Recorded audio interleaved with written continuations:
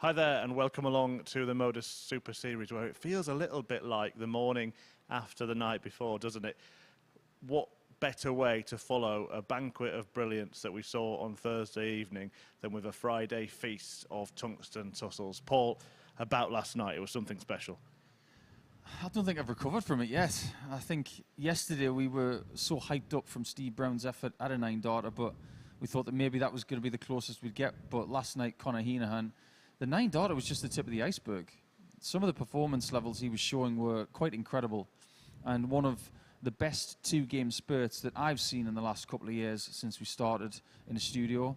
And Heenahan's got every right to come back tonight with a lot of confidence. But before we move into today's action, let's have a look at how the land lies in both group tables, starting with Group B, which was played last night. And as Paul mentioned, Conor Heenahan, 115 average, followed by 107 average, including a 9-dart finish, which we're going to take a look at in a moment. But everybody's still in contention when we come back tonight.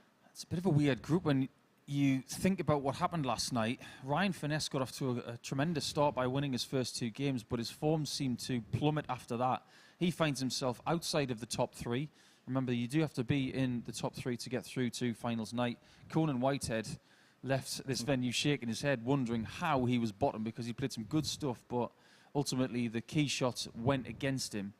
But someone like Johnny Haynes, for instance, who's got a decent position now in second, did he play that well last night? No, not in my opinion. He can find so much more, but he finds himself in a really good position just behind Heenahan. Well, there was one moment that stood out more than any other, wasn't there? Let's have a look at that now, Paul, as Conor Heenahan produced that perfect leg. A 9-dart finish, his second here at what was the Live League and now the first on that Super Series stage. Yeah, not bad at all. And if you consider the first game that he had in Group B last night, it wasn't that great. But at this point, he really did have the adrenaline pumping. And after he got that second 180, you just thought, another attempt at a 9-darter on Thursday? Different route. And the double 12 was a real pearler, wasn't it? It wasn't even close to the outside wire, and he showed a real amount of gumption after that one. And he sailed through the rest of the night, really, with that confidence, and ended up on 6 points. Brilliant reaction. Let's have a look then at Group C, which is about to get back underway. Scott Walters won all 5 matches, looking pretty safe. We'll come on to him in a moment. Lee Shuan in second place, lost to Walters in the last game. Kevin Painter and Steve Brown and Moreno Blom on 4 points. Liam Meek on 2. And you just mentioned, you know, we almost had a 9-darter in that session as well. Let's take a look. Steve Brown. Well, he goes the same route on the scoring phase as most dart players do when it comes to 9-dart attempts. But when he finds that second 180, he's already plotting his route. 760s, he goes the 45 route and misses out on the double 18, as you can see. Not that far away, but the despair of Brown. He really wanted to be the first person to get the 9-darter under this roof, but unfortunately that was taken away from him. And I suppose you have to say, well, Steve, you had your chance. Despair for Brown, but delight for Scott Walters, who won all of his matches. Lee Shewan was the man that he beat in the final match, and that will be the first match of today. Lee Shewan played some good stuff on debut. I was really impressed with him. I think he was a bit shaky at the start, and I suppose you have to say that's pretty normal. But by the time he came into his second and third games, he was looking very assured. And by the end of things, he was really someone who should have walked away with 8 points. He was 3-0 up against Scott Walters. He had multiple match darts. He should have won 4-0. He didn't. And now he's got to find something else against Scott Walters in the first match of today's session. Yeah, and it was Walters who got that comeback win. It's the only time it's happened this week, 3-0 down and a 4-3, when usually happens about once a week. Here's Walters getting over the line. A really productive day for him and probably just about out of sight. I'd like to say so, but I suppose in this format you can never really look too far forward without looking over your shoulder.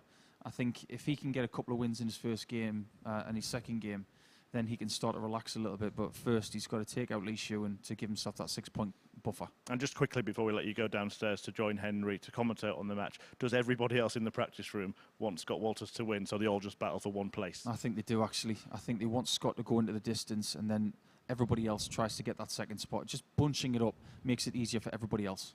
Well, it is Lee Shuan against Scott Walters, the runaway league leader in Group C. The first of 15 matches to bring you live today. Paulie's going to go downstairs and join Henry Deacon to talk you through it. Morning, Chris. Morning, everyone. Friday is decision day here at the Super Series, and both groups will come to a conclusion, and we'll know all 6 players that will make tomorrow's final by the end of play today. In Group C, we kick off with the 2 players at the top of the group overnight as Scott Walters faces Lee Shewan. On the screen, yeah. Scott Walters won 5 from 5 yesterday. It was a perfect day for him on Thursday here at the Super Series. And Lee Shewan, who was on debut in this competition yesterday, was the next best player on 6 points. These two, perhaps the 2 favourites to progress their way through Group C, as the 2 players have a laugh and a joke about something. I think we're just waiting for the computer to reboot first thing in the morning. It was a late finish last night, an early start this morning. I know I'm feeling the effects of some caffeine put in the system. Maybe the computer needs its equivalent of that. So the 2 players will just continue their warm-up darts.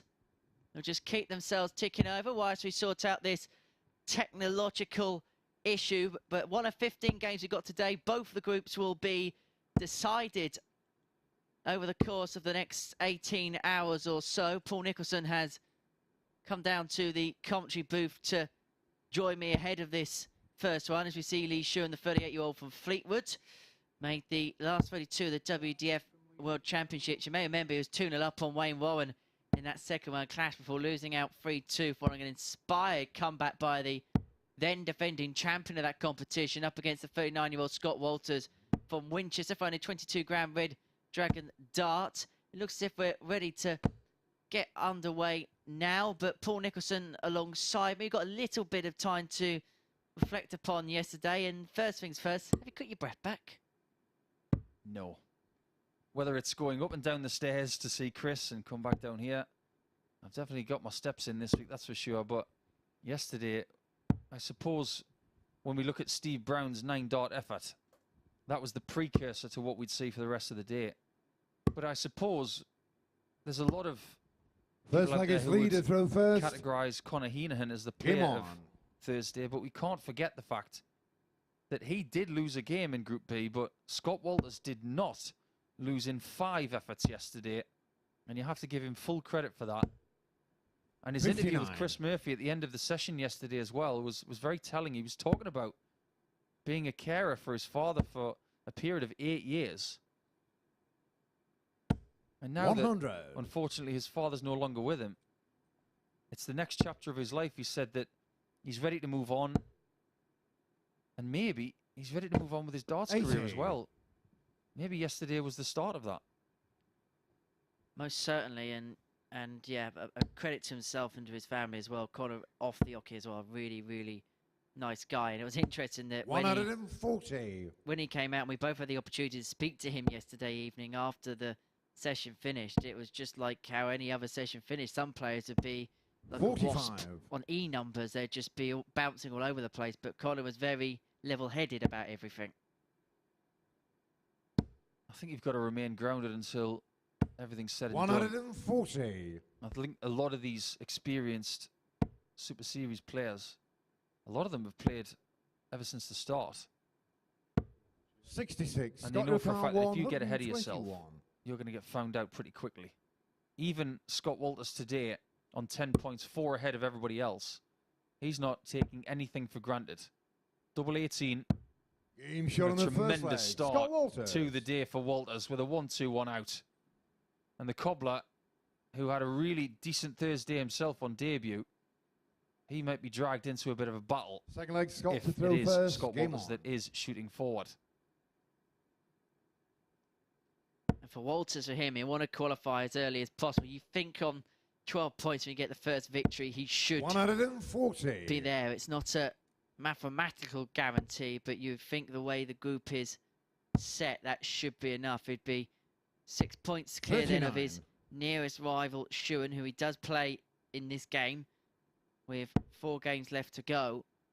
So you would think that virtually he would be in. You just need to dot the I's and 100. cross the T's.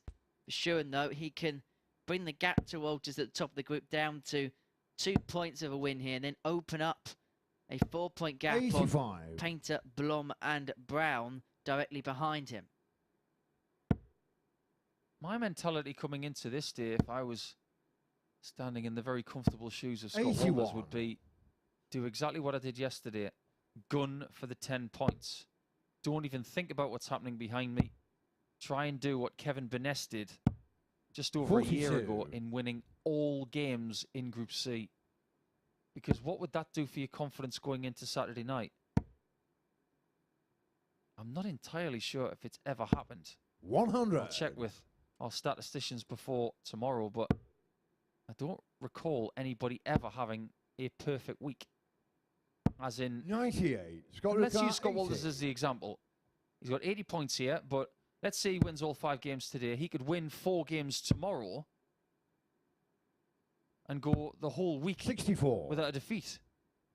So that would be 10 games in qualifying, 4 on the finals night, 14 games straight. That would be some streak. 140. It'd be on McDonald's Scott Ricard, and 60. McEwen levels, but yeah, the focus will be just to get through. The focus here was immediately to get a 2-0 lead. Scott And he backs up the Walters. break in the first leg of a hold in the second. It's been a proficient performance so far from Scott Walters, averaging 103.66. 17 darts this time on the back of the 12 in the Leg lead to first. throw first. Game on. Starting as he left off yesterday. I think what we've got here is a case of Lee Shewan not finding his A game from the very off, 60. and Scott Walters showing his experience of playing really well in game 1.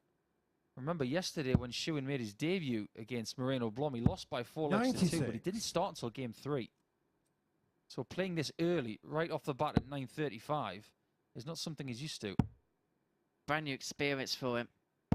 And we see with 25. debutants here at the Super Series, even those that end up doing well and qualifying for finals, there's times when they just dip up and down because they're new to this format. As we mentioned before, it's a completely unique 96. format for players to play in. Group phase action over a long course, long distance, over a number of days, having to deal with defeat. 123. But Shuan, I have to say, over the last day and a half has been an excellent addition to this product. I have to completely agree with you, Henry. I've really enjoyed watching him, 100. and it's only the start. Shewan's got to get into this game, though, otherwise it could be in the distance before he knows it. We've got 2 players here also 140. who are only playing their second day of the week. We do have 3 players in this group, Blom, Painter and Brown, who are playing their 5th day. At which point does 39. that start Leo taking its Carr, toll? We'll talk more 153. about that in the next game because it is Painter and Brown in match 2. And one of the only things we haven't had this week is a 170 checkout. 58. So over to you, Scott. Scott Ricard, 170. And if so, he may as well pack up and go home already. Here's Walters then for the fish. Not on this occasion, so Shuan is going to come back for the 95. This is the half the 58. deficit, half the Leo arrears, Carr, and to 95. bring it back to 2-1. And with Walters back on 112, this may have to go. It won't. 55. So Scott Walters will Ricard, return. 112. This could be a complete role reversal of yesterday's game, where Shewan was 3-0 up. Double top.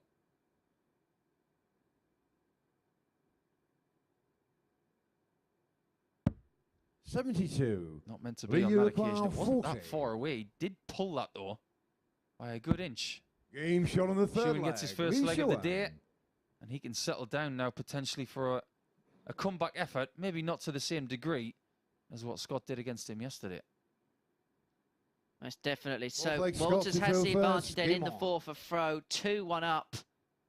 And if he can get himself onto 12, as you mentioned earlier, you sense he's in a position from there, even though it's not 85. mathematically sealed, to virtually put himself through, to take the weight off his shoulders. But we saw yesterday that 99. 2-0 leads can be academic.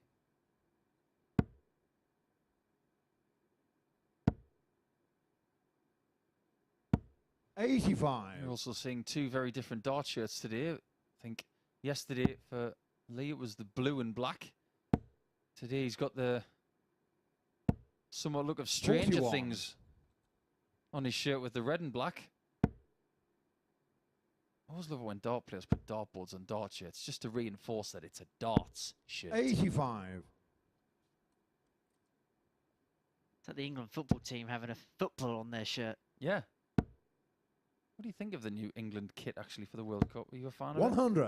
I like the away kit. I've got to say, it's very reminiscent of Italia 90. Home kit's going to have to do some winning over. We'll see it in the flesh in a couple of weeks. I'm going to the Germany game at Wembley, so Oh, we'll good see stuff. whether it looks good in person compared to the pictures online. I know a few dart players who don't even have to look at a new England shirt. They're 81. going to buy Scott it Car anyway. That's 109. Nathan Aspinall and Chris Dobie. I feel to think how many football shirts they've got. 39. Well, Lee's not out of this leg by any means. If he can stick in a 140 here, Walters will have to find a pinpoint 70 checkout. Things have just slowed down a bit for Scott, who was, like Henry said, 103 on his average after two legs. He's down to 91 now. Shewan 45. is Scott just- Car 70. Moseying along at around 74 to 75. Top set for a 3-1 lead. 30. It goes just Car above. And 135. Shewan, you sense, needs something inspired. This 135 would do exactly that, but he went for the 25 first dart, and it dips just below. So all he can do is set it up, which credit to him he has. Scott Car And so all the 40. pressure in the world now on this tops for a 3-1 lead for Scott Walters. Game shot on the No fourth bother. leg. Scott Walters. Really good. Walters just picking the cobbler apart right now. And Lee's going to have to find his needle and thread to sew himself back up. Fifth leg leader throw first. You Game sense on. possibly the experience of Walters is coming into play here. Of this competition, of this format, of this early start. I'd have to agree. He's played already in this stage. 108. He didn't get through. That's why he's back playing a two-day group as opposed to a full week. And this one's starting to catch fire. 140. Suppose one of the benefits of losing from 3-0 up 24 hours ago is that it's fresh in the knowledge 55. for yourself that it can be done.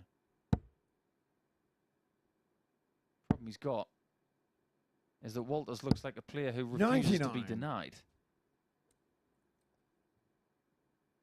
I'd be really interested to ask you this question. I know it's slightly off topic, but going to the cobblers used to be quite a common thing 32. to repair shoes.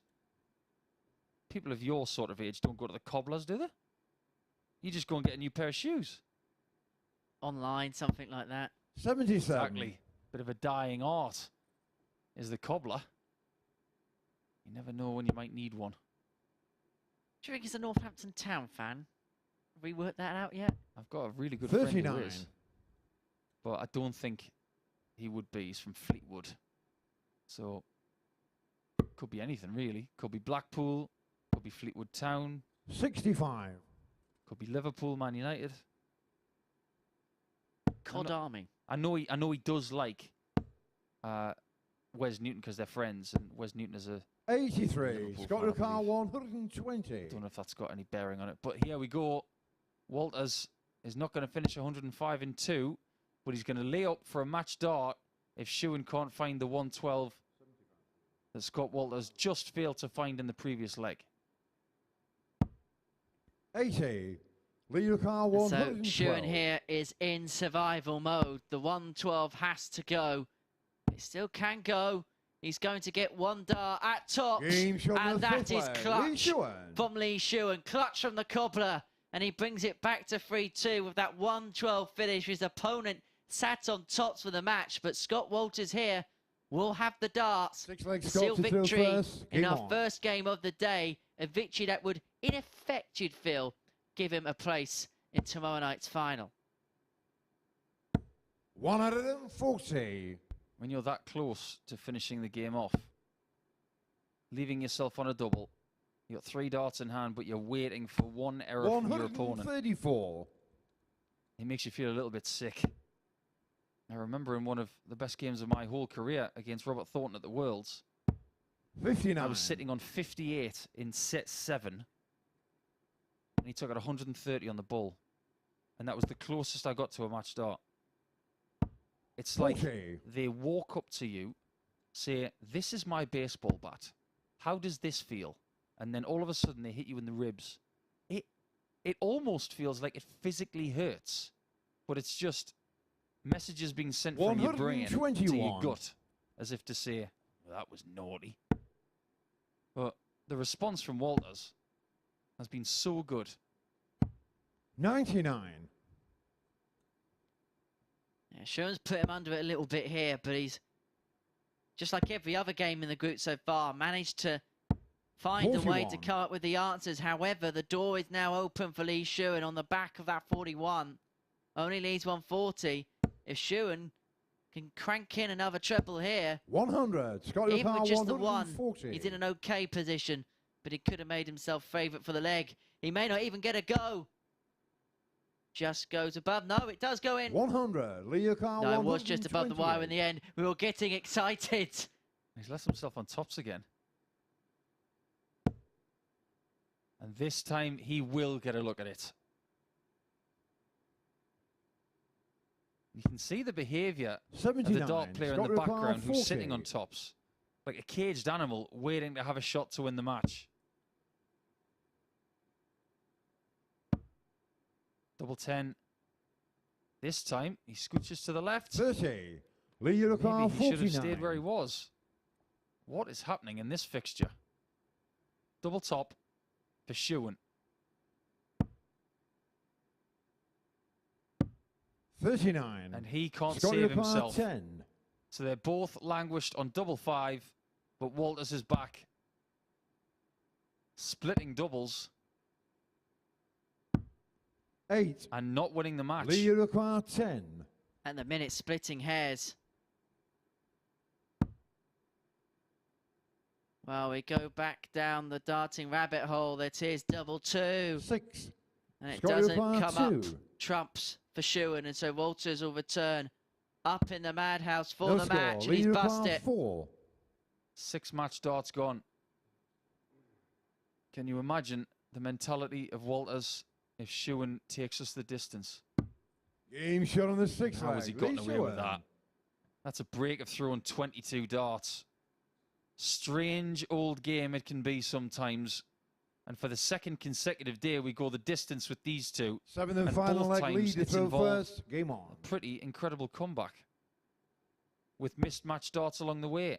Yesterday, Shewan missed 3 to win by 4 legs to 0.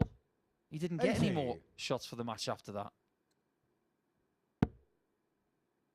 But it's 6 match darts missed this time by Walters. 60. And because everything gets flipped around from Thursday to Friday, this time it's Shewan who's got the darts in the 7th leg, not Scott. 85. And Shuan's just done enough to hang in there, hasn't he, in this game? In the scoring stakes, the scoring department, Scott Walters has completely and utterly outscored him, but 3 from 100. 14 on the doubles for the man that tops the group is the reason why we're going all the way.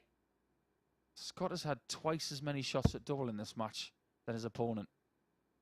You don't need me to say any more 140. than that, really. He's had his chances. And you think he needs to fill it up. He definitely needs another triple 100. at least.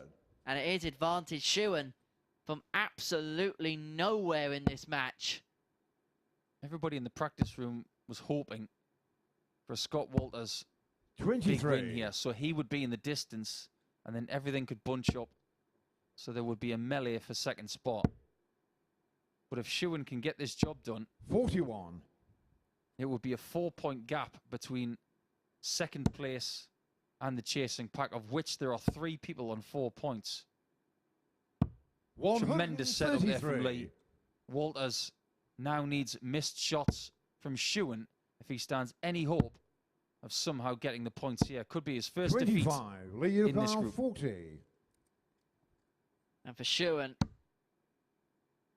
it'd be a huge victory Game which shot of the gives match, him Lee a bit of a Shewan. buffer in second place. And for the first time in Group B, Scott Walters is defeated, and he loses out by 4 legs to 3 in a game he led 3-1 as well.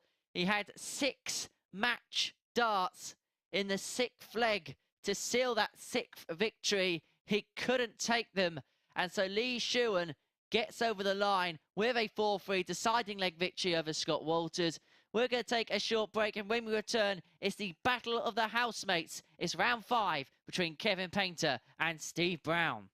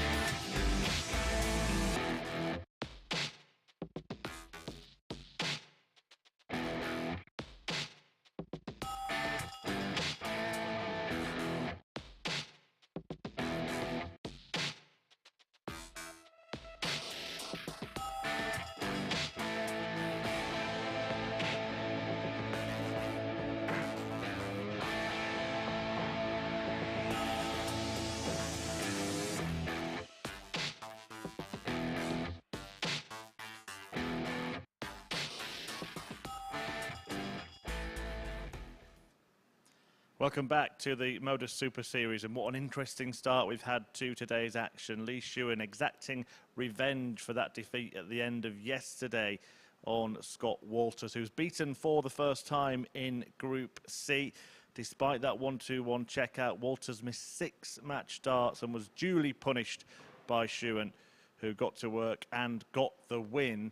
And that is not really the result that the rest of the field were perhaps hoping for, thinking Walters might be able to pull away, and then this really tight battle for second place in the group.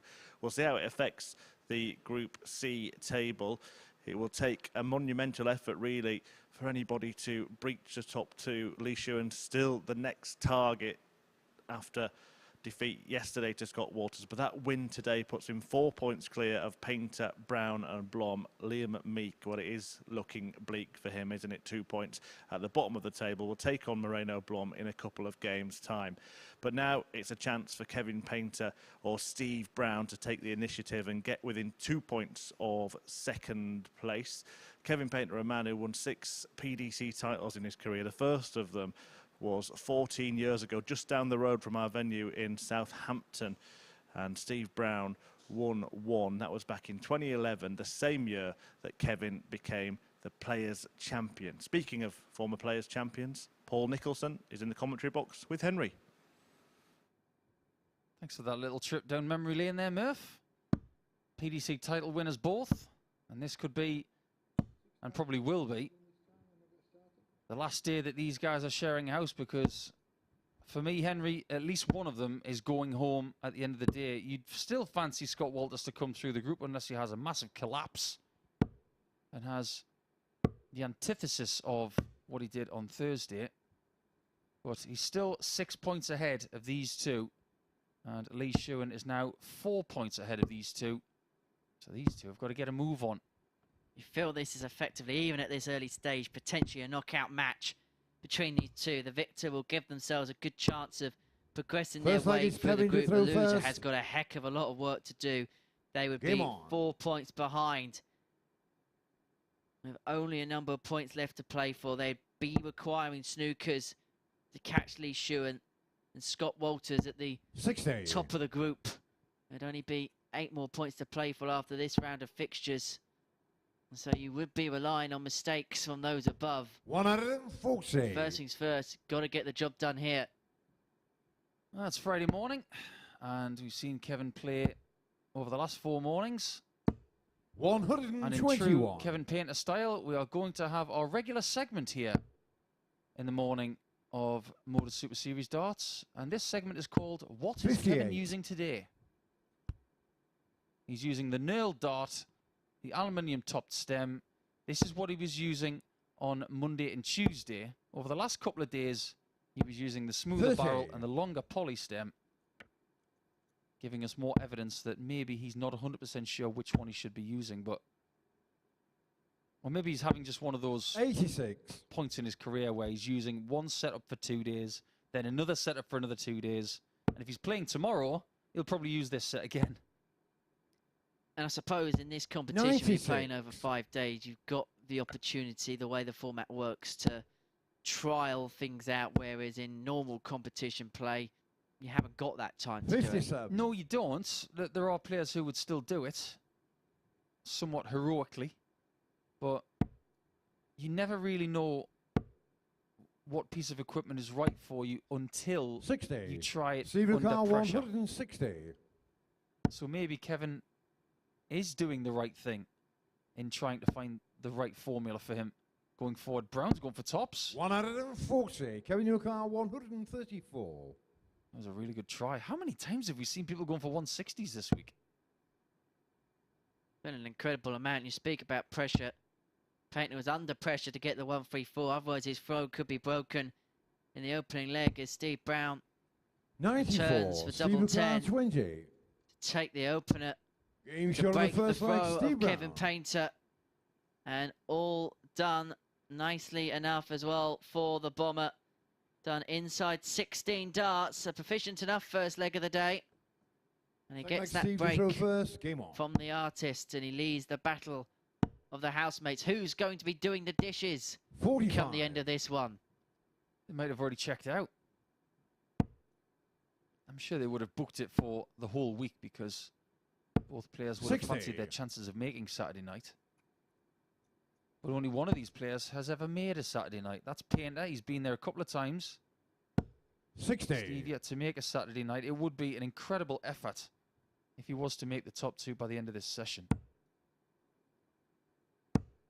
But the battle of the housemates this week has gone to Brown. No matter what happens in this game, even with 171s like that, Brown is going to have the superior head-to-head record 100 going into Saturday because it's 3-1 to Brown so far, courtesy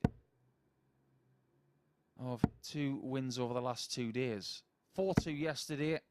123 0 on Wednesday. And the only victory for Painter himself was a 4-0 on Tuesday. I bet they were happy dinners after the 4-0s.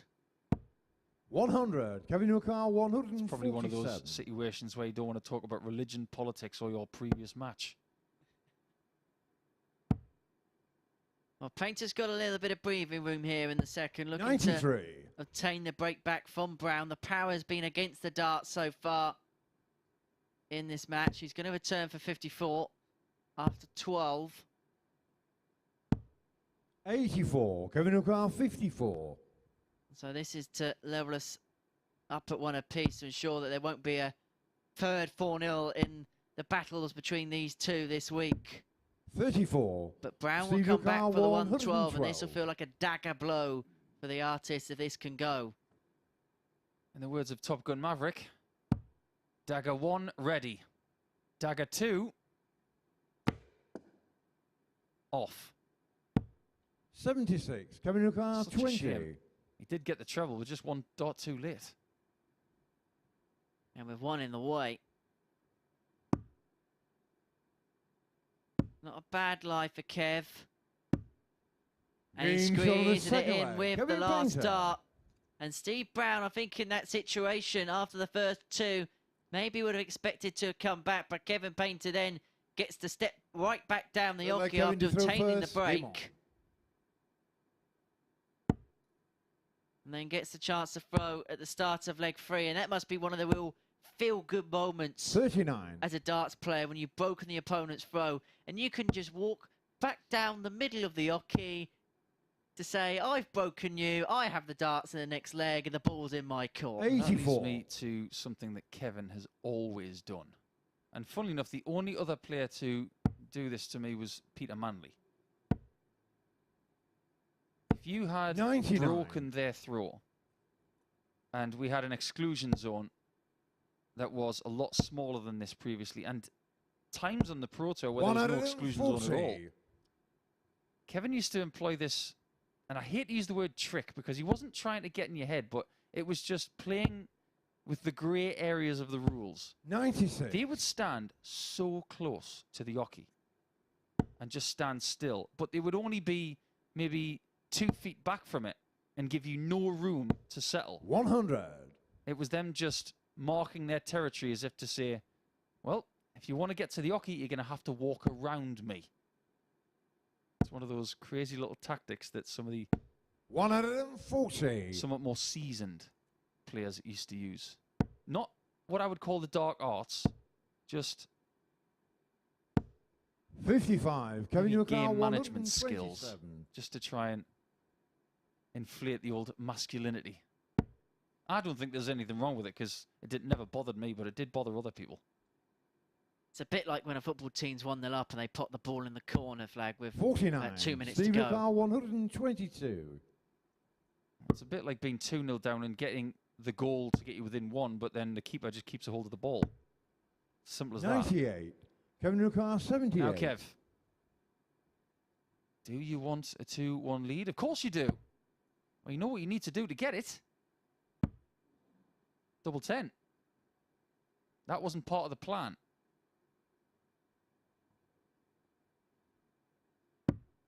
$68. Steve Car 24. Well, this would be a three-peat of breaks a throw. Down 4, double 3. And this is the only problem with the double 12 split. It can get very awkward and very messy very 18. quickly. Coming to a Very car quickly 10. indeed. And so now it's advantage Painter if he can pin the double 5.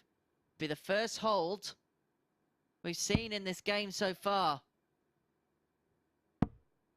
Double 2.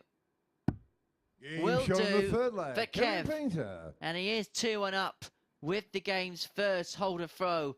And so for the first time in this match, it is advantage Painter. Fourth leg Steve to It's the throw first. roommate. Game on. And Steve Brown was so quick to the oche there. Paul Hinks couldn't even get the 134. words out. Just looking through our schedule today to see where the big ties could really lead us. 98. Probably fancy that Liam Meek has got a bit too much to do to get to the top 2 now. He's 6 points behind second place. 41. But if we look at fixtures, I mean, let's say, for example, that Kevin wins this match. He'd be 2 points behind Shuan. The middle game of today, game 8, is Shuan versus Painter. That could be a huge game, but very much 100. dependent on what Kevin and Lee do in their second games. Now, Lee is playing Steve in game 4. Painter's playing Moreno Blom. 97. This group is not really going to take full shape until we reach that halfway point. So there's a lot of darts to be thrown. It's like day 3 of a test match where you know that there's some variables 83. in play. But only when you get to that halfway to kind of 2/3 point do you actually know exactly what results are possible. 133. It's like doing a painting, I would say, or maybe some sort of sketch. Only at one certain point do you know what it's going to be. Because at the very 80. start you think, this has got Steve potential, Require, this looks 96. nice, but then all of a sudden, I know what it is now. We don't know what the complexity of this table is going to be for me until at least 6 games' time. 68. Kevin Newcar, 140. And that is courtesy of Shuan winning that first game. Well, the complexities of the finish is Painter's got to be perfect. He won't be on this visit, so Steve Brown will return 28. for double 14 for 2-2, but Painter is hot on his heels. A nice first start. 14. But it doesn't go. Kevin Newcar, And 40. Painter now has the opportunity to open up a 2-leg buffer. He's had a lot of chances in this match, hasn't he? He's had 8 darts at double already. Game shot on the 4th leg. Number Kevin 9 Painter. is a very good one. It takes his doubles percentage to 33%. The average is around what he's been doing in this group pretty much the whole time. Kevin to throw first. Something Game in on. the low 80s. And that's what we saw from this fixture yesterday. Kevin lost by 4 legs to 2 with an 83 average. Steve winning 94. with an 82. And one of the reasons why some of these players would categorize themselves as not finding their A game is because they're constantly in the 80s, not in the 90s. The 90s is where they want to be all the time, but for whatever reason, they're not finding their A grade level so far over the last couple of days. 140. That's B+ for Kevin Painter. Not quite the max, but a big visit. He goes in search of victory in his first game of the day. You sense that it would, not mathematically, 57. but quite possibly and maybe probably eliminate Steve Brown from contention. It'd leave him with a lot of groundwork to do with such little time remaining. Not to mention the fact that Kevin's already got a better leg difference than Steve. 131. He's sitting all square at the minute, whereas Steve is -2. And if Painter does convert the 136, 140. 3 Kevin or 6 Newcar, darts, or 136. somewhere in between, that leg difference is going to widen. If he does win by 4 legs to 1, it'll be +3 for Painter and Steve -5 for Brown. That's 164. real trouble all of a sudden. You're effectively a point down in that scenario. He could be 2 points down on Kevin Painter as he 100. Kevin Newcar, stares 60. down the 60 for the match, and to keep tabs with Lee Shuan in second place. 2 darts at tops. Now double 10. Just steps back to recompose. And then Great pin shot the and a double. match. Kevin That will give him Painter. victory. And Kevin Painter keeps himself an interested party here in Group C. He's now only a couple of points behind Lee Shuan in second place. And this is how he did it. With an 84.03 average, 4 from 11 on the doubles, 36.36%. And a high checkout of 60 as he beats his housemate for the week, Steve Brown, by 4 legs to 1. And when we return, we're going to see a battle of Holland and Wales on the hockey as Moreno Blom takes on Liam Meek.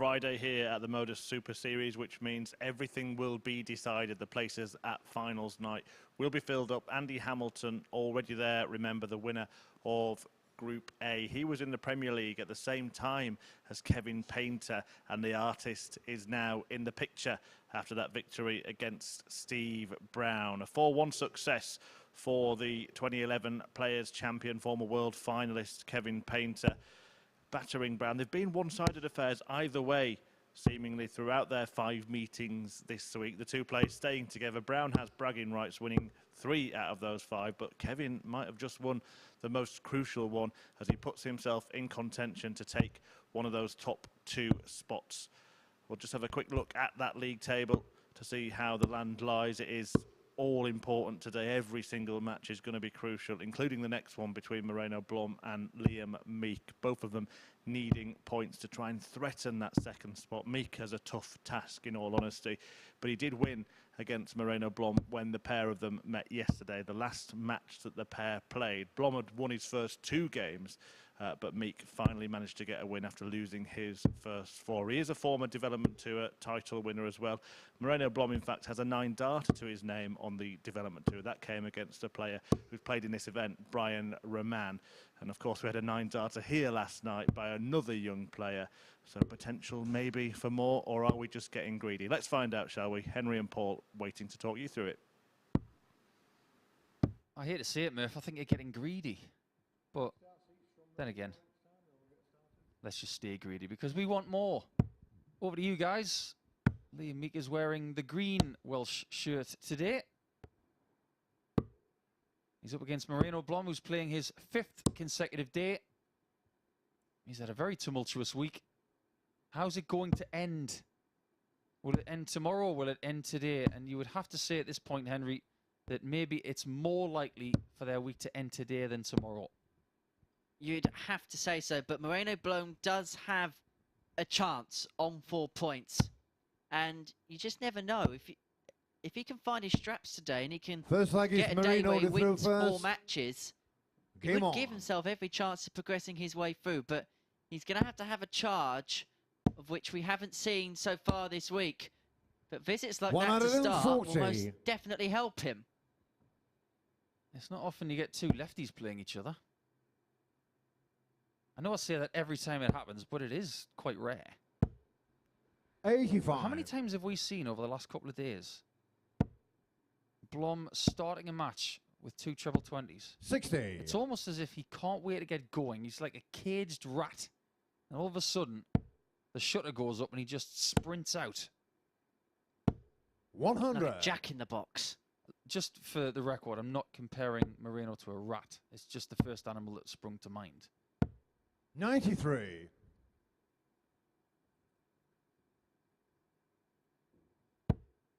And just remember, if you are choosing to have a little flutter on anything today, please do 84. so responsibly. We can't say that enough.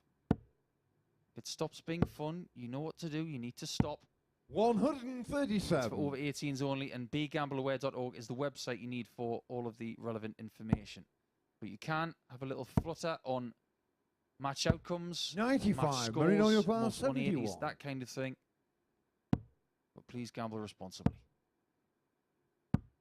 31. Down at Tots and Moreno Liam Newcar, Blom comes and goes, 137. and Meek will return for 137 for a breaker throw in the opening leg. You just sense the way things went yesterday, he could need a big start. You could do with a big Marino start. Newcar, 40. And Moreno Blom returns for Tops. Now double 10. Game shot on the first Gets it in leg. the end, and it Marino has been the Blom. doubling that's been his strength all week long. And he's going to need that with some scoring power if he's going to trouble Shuan in second place and potentially Second leg, Liam to throw Walters first. Game on. if he struggles on day 2. Well, Walters has got Liam Meek in game 57. 5. Based on what they've done so far this week, you would fancy Walters to be a heavy favourite there. 97. But how will Walters respond after his first defeat in the group? You would fancy on 2 points that Meek has just got too much to do. 134. But this is a massive game for Blom, considering what he's been through this week, ups and downs, predominantly downs. 180. But he's been on more of an upward curve in the last couple of days than at any point, in my opinion. If he can get to 6 points after round 1 of the matches, he is in the mix. 94. Only 2 points behind Shewan. But he does have a problem. He's on a leg difference 42. of -3. Chasing Shewan on +5. Wins are needed, and wins by distances. I'm going to ask you a question about 85. Moreno Blom in the next leg, but I just want to see how this plays out, because if he can get a couple of trebles here, even just one, 58. Shewan would Liam have been Yogar, maybe to 131. take the leg, but the ball is very much in Liam Meek's corner now to level us up at 1 apiece. Not going to go this time. So Blom will return for the 1-2-4 for the break of throw and a 2-0 lead, and pretty much the perfect start to the day. Ah, the old 17s route on 1-2-4. Single 52. 17, Liam Yogar, treble 17 74. bull. But if you get the treble, you've got 73. So you still need another treble. That route makes no sense to me. Game That shot made on a the lot of second sense. leg. That's Liam Meek. exactly what you need to do on a 74 checkout.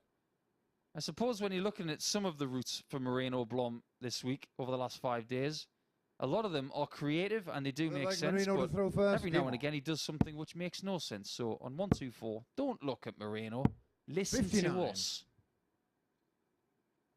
I just wonder, what do you think Moreno's learnt this week? Because I feel like when we've watched him, we've watched a player that's been on a journey, that is almost that boy to man 28. feeling with him, that he's probably learnt a lot about himself. He's probably learnt a lot about the game itself. 134. And maybe things are just starting to click towards the latter end of the week, that perhaps the naivety and his inexperience may have cost him at the start. I think that's 140. 100% right.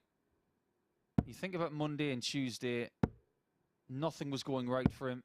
92. And he chalked those up to the experience, but you can't buy the experience you get when you're in a practice room with a Painter, with a Steve Brown, with an Andy Hamilton, 2 Premier 140. League players and 2 world finalists.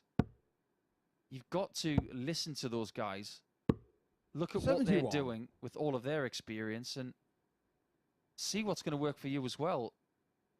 We won't really understand the full extent of what Moreno has learnt this week until 30. maybe a time Moreno when he Yogar, returns. 145. If he was to come back later this year or maybe next year, there is a possibility he could be a 89. much improved guy because of this experience.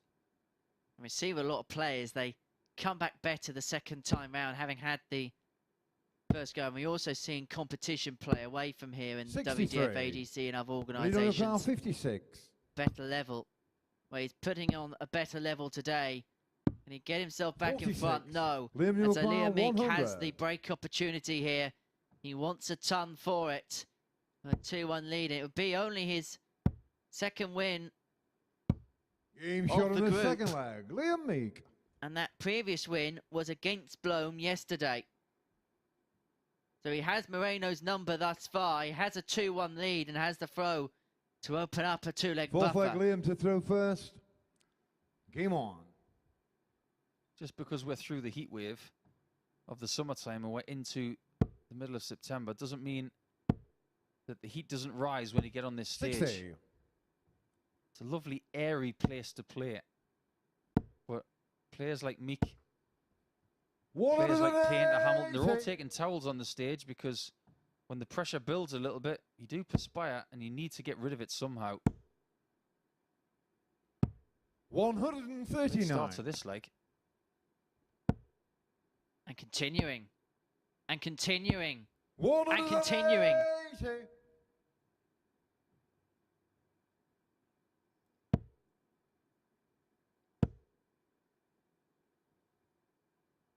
Pause for effect.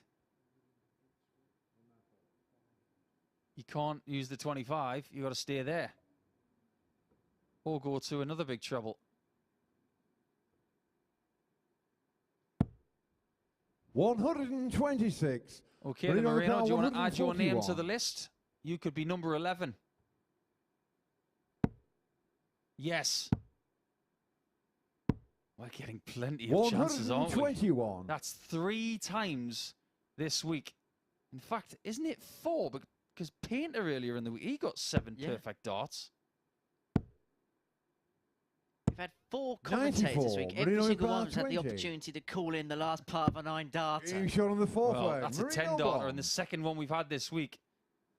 Tell you what, the style of this young man, it really does lend itself to him being a really good player in the next few years. But every now and again, an explosive leg like that, 10-darter, just proves how good he could be. 100. 10 darters, 11 darters, and 9. And the stuff in between hasn't been too bad either. Have a look at the stats on your 100. screen. 96 average, 3 180s. Moreno Blom may find a purple 44. patch on Friday here at the Super Series. Maybe the last chance saloon scenario is suiting him a little bit. Potentially, you could look at 43 today as a knockout scenario. But the most important thing when you're looking at the average, the amount of 180s, still only 2-2. 60. He's only done enough to get level. Take your foot off the gas now and you will get found out.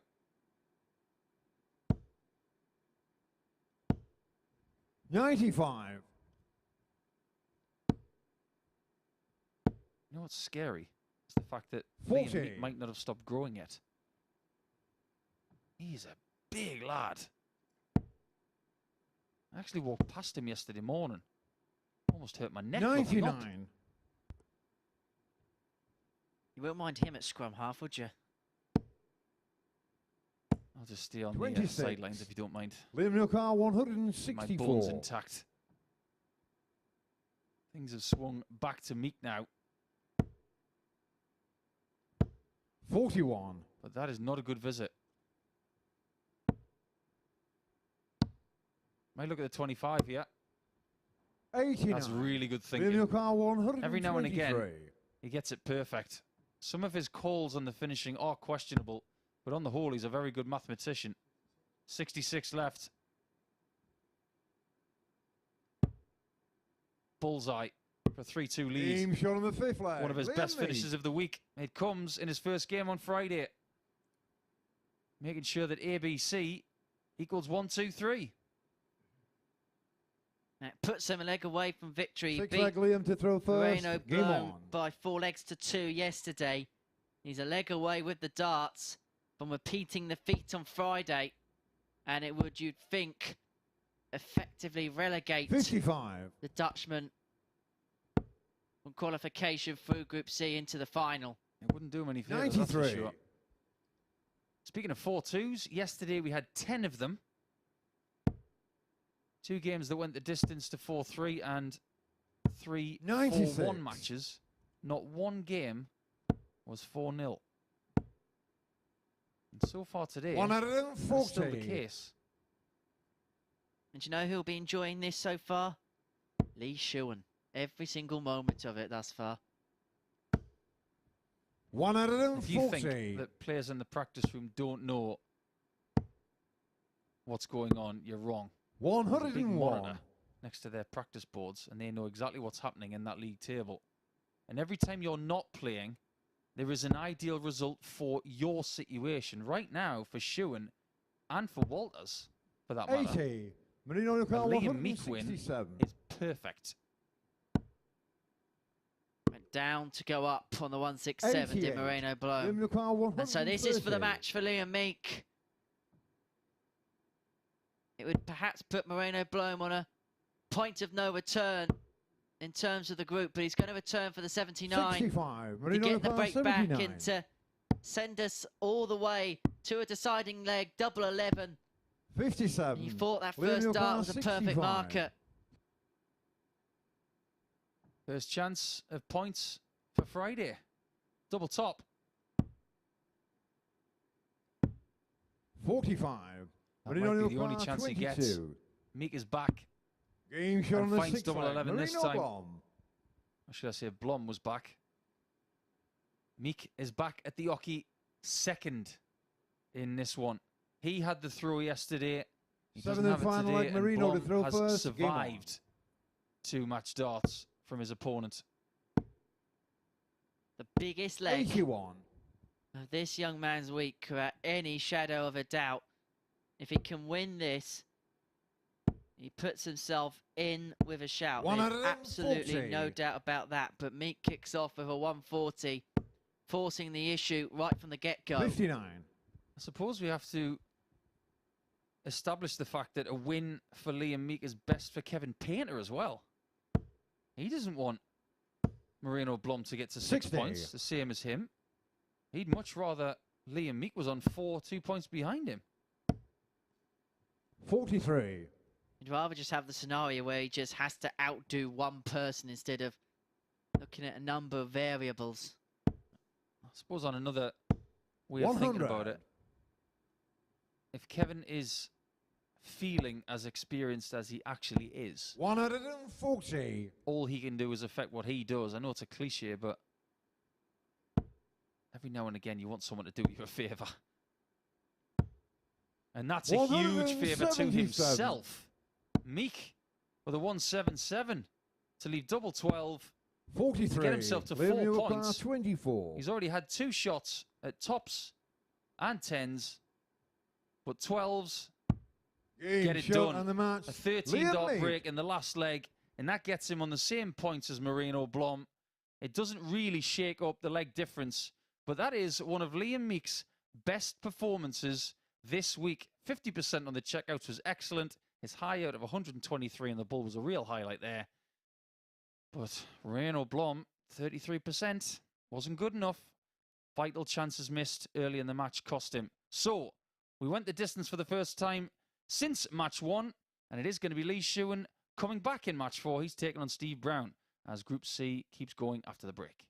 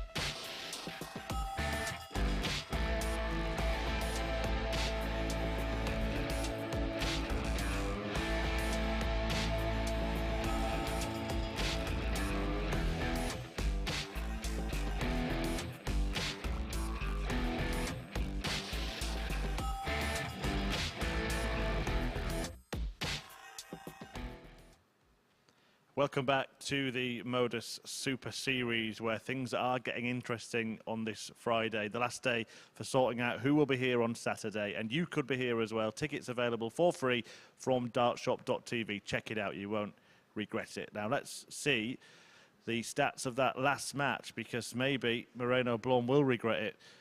4-3 defeat to Liam Meek, the second successive defeat to the Welshman, and despite having a 10-darter in that game, Blom could not get over the line. Meek gets a job done and maybe, just maybe, keeps his faint hopes alive of making it to finals night. It would be an incredible turnaround, having lost his first 4 matches in the group. But as you can see, there are now 3 players tied on 4 points. Blom, Brown and Meek. They're behind Kevin Painter, who's the closest to Lee Shewan in 2nd place. Scott Walters having won all 5 yesterday. You would think that he would be safe, but you just never know. We saw Conor Heenan, of course, earlier this week win all 5 matches in a day and then not make it through to finals night. But we're glad he didn't hit a 9-darter last night here. So the next match features Steve Brown and Lee Shewan, and for Brown and the rest of the field, it is the beginning of Operation Stop Shewan, isn't it? He's the man in 2nd place, the one they're all trying to catch. Top 2 from this group make it through to finals night, joining Andy Hamilton, who won Group A. Lee Shewan won the match between this pair 4-2 yesterday. Brown, though, will be determined to bounce back from that defeat, and his first defeat today when he lost out to Kevin Painter. Paul and Henry will guide you through another crucial contest. You've been watching too much SES Who Dares Wins, Murph, haven't you? So, Operation Stop Shewan is in full swing. He's not a shoo-in yet to qualify for tomorrow night's final. Still a lot of work to do. Still work to do for Scott Walters. He's not mathematically safe either. But for Steve Brown, if he is to qualify for tomorrow night's finals, you sense perhaps he's going to have to be perfect from here and then rely on mistakes from the likes of Shewan. Unquestionably. It's not just about getting the points now, it's about how many games you've got left. I know we probably say that every Friday, but this is the day where the clock is ticking. 4 matches left. Steve Brown's got Shewan. He's got Meek. First leg is Steve to throw first. He's got Blom. Game on. And he finishes up in match 15 against Scott Walters, who could be safe by that game.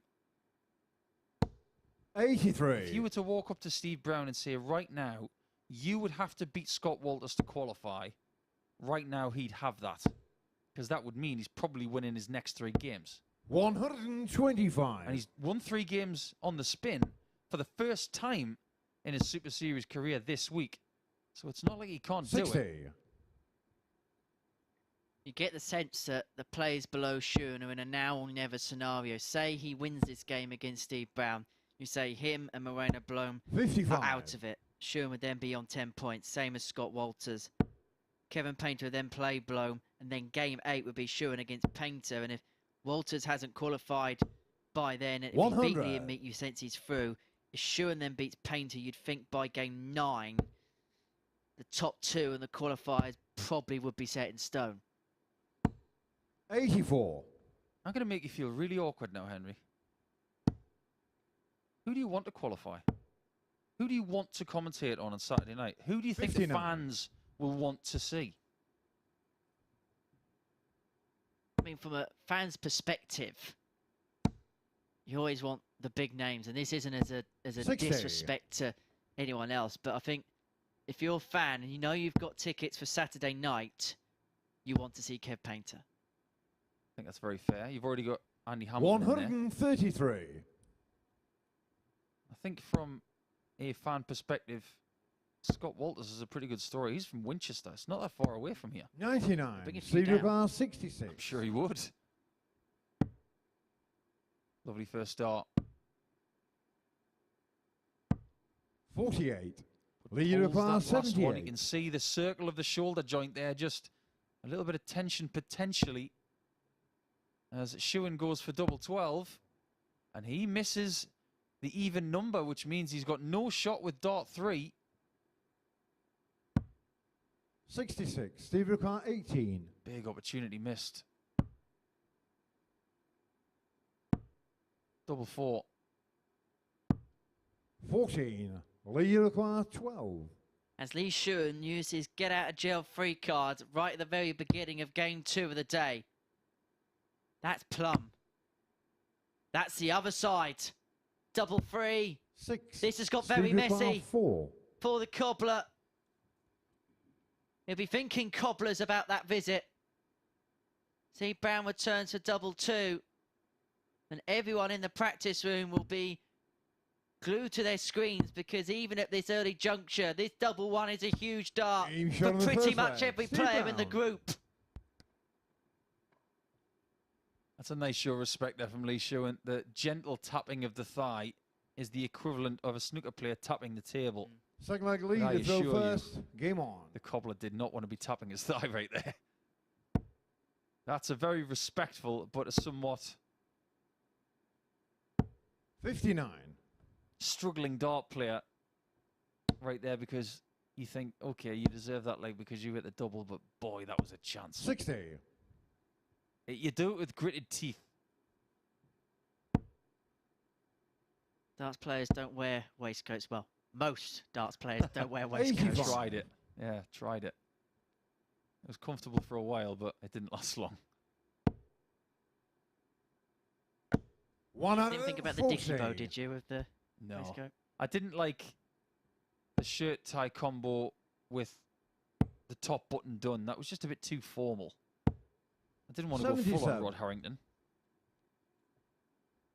It's just not the done thing these days. Wearing a shirt and tie, it seems to be like a dying 43. look, which is a bit of a shame, really. Even when you wear suits these days, people wear T-shirts and shirts without collars. Maybe we should bring back the shirt and tie. 26. Maybe Champions Week, Champions Night might be a... Yeah, I think we've got to get there first. 95. So I say, once upon a time, we'd be in suit and tie every single day in this commentary room. Yeah, they have the days. Morning suit as well. 98. And Brown's not on a finish, but you would still fancy his chances from this position.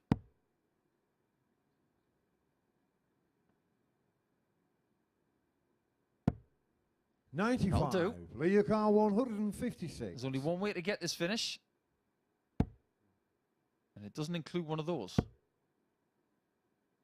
So Steve Brown here has 92. an opportunity to Steve open up a 68. 2-0 lead. This would prick up some ears. He's going to get one dart at tops.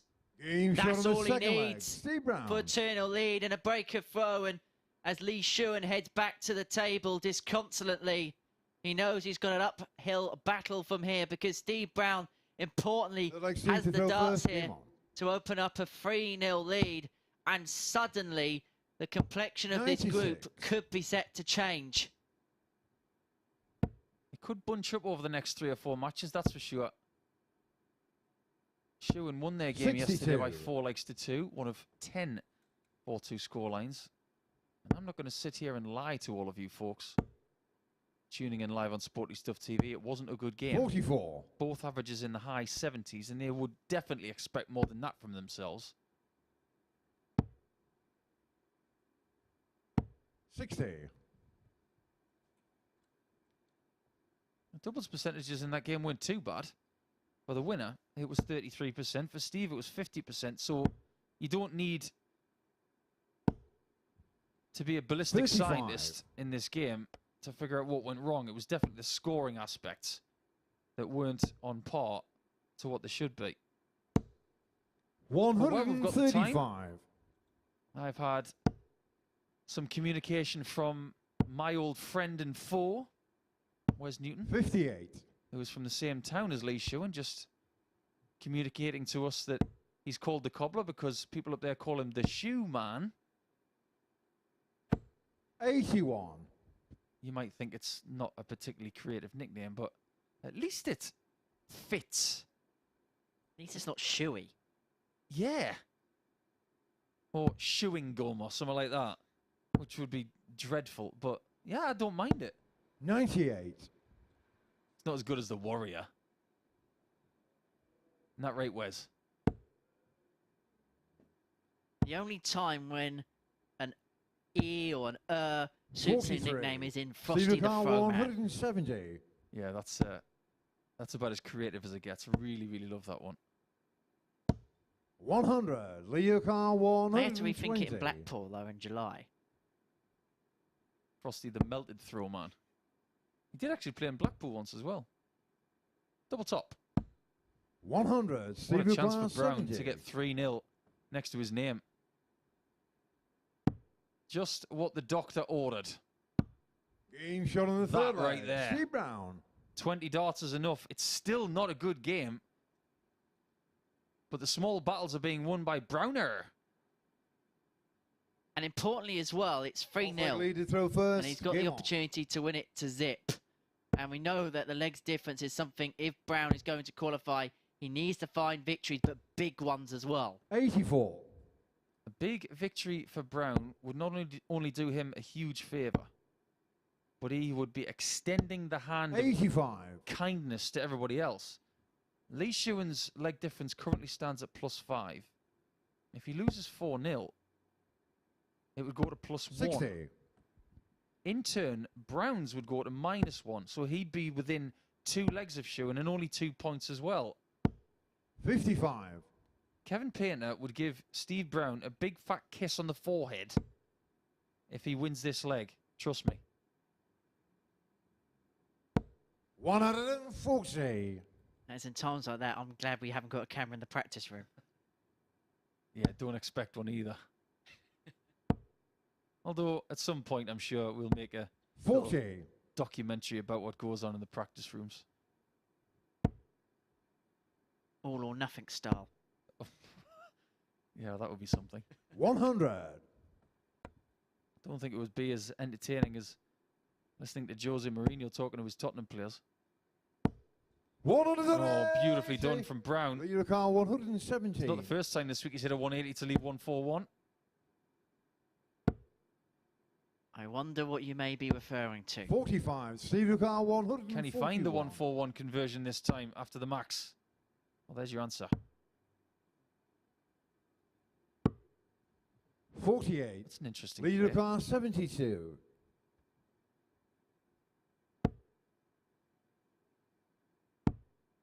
Double top. 32. That could Steve well be Leclerc, the last start he throws 93. in this match. And a lot of people in the practice room hope it was. Steve Brown should go for bullseye here, but he's going to attack the finish. He's been the best at double-double 57. shots all The week. Eurocar 40. I'm not surprised he went that route. Shuan is on double 15.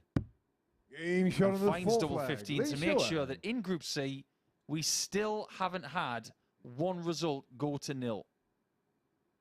Which is incredible when you think that we are about Fifth leg, Steve to throw 2/3 of the first. way Game on. around about through our action here in the group. As you mentioned, 10 of the 15 games yesterday went 4-2. They've 92. been very hard to prize apart, even if there is a little bit of disparity in some places in points. They have been a well-matched collective. 43. How well matched is this game going to be? How much longer have we got of this match? Can Steve Brown finish it off here with the darts? The worst case scenario is going to have 96. 2 goes with the darts to win the match, but he doesn't want a second bite of the cherry with the darts because it means that we're going all 7 legs. I don't want to keep talking about Kevin Painter too much, but 140. right now he's a very avid spectator. He doesn't play again until match 6 against Moreno Blom, who's already suffered a bit of a blow this morning. 100. But at the end of round 2, Kevin will know exactly what he needs to do. If he beats Blom and gets to 8 points, 44. and he sees Lee and Meek take out Scott Walters, and Brown takes out Shewan, 140. all of a sudden this group is very much alive from top to bottom. Everyone becomes an interested spectator in this race. Is Lee Shuan's race run? 36. Because Steve Brown returns to 73 for the match. This has been a good performance here in leg number 5. Double top. 33. Give it a chance. He's going to return for it. All Shuan can do is try and 121. create as much pressure as Steve possible. Leclerc, That'll do a 40. little bit. But this is for the match. For Steve Brown, double 10. 20. But The Eurocar 117. match darts come and go. This would be some saviour shots for Shuan. 17 for tops. 97. That would have been another clutch Steve finish above 20. the ton for Shuan today. That was close. Too close for Steve's liking. We're in a former church and Steve's looking up for inspiration. And he found Team shot in the inspiration match, Steve right in the Brown. corner for a 4-1 victory.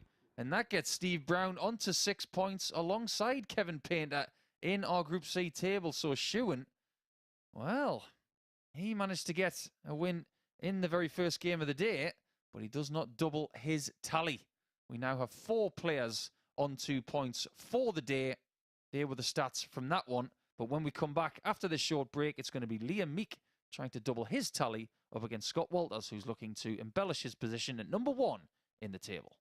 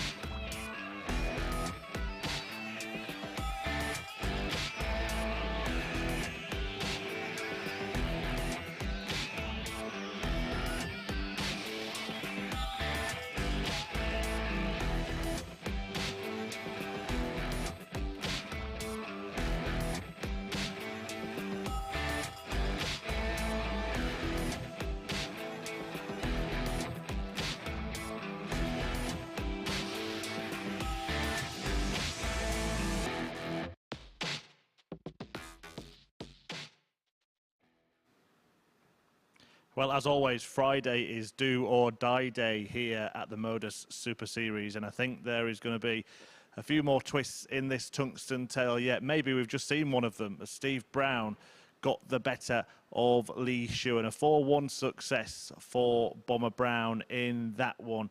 Shuan missing 8 darts at double in the game, and he now is in the sights of the chasing pack, particularly Kevin Painter, who Brown has done a real favour there, hasn't he? Because Painter has a game in hand on Shuan and Brown below him and could move into second place if he wins his next match. But the next one we're going to see here features the top of the table, Scott Walters against the boy at the bottom, Meek. It went Walters' way yesterday. Of course it did. He won every single match, but he's still not yet home and dry, and will be looking to repeat that 4-1 success that he had over the Welshman 24 hours ago, to just put a little bit more of a buffer between him and the rest of the field. Can he get a first win of the day, having lost his opening match to Shuan? It looked like then, didn't it, that Shuan had made it simple, that it would be him and Walters going through, but it never ever works out like that. And Paul Nicholson and Henry Deacon are going to have their work cut out today, I think, to go through all the permutations. Let's see how the story unfolds. Yes, thank you very much, Chris. We're going to have to buy a new notepad here in the commentary box because we're scribbling down all the possible equations and calculations, and there is now potentially a fair few. What was it Barry Davis, the famous BBC commentator, said? Interesting. Very interesting. Yeah, this group is far from done. And things would be even more interesting if Meek could double his tally for the day.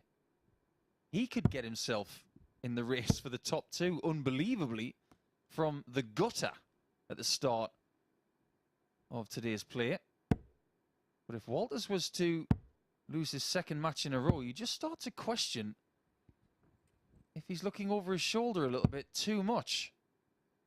I think Chris hit the nail on the head. He could really use a win here just to make things easier for himself. Because matches are running out. At the end of this one, these guys will only have 3 left. And if Walters does win this game, he will have a 6-point gap to Painter and to Brown, admittedly, with Painter having a game in hand against Moreno Blom in match 6. Won't quite put him on qualification point, but it would put him very close. 43. Put him on the cusp. Probably the best way to describe it. But we've seen before players that can go 5 from 5 one way and 5 from 5 the other. Last week, James Richardson being the case in point. One day where he lost all 5, the next day he won all 5, and then the day after that he lost all 5 again. He's one of our most avid viewers when he's not playing. 60. And I'm sure he's loving the fact that you've brought that up. Oh, I know I'm getting a text in a minute. It's great to have players, whether it's in the PDC, the pros, or players that play in this regularly. They all tune in, they all watch, which is good to see and good to hear. So you get in touch with myself and the asset if you are one of those players tuning in. And of course, at home you can get in touch with us as well. It's at MSS Darts on Facebook, Twitter and Instagram. Keep your comments fun, keep them clean, and we'll read out some of the good ones. 100. Might even read out some of the bad ones if they're funny. Just depends. We've got the power. We're like He-Man today. We can read out whatever we want. 85. But we want positivity in this world, and we want great darts from here on out. When you've won 5 games in a row, 100. on a different day, you just want to replicate. But the most difficult thing about this sport is finding how to replicate things at the top level. 85. You've Scott seen Car 120. people have incredible streaks in this sport over the years. What about Phil Taylor? 1995, he won the world title at the Circus Tavern. 60. He won Liam it every year up 92. until 2003. It still boggles my mind, that. Crazy to think. That's before we even talk about the match play. We'll be here all day. 49. But funnily enough, we are Scott here all Car day. 60. We're here until about 2:15 this afternoon. And then from 10 o'clock tonight for Group B action. 50. Walters is wiring William things that he wasn't 43. wiring yesterday. And Meek is getting chances that he was not getting yesterday. Double top for him. And he shows Scott Walters how to do it. A somewhat unexpected break of throw in 21 darts. Is Walters at the point now, 1 and a bit games in, Second where he leg, Liam thinks, to "Oh, throw not one of first. those Game on." days." You do everything in your power to say to yourself, surely it's not going to be one of those days. You have to remain positive. And you sense when you're the 55. overnight leader in a group, and especially in the way that Walters has led overnight, having won every single game, you want to win one of your first 2. It just gets you back in the flow, back in the eye of things, and it doesn't 45. put you in the eye of the storm. If he loses here to Liam Meek, things get interesting because players have picked up points. He hasn't, and he becomes very susceptible and very vulnerable at the top of the table, and it makes a lot of people 140. interested parties. You wouldn't be able to discredit any player.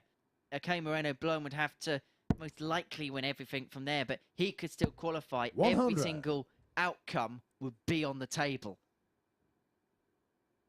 Murph was saying at the top of this game that we'd have to work really hard to work out the permutations. Bring them on.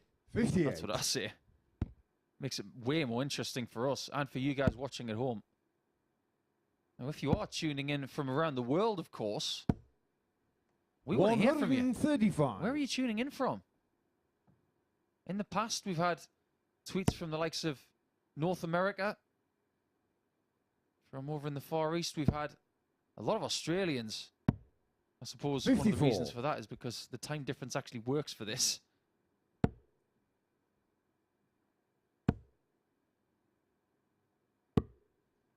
$130. Tweet from somebody in Qatar, believe it or not, asking who's the best 180 hitter this week. Well, in Group A, that was Andy Hamilton. 91.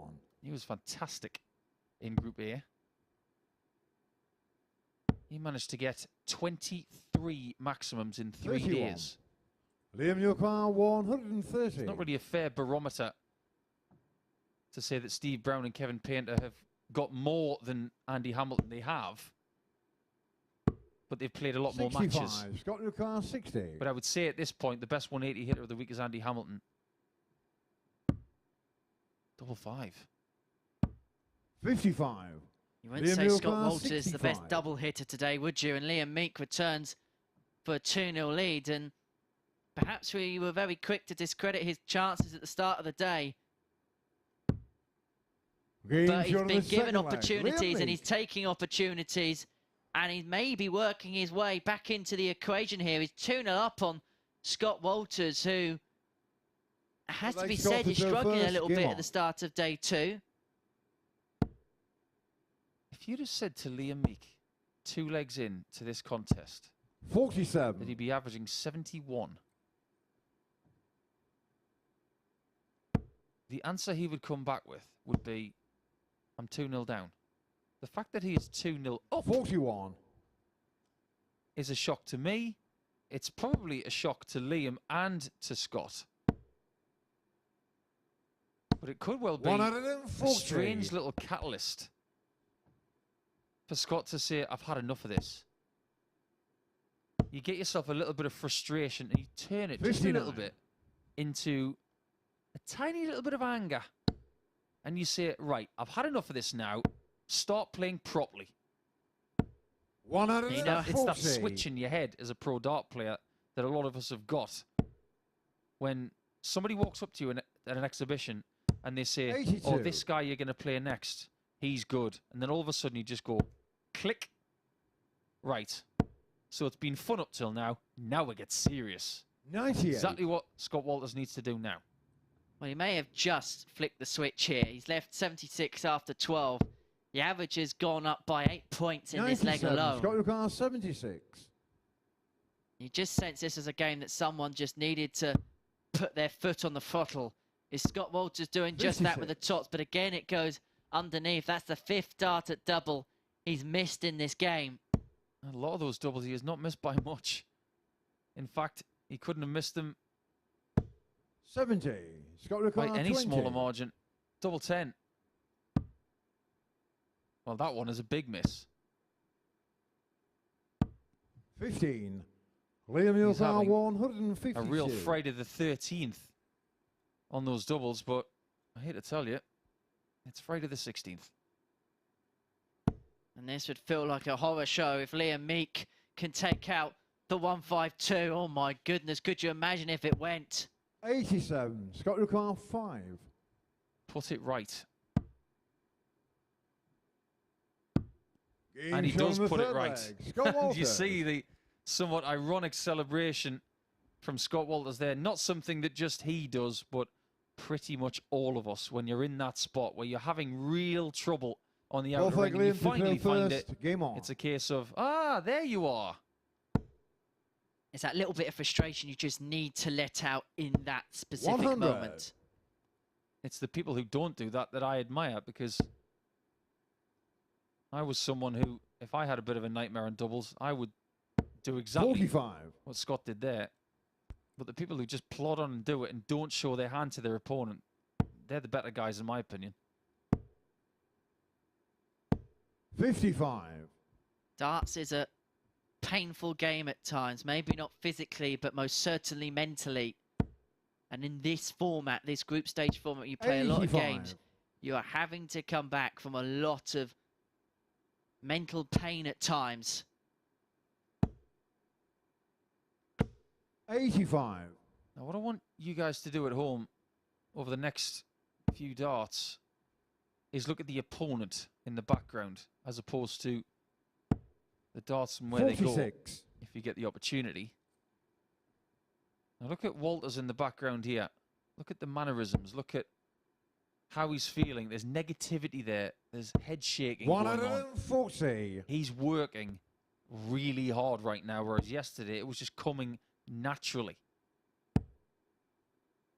What a difference a day makes. You thought going into this morning, one 96. victory, maybe home and Liam hose, Car but 121. it's far from academic now, and Liam Meek has the opportunity. 6 darts from 1-2-1 to open up a 3-1 lead. Man whose only victory yesterday came against Moreno Blom. He 42. won that battle first up today. Now he's looking to secure a victory against the table-topping Walters. He's going to return for the 79, but under how severe pressure?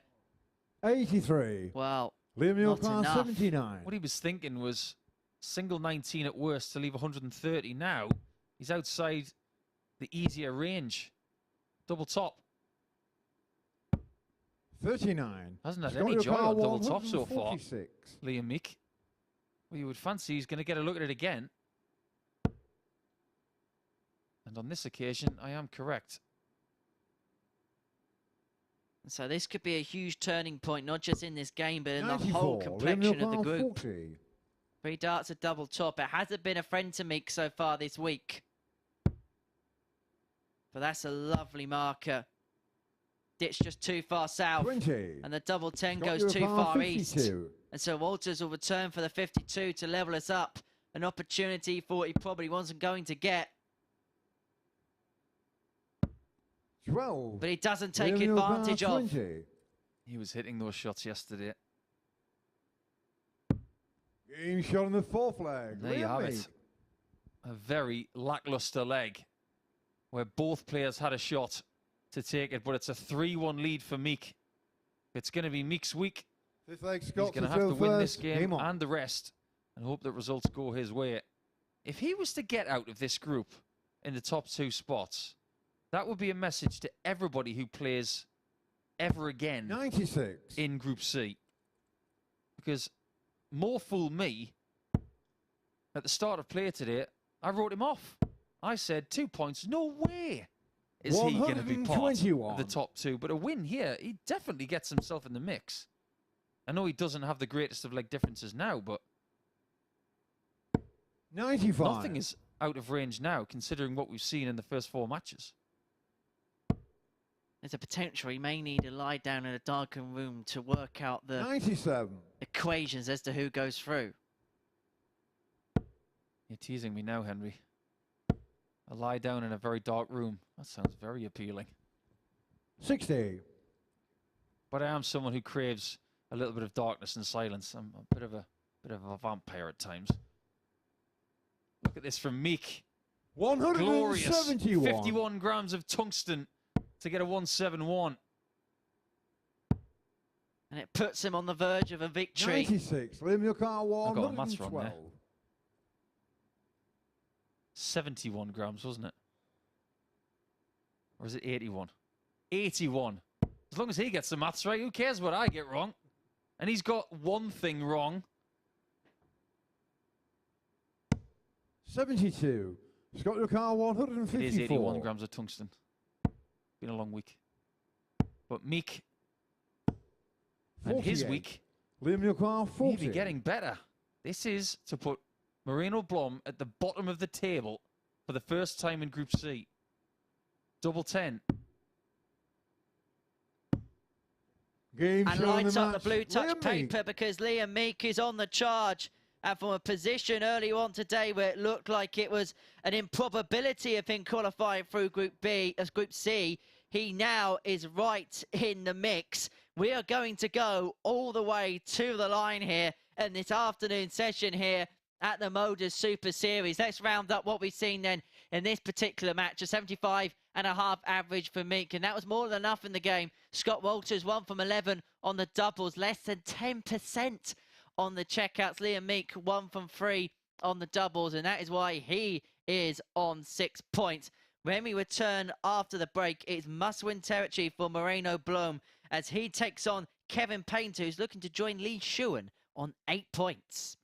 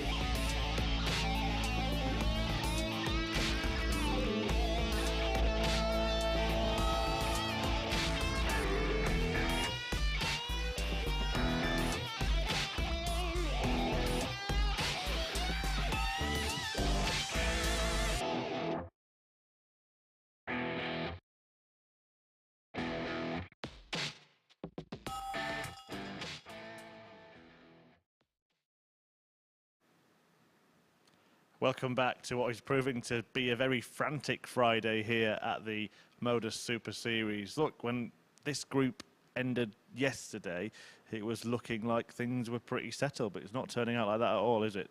Frantic is definitely the right word, Murph. I didn't expect what I saw today, what I've seen today, and I just get the feeling that Walters is really under pressure now. He's still at the top of the table, and he will remain that way after 2 rounds of matches, but he's under a massive amount of pressure from a chasing pack, which is growing. Yeah, as you can see there, Lee Shuan won the first match of the day against Scott Walters. Now, at that point, we thought it might be those two that were almost uncatchable. But then Kevin Painter's 4-1 won it against Steve Brown, put him in the picture. Brown then did him another favour by beating Lee Shuan.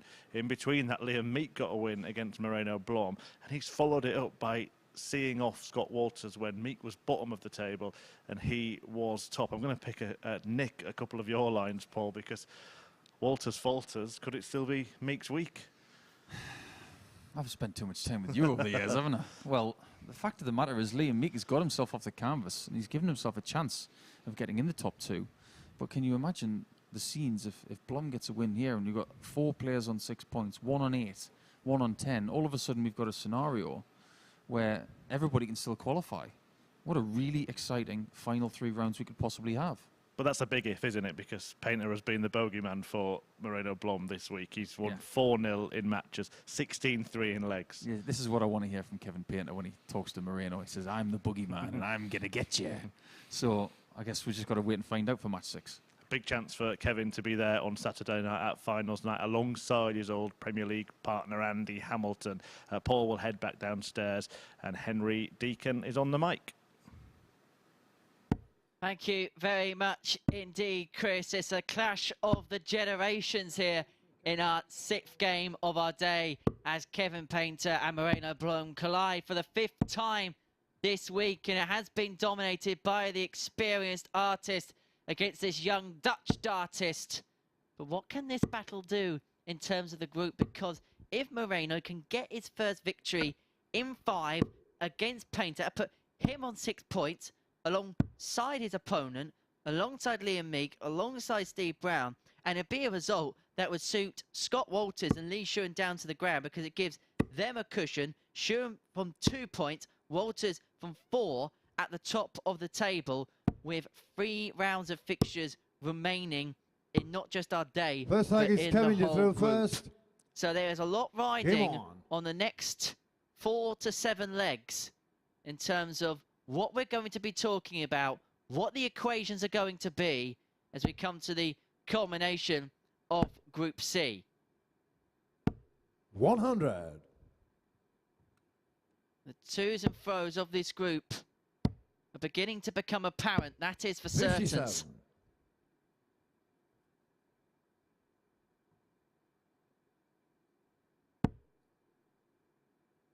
The Painter, he can put himself level on Shuan, with 45. Shuan, sorry, on 8 points. We have a victory here. That's how much things can change depending on one 59. result here. And it's fair to say it's been a tentative start from the pair. Trying to work their way 45. into the match. Do 140. you get the feeling, Henry, that maybe the dynamic in the practice room is changing? There may have been a somewhat relaxed attitude this morning, thinking, 140. maybe my chance is gone. Maybe these two at the top are going to run away with it because of how the fixtures fell, where they were standing. 140. But over the course of the last 3 or 4 matches, you just get the feeling that the volume in the practice room has changed. The focus levels have changed. I mean, they're always going to be focused, but you've always got to be 71. realistic. As we get a Robin Hood from Moreno Kevin. your car 105. Now it's very realistic that everybody's still got a chance. 6. Feels just a bit 73. edgy. Kevin your car in there 100. now. They all know what's at stake. Painter knows what's at stake here. He needs a ton finish here. Can still happen. He's treble 19 for tops. And so Moreno Blom here 40. comes back Moreno your car for 32. double 16 to take the opening leg against the darts. Game shot on the And first does leg. so. Moreno Blom. And it does get interesting. Moreno Blom wins the opener, has the opportunity with the darts to open up a 2-0 lead. And everyone will be on the practice board, but everyone is going to Second leg, have Moreno one to eye throw first. on Game that on. screen, on that monitor. And I think every 99. player in that practice room probably wants Moreno to win this one. I'm not sure. I'm trying to figure it 100. out myself. I'm getting a bit confused by looking at this table myself. But one thing I am going to say, and I don't want to get too far ahead of myself, 98. Liam Meek is playing Steve Brown in match 7 to start round 3. And even before he plays against Kevin Painter in match 8, Lee Shuan is going to have somebody on the same points as him. 100. This is the kind of day that goes all the way to the very last match. And if that's the case, 60. bring it on. But one thing we can say about this week already is that Painter has been the boogeyman for Blom, beating him by 4-0 twice. 60. 4-1 on Tuesday and 4-2 yesterday was the closest fixture so far. But Blom got a really good start, didn't he, yesterday? 56. Ultimately, he wasn't able to get the result. Indeed so, and he got to a good start against Liam Meek. He hit 3 180s, but just couldn't convert it into a victory against the Welshman. He's got an opportunity here 93. to open up a 2-0 lead. Kev serves to a finish on the 148, but a 2-treble visit, and he's more than in the 100. box Kevin your seat. car A 148. ton may do unless this goes.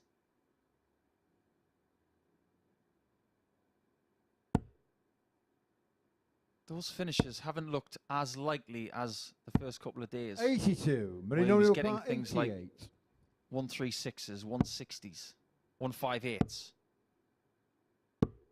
Game shot on That the is a second leg. beautiful Moreno conversion Blom. from Moreno Blom for a 2-0 lead. Familiar territory in Group C against Painter. Will things be different, or will the boogeyman, known as the Looks like artist, Kevin to throw first. strike and Game get him on. again? Do you reckon there's a painting in the Louvre called The Boogeyman? 89. If there is, I'd like to see it. Every time I hear the name the boogeyman, I always think about that WWE wrestler who was 140. he was not PG and he was terrifying. Absolutely terrifying.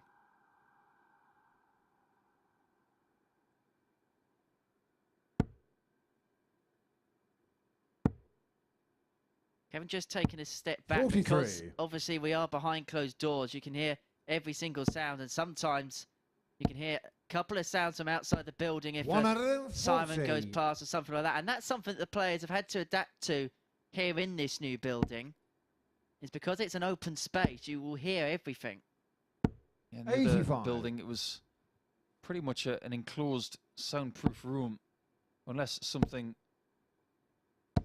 very loud happened. 135. But it didn't happen very often. Whereas here, it's a much bigger room and it's more susceptible to outside noise. 44. That's something that Moreno dart players are used to, actually, in arenas and playing places. The only thing they would usually hear is possibly the rain 70. on the roof. If it rains heavily in this place, oh, you can hear it, because the rain over the last couple of weeks has been biblical. Should have been here a couple of weeks ago when we had the thunder and lightning, and that was quite some spectacle. Could be some spectacle here because Moreno Blom opens up a 3-0 lead against Kevin Painter, and this group of all groups may well have another seismic swing. If Blom can win 4-0 here, put himself onto 6 points, we will have the ultimate grandstand finish. 42. He's currently sitting in 6th position, but a win in this leg for the Dutchman would put him into 4th. Painter would remain 96. in 3rd, but only just. In fact, I'm just recalculating that. A 4-0 win would put Blom in 3rd. 60. He would jump Painter from 6th to 3rd. That's how crackers this group is.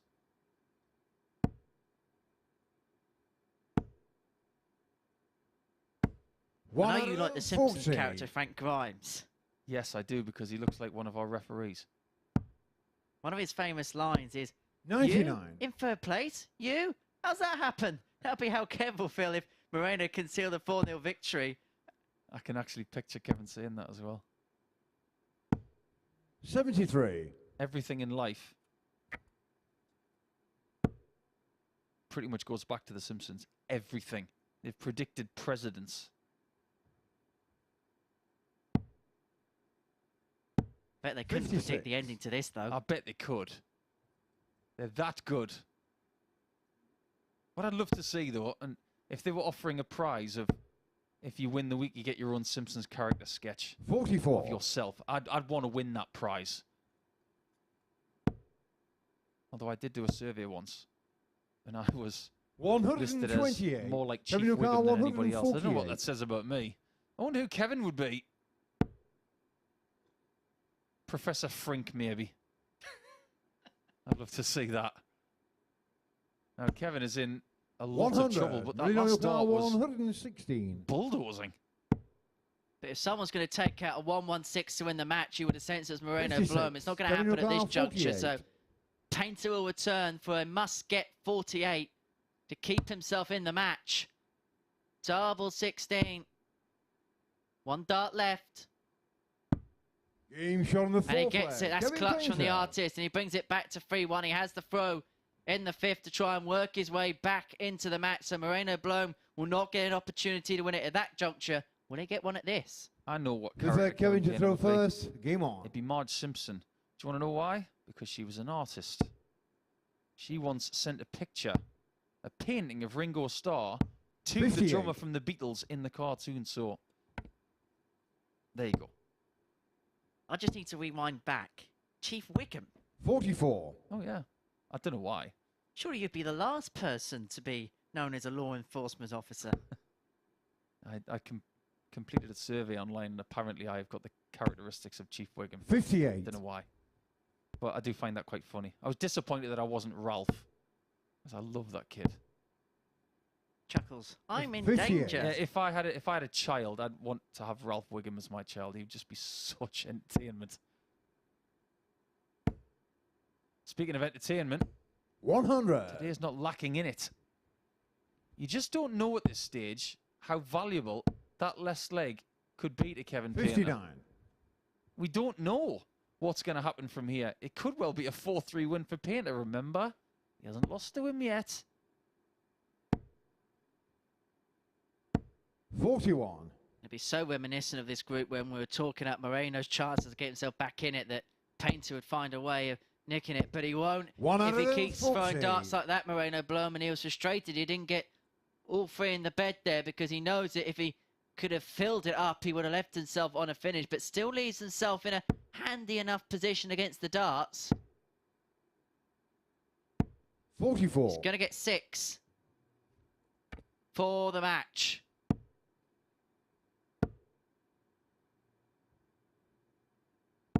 100. That's worked out pretty well in the end. When he does that, travelling across the oche to open the bed up, even when he does that, it's really quick. He doesn't stop, think, and throw. He just moves and throws almost like it's one movement. 100. Painter does the same by halving the score. 100. Blom has not had a match start until now. Game And it's shot the of only the one he match, needs, a Moreno 4-1 Blom. victory. What's happening in Group C? This is crazy today. There we have it. An 88 average for Blom, 67% on the checkouts. It's really good. And his best checkout came at the end right there with the 60 in the tops. Only the 100 plus checkout was the one that you would get. But Painter now has company on 6 points in the shape of Brown, Meek and Blom. As far as the table is concerned, things will get even more interesting when we start round 3 after this short break.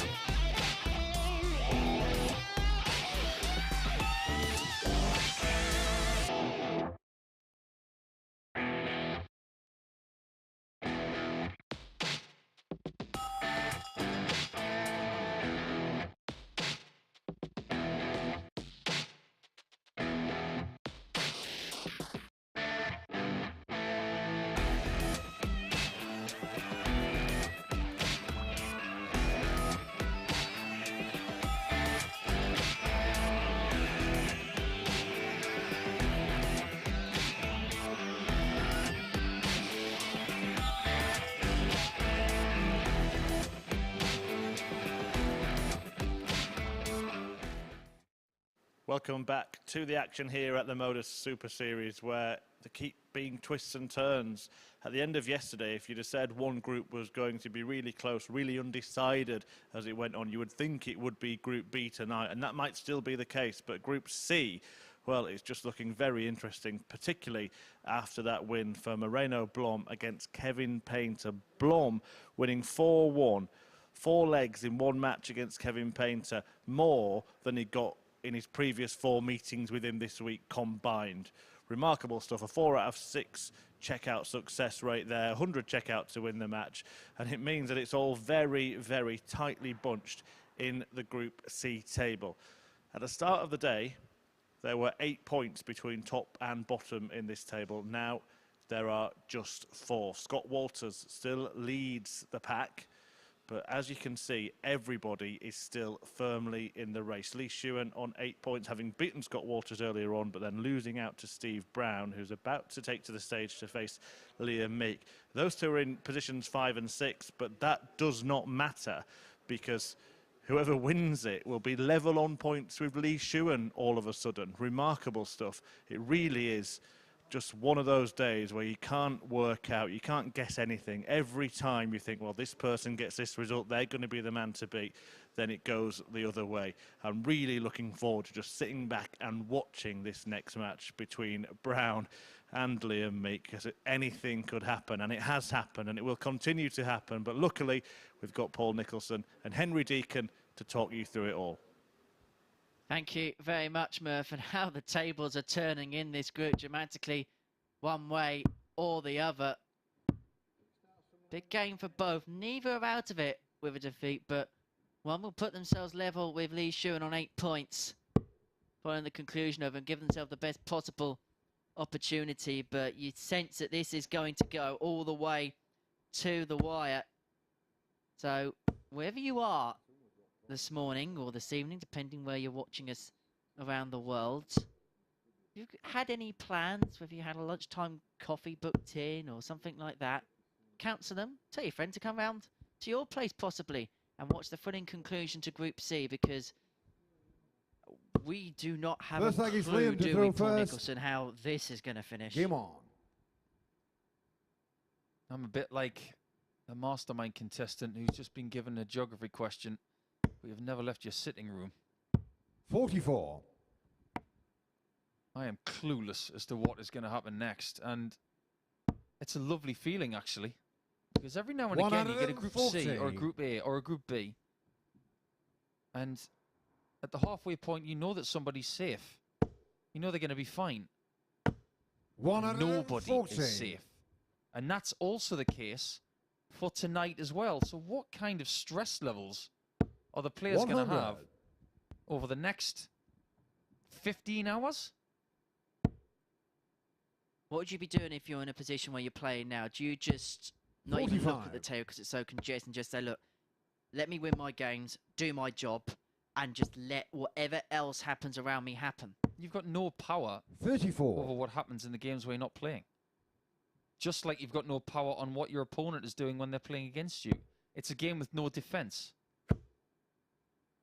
I've said it a million times. There's no defense in darts.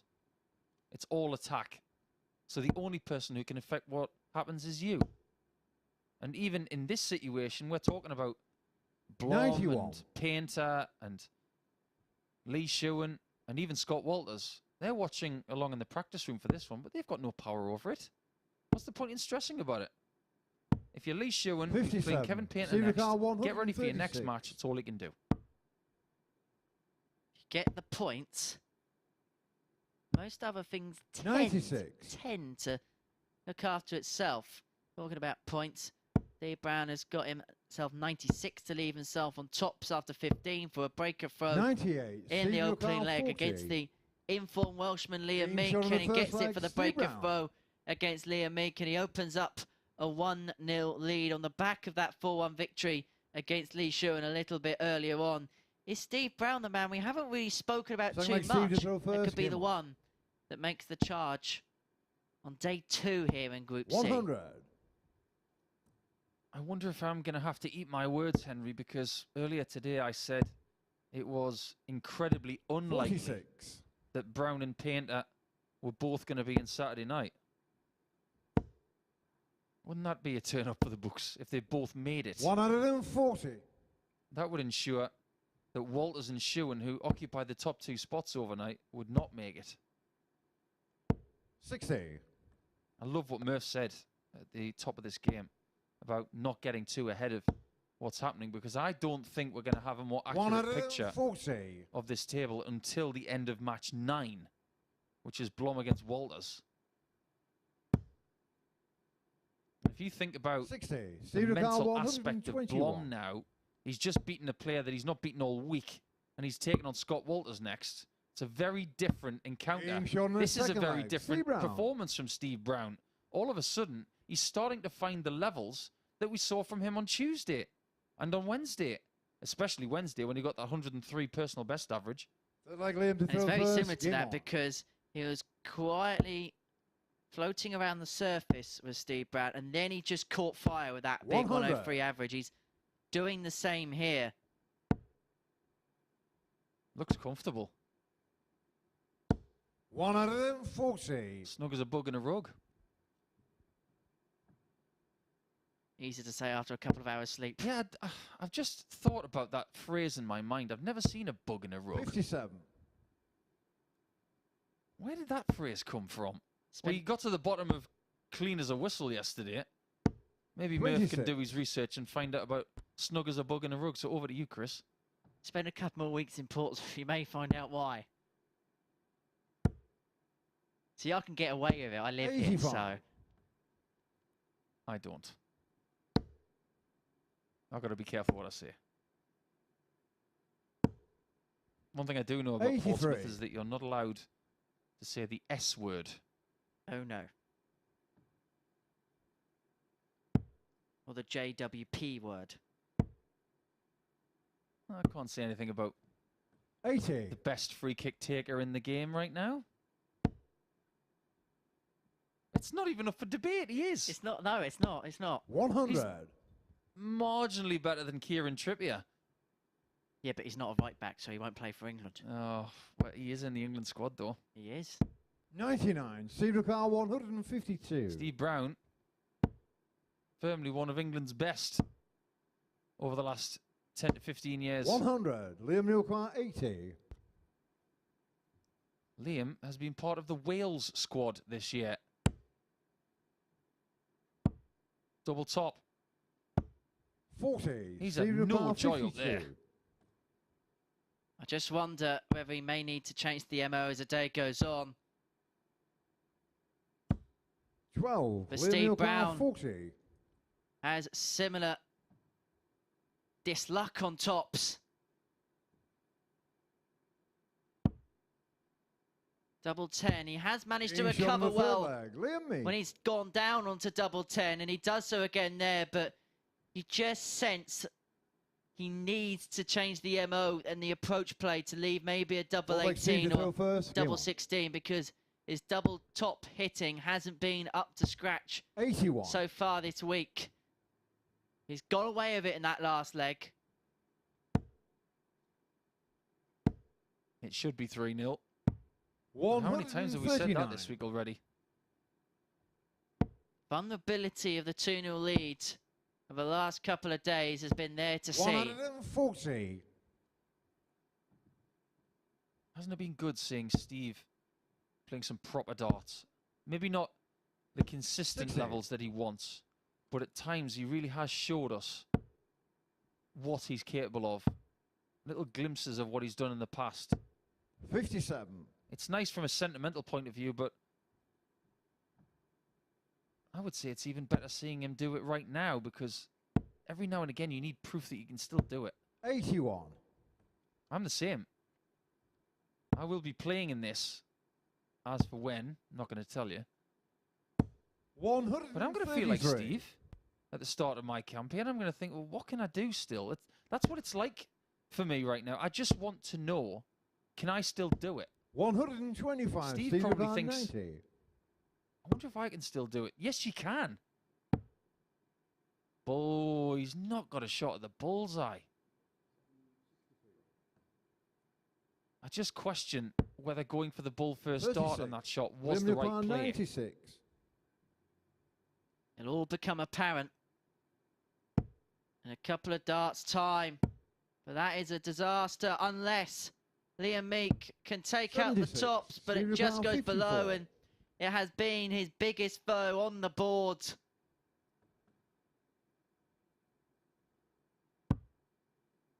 Can he find tops this time with 2? 44. Double 10 has not found Liam either. This Nicola, game 20. is swinging. I suppose you'd have to say that Meek is going to hit double 10. Of course he Game shot is. on the 4th leg, Liam Meek. His entire group has been categorised by misses at tops and hits at 10s. The only reason he's in with a shout in this group is because of double 10.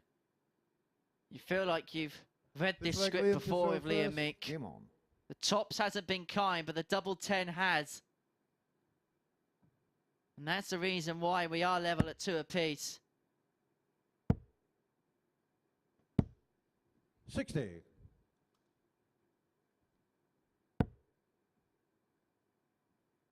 Steve has been the better player in this match from a scoring perspective by a 137. mile. He's averaging 93. Liam's averaging 75. What is it about 100. left-handers scraping their way into results? Yes, it's called wading. A very popular phrase in the sport of darts, which I 125. think was first coined by our friend Dan Dawson. If it's a phrase, it probably was coined by Dan Dawson. Yeah, one of the cleverest people in the game. 101. Watches just as much darts as Chris Murphy and myself. Well, this is a 134. great scoring performance from Steve. It's almost like he's taking his anger out on the inner ring. 58. He has the luxury Stephen of Carl, going for the 105. 25 first here, but the tops is not the player. He doesn't need tops. Just needs tops.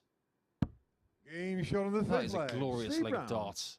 Especially when you consider in the past 2 legs, he's missed 2 shots at tops each time. And this time for a 105 out, a 12 dart out, one of his 6 best legs, legs Steve of to the throw week first. Game on. for a 3-2 lead. Bravo, Steve, bravo. Right things at the right time springs into mind. That's exactly what 42. Steve Brown did at that juncture. However, the 42 start there has opened the door again for Liam Meek. If he can crank in another treble alongside 100. that one, a ton will do. I don't know if you've noticed, Henry, the table that they have to put their darts cases and drinks on looks very similar to 96. an egg timer. It's almost like the sands of time are just trickling down because time is ticking away in this group. 55. Like sand through the hourglass. You know what that's from? What TV show? If you get it, I'll be mightily 84. impressed. Heard the phrase, that's the thing.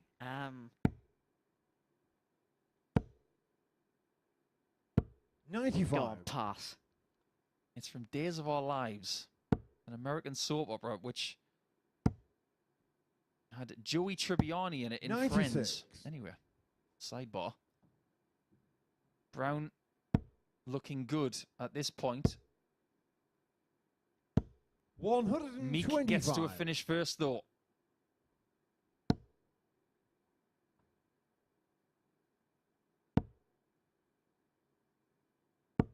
$100.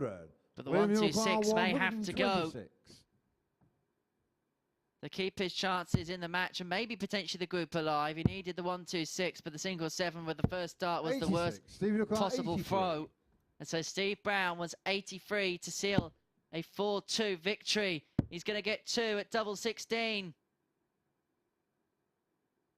Game shot and the and match. gets Steve it Brown. last start in hand. And so Steve Brown moves on to 8 points level with Lee Shuan in second spot at the top of the group with a 94.34 average. A really, really good performance all round from Steve Brown. 2 ton plus checkouts, the highlight being the 1-2-1, 4 from 9 on the doubles. Apart from the fact there wasn't a max in the match, there wasn't much not to like really there from Steve Brown. He seals a 4-2 victory in that one. And when we return after the break, this is a huge game as Lee Shuan takes on Kevin Painter. So don't go anywhere.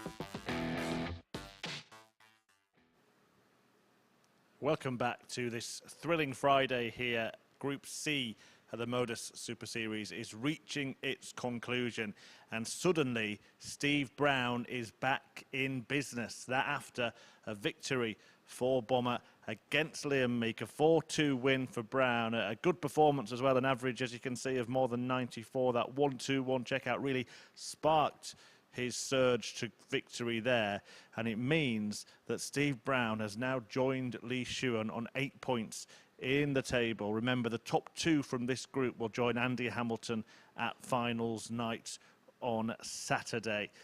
And a big match coming next. They're all going to be big matches for the rest of the day, I can assure you of that, because Kevin Painter takes on Lee Shuan in this one. Now, Shuan can move back onto 10 points and 2 clear of Steve Brown, but if Painter wins, he joins a pair of them on a really important contest. It's just going to go down. I think Paul was right. We're not going to get any clarity until maybe the group is over. Now, interestingly, just as a side note, when Lee Shewan was born, Frankie Goes to Hollywood were #1 with Relax. How can he do that right now? Let's find out if he can. Paul and Henry. Oh, Chris, don't do it. But it's 2 tribes that are going to war here in Game 8 of our day as Kevin Painter takes on Lee Shewan here. Paul Nicholson is just shaking his head with just sheer anger. Oh, well, I suppose it opens up the possibility of finding out what was #1 when you were born, Henry. But I'm sure if you tell me, it's going to make me feel old. But I do want to know anyway. For me, it was Bright Eyes by Art Garfunkel. Someone's going to have very bright eyes by the end of this group. Well, as far as relaxing is concerned for Lee Shuan, don't even think about it. Starting game number 8 with the darts. Painter has been shook by his first defeat to Moreno Blom. How much gas has he got left in the tank? We're about to find out. Now, during the break, we were looking at a hypothesis in this group. So if Kevin Painter wins this game 4-2, both players will be on 8 points, 0 legs difference, 35. same as Steve Brown. If Moreno Blom wins 4-3 against Scott Walters, we'll have 4 players on 8 points and 0 legs difference. Could be a long day. Could go down to the wire, and we could do with an 39. abacus and maybe a lie down afterwards. Come on, let's have a little bit of fun before we delve into that. What's your birthday? 13th of August, 2000. 82. You didn't just say 2000. I did just say 2000. Wow. That's unbelievable. 60. #1 when you were born was I Turn to You by Melanie C. Melanie C, Group C, there you go. It was meant to be. 27. Who's going to be meant to be in Group B tonight? So there you go, you know now. So you were born in 2000, I was born 100. in the 1970s. Yeah, rest my case. Anyway, moving on. Kevin Painter was not born in the 1970s. He was born in the 1960s. 80. Back when everybody was relaxing in the late 60s. Less said, the better. Well, Lee's having a bit of a nightmare here. All his equipment seems to be capitulating. Got to get himself together. 118. Sometimes it's a sign when you drop a dart or you're unable to put a flag back in, just of the nerve levels. We've seen a lot of people making a lot of Gerwin Price dropping 58. darts on the stage. That's because the transition from your non-throwing hand to the throwing hand is something that should be seamless. And if you look at Lee Shewan, for example, 128. in this throw here, they don't look at their other hand when they're transitioning. It's something you have to practice over years when you first start playing the game. 85. Kevin O'Carl, 56. Well, these 56s is something Kevin Painter has done for years. Not always this route, though. All will be forgotten as long as you hit 12s. 32. And he's changed his darts Leo car again. 134. He's gone to the smoother set now. I know he's wearing a shirt akin to Peter Wright, but I didn't think he'd be changing darts 94. Kevin at the O'Connor, same regularity 24. as Snakebite. He's not as bad as Snakebite. At least they look the same. 66. 18. Uh-oh. Leo car 40. Houston, we have a problem. All 10. Game shot on the And first Lee leg. Shuan wins Shuan. a leg with the darts. He should never be expected to win. Such was the position of dominance that Kevin Painter was in. That'll feel like a real steal for Shewan. Second leg, Kevin to throw first. Game And a on. huge game for the pair. And Kevin's just got to put this right to the very back of his mind. I'll tell you how annoying a leg like that is. 85. Because I came up with this feeling analogy a few seasons ago when I started commentating with Chris Murphy and some of my other colleagues. 95. Losing a leg like that is like having sand in your socks. It's something you can live with, but it's just annoying. 97. And ultimately, you've just got to try and get rid of it. Throughout the course of today, 140. Lee Shuan has been up and down, form-wise and emotionally as well. And if you'd have said to me this morning that after 7 matches, the only person not to get a victory would be Scott 55. Walters, I would have said, you need to be committed. But that has happened.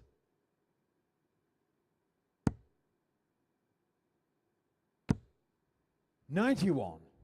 Feels like a Diana Ross song. It feels upside down today compared to yesterday.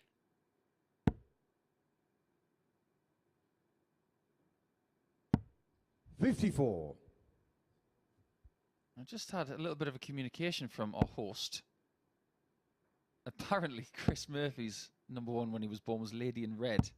99. You've never seen him looking so lovely as he did tonight. Well, Murph, this is why we love you, mate. You just have this habit of making us smile. But apparently, Kevin Painter's, when he was born, was a whiter shade of pale. What a tune. 81. Leo car He might be 76. feeling pale if he loses this leg. How pale? Game shot on Very the second pale. leg. Lee 2-0 Shuan. down. Painter's in trouble. Game's running out. If he loses this one, he'd only have 2 to recover. And that's not a situation you want to be in. You want to be the person who Lee to makes throw the first. statement from Game on. here. You mentioned the sands of time in the previous game where it's beginning to run out on Kevin Painter in this. And you do not want to be opening up 82. gaps at this stage of the group. It'd be a 4-point gap to Shewan following the end of round 3.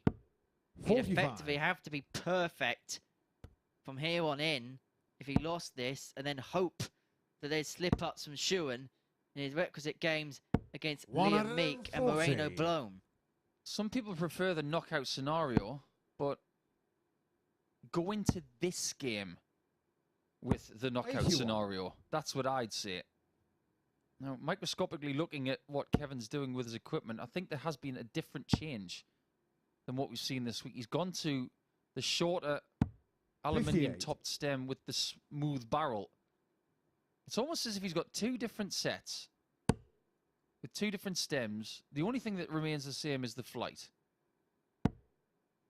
He's trying to find the magic formula. 140. It's a good visit from Kevin, but here comes the cobbler. 85. That's worked out okay. Giving himself a lead of 99.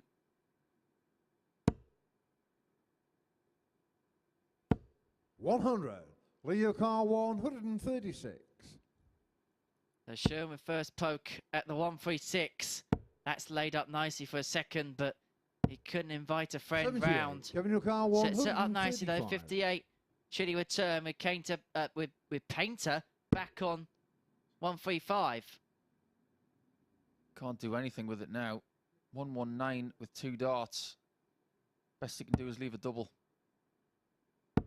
55. Doesn't Leo get car close. 58. And Shuan is on Dream Street here. Double top. Getting chances and taking care of them really quickly. He's visit perfect on the outer ring so far in this match. He might have missed 2 darts at double, but the dart after that has been pinpoint. And we could well have our very first 4-0 of this group coming up in match 8 on a Friday. And what a time it would be for Lee Shuan. It wouldn't just put him on to 10 points. It'd also put him on +6 legs difference. Exactly the same as Scott Walters. Obviously, it won't stay the same because Walters still got a game in hand. But shows how tight this group is. Yeah, Brown has already played his 3rd game of the day. He won that. If Shewan can win this one, it will be Blom and Walters who have got the game in hand. But imagine if Shewan does equalise Walters on 10 points and the same leg difference. He's now got different ambitions. He's got an ambition of winning the group all of a sudden, not just getting through it. How the tide can turn. And we said at the start of the day, did the players want Scott 95. Walters to beat Lee Shuan, so they were only fighting for one spot? Subsequently, I think they're glad Lee Shuan won that game because it's opened up possibilities for pretty much every single player. Absolutely right, Henry. Feels like the first time in the match where Painter's got a couple of cracks of the whip. Let's see if he's feeling like Indiana Jones all of a sudden.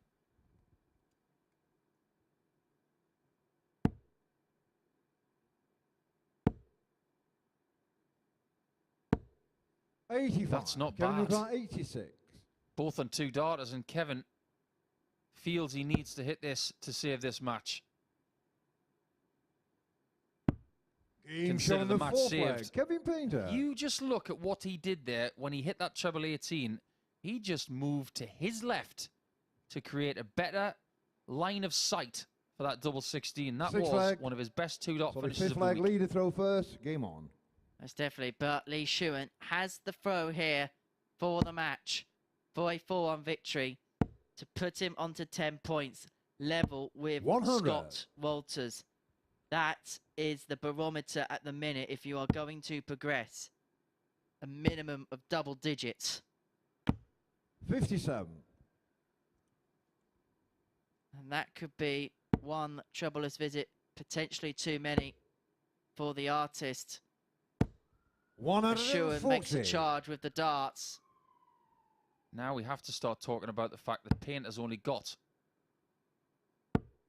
2 games after this. And if there are 2 players on 10 points, and the best that Painter can do is 10 points,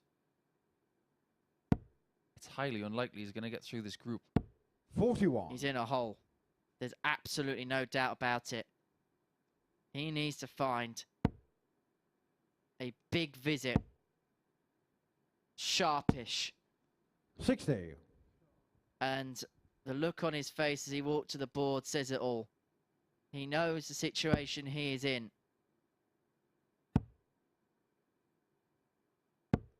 40. He's had a reprieve. But even with a 140 here, he's still asking a lot of himself. He could really use the first maximum of the match. Full credit to him. He gave that every chance of snagging that second treble to leave 160. But is Shewan faltering just a little bit? 77.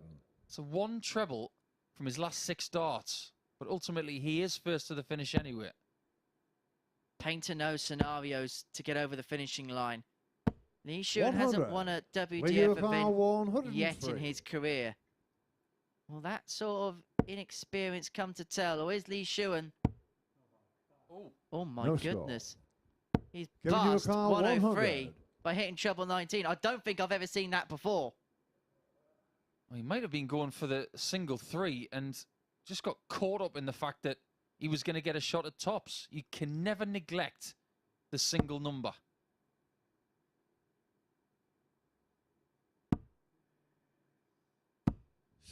All he can do is leave tops, and Shewan, because he bust the score, has to go all the way back to 103 again. Still possible. Can't hit the 60. What a let-off for Kev this is. Kevin in your car, 40. This could be the reprieves of all reprieves.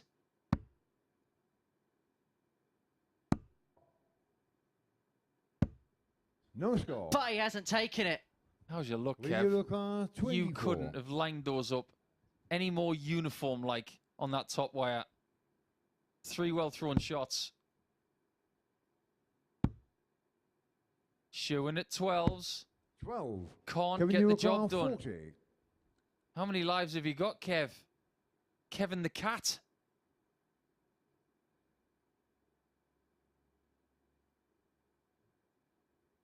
Well, forget the get out of jail free He's on card. the fifth That's leg. an Kevin escape Painter. from Alcatraz for Kevin Painter. How has he got out of that hole? How is your luck, Kev? Can I borrow that very big spade that you've got, Six Kevin? leg Kevin I've to got throw some yard first. work to Game do. on. But then he's still got some work to do as well. He's still in a hole, but it's a lot more shallow than it was. 123. And you thought you've seen every conceivable scenario in this group? 59. Just when you think you've seen every scenario in Super Series darts, you do see something slightly different. This group has got me 96. guessing. We started to talk about the fact that Shewan could be on the same points and leg difference as the table topper. 134. Now we're thinking about something very different. The possibility, maybe, of a comeback from Kevin. And 8 points for Shewan, for Painter and Brown. 43. Blom and Walters to come, where we could maybe have 4 players on 8. Oh, I'm not going to go there, honestly. My brain is spinning so 66. fast. It's like I've put the lettuce in the salad spinner and somebody's turning it around. It's like that famous song. Where's your head at? Where's your head at? Question 59. is, where's Lee Shewan's head at this present moment in time? Because from 3-0 up, having the opportunity to win the match, busting the 103, and then subsequent darts at double, 100. Kevin Painter could potentially be on the brink if he can get a big score here, and Shewan doesn't take out the 142, have taken us all the way to a deciding leg. He started on 19s. Heads back 94. up. Leader Leads car, 86. 142. I'm still trying to figure out why I went downstairs. 64. Kevin Newell car, 86. Over to you, Kev. You've already hit an 86 checkout.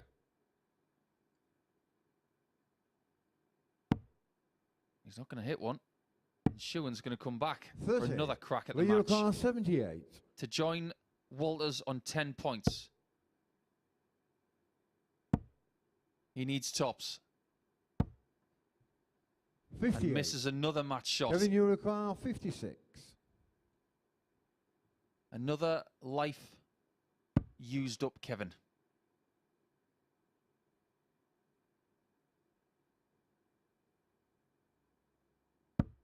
It's Game shown on the 3-3. sixth leg. Kevin Painter.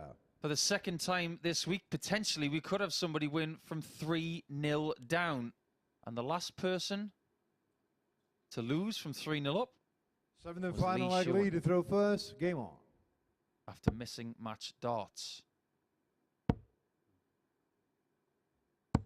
44. There's games that you watch that just leave your head in a spin as to how we get to the outcome. If Kevin Painter wins 4-3 from the position he was in, 58. my word, it'd be like going on one of those cyclones at Fort Park or something like that. I'll have to take your word for that one. 94. I haven't been to a theme park in a long time. He's using the 19s a bit more 96. from a scoring perspective. Not conventional behavior from Kevin, but he's showing a bit of flexibility. 140. Oh, big score there from Lee. 2 trebles ahead. Painter in more woes here, 96. but he doesn't come up dry. You just sense, is Shuan confident enough to get over the line? Does he need 2 visits 99. at the outer ring to get it done? Because so far, he just hasn't had enough confidence on double 12 and double top to get enough for the points. Look at that, though! 171. 171 to leave 80, and 124. Shewan's thinking, why did you do that to me? And he's going to get a go at the 80 because Shewan's missed a big number. 41. Kevin, you require 80. Well, how we've got into this position, I do not know, but Kevin Painter is on the brink of one of the most remarkable comeback victories you will ever see here at the Super Series. 1 dart at tops. 60. Lee, you require Shuan will get another 83. chance, probably his last chance. It should be his last chance. Couldn't hit 12s or tops. And couldn't hit the bull. 38. So that's Kevin, you 5 require match 20. starts missed by my count. And Painter comes in for 10s to join the club on 8 points. Double 5. 15. And it's not Lee, you require really that 45. close. They were edgy darts. That was edgy as well. This is getting incredibly tense. Double 15. And I think that's a blocker. It was a blocker. 15. Kevin, you require 5. Goodness gracious me. Kevin Painter's going to return. But he's going to return for 5. This is one of the most incredible games I've ever witnessed sat in this commentary box.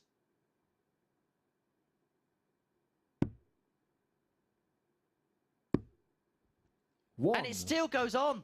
Lee, you require 30. This group is being won and lost in this game.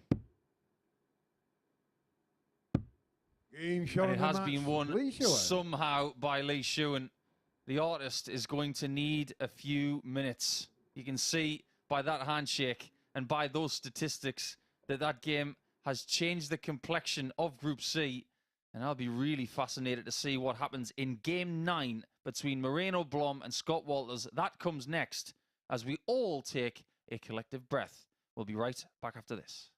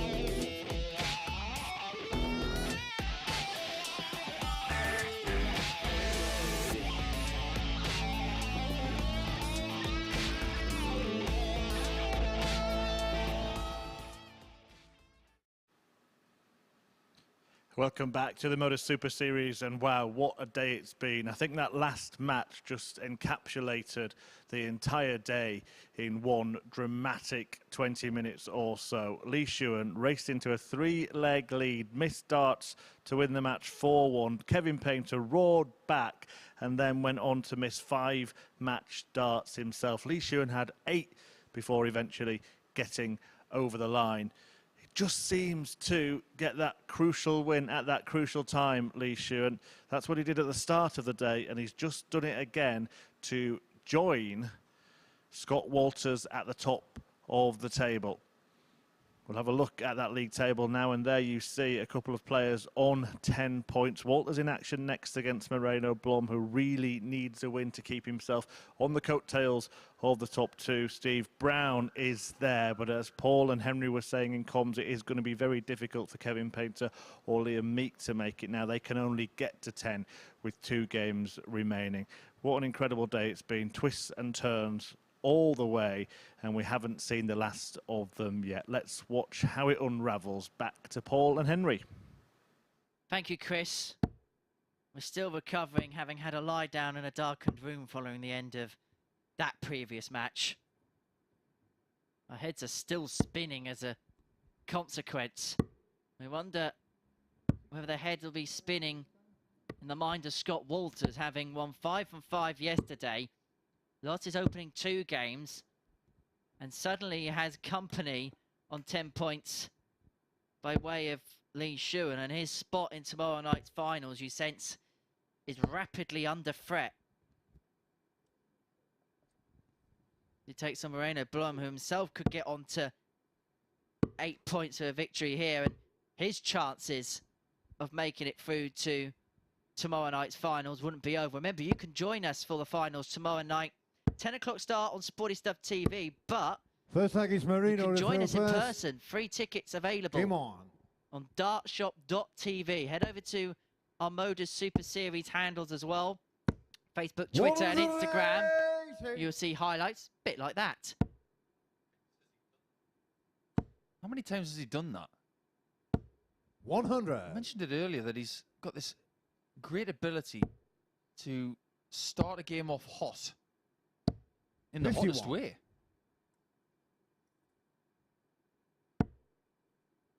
Now, Moreno Blom does not have a nickname, but I guarantee you, 83. with every cell of my being, that if he makes the finals this week, I'm going to nickname him 60. Lazarus. Considering the week he's had, if he still makes the Saturday night, then it will be the comeback of all comebacks, especially in Super Series darts. 140. It may not trump the whole Andy Hamilton comeback against Simon Whitlock at the match play about 10 years ago. 56. But it would be getting off the canvas to give himself a chance at the £5,000 bonus come Saturday night and a chance at Champions Week. 98. Marino your car 154.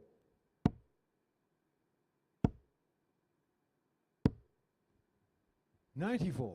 Scott require 80. I think Scott Walters needs a good performance as well as the 2 points just to make himself feel better. 60. Marino your car 60. And on the doubles today, he's had real trouble.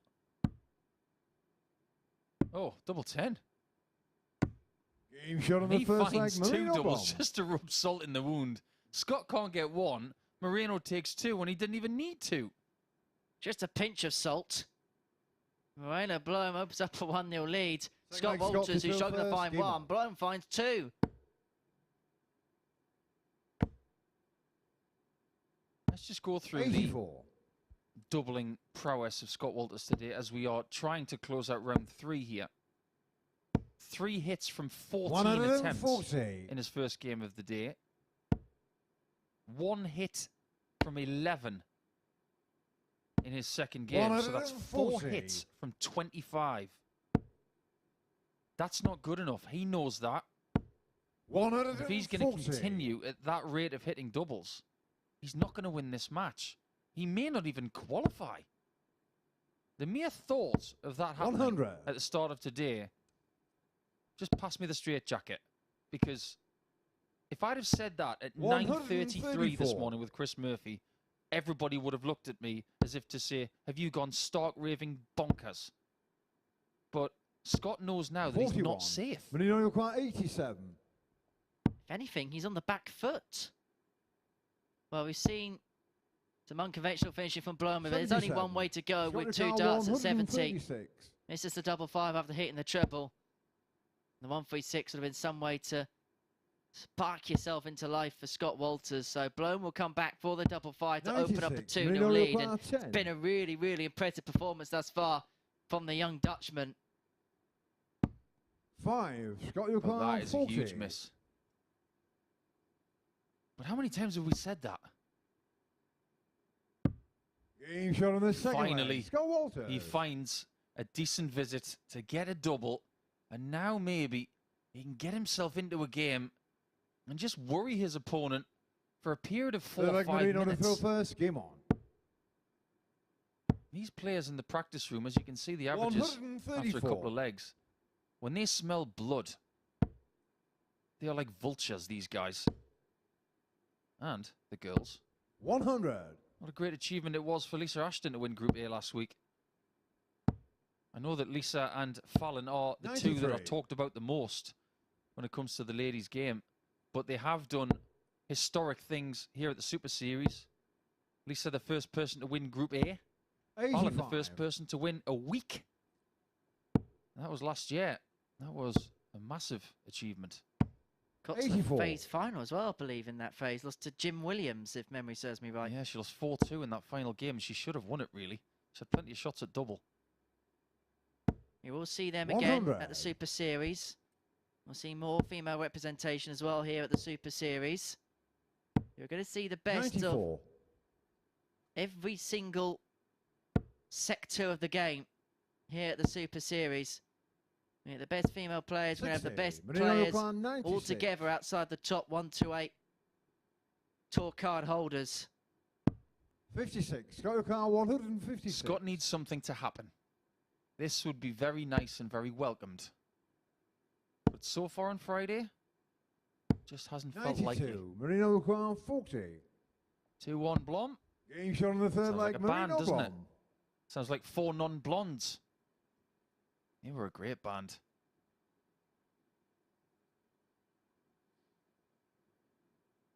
Fourth leg. I'll have Scott to to take throw your word first. for Game that. on. You don't know who 4 non-blondes are? Bit before my time. Oh, I love it when you play that card. 140. I have no answer to that card at all. make me sick. 171. Shall I go now? No, you can stick around until around 2 a.m. on Sunday morning because we got 60. a champion to crown. If you aren't fully aware of who's made the Champions Week, which is in the middle of 93. October, and you haven't been tuning in, first of all, where have you been? Secondly, you're going to see in Champions Week Robert Owen, who won Week 1, 60. Chaz Barstow from Winchester, the same hometown as Scott Walters. Graham Hall from the West 100. Midlands, mightily impressive in beating Jan van Veen in Week 3. Daryl Pilgrim stole Week 4 from Josh Payne. Lee Evans 100. took out the Marino WDF Carl, World Champion Neil Duff 137. in Week 5. And in this arena, you've seen Kieran Tian and Graham Usher book their spots. 81. That, so far, is your lineup for Champions Week. We'll add one more name on Saturday night. You can be a part of it. Dartshot.tv for tickets. But 43. Moreno Blom Marino Carl, 56. is hoping that he's going to punch his ticket to Saturday night's finals. If he can get this tops, double 10, 46. which would have been Scott for a Lucan, break of phone, would have 98. opened up a 3-1 lead, and it would have made life really interesting. I think Blom's had enough chances to win this match already. 58. Marino require 10. Double 5. Game shot on This the one's fourth in. leg. Marino Blom.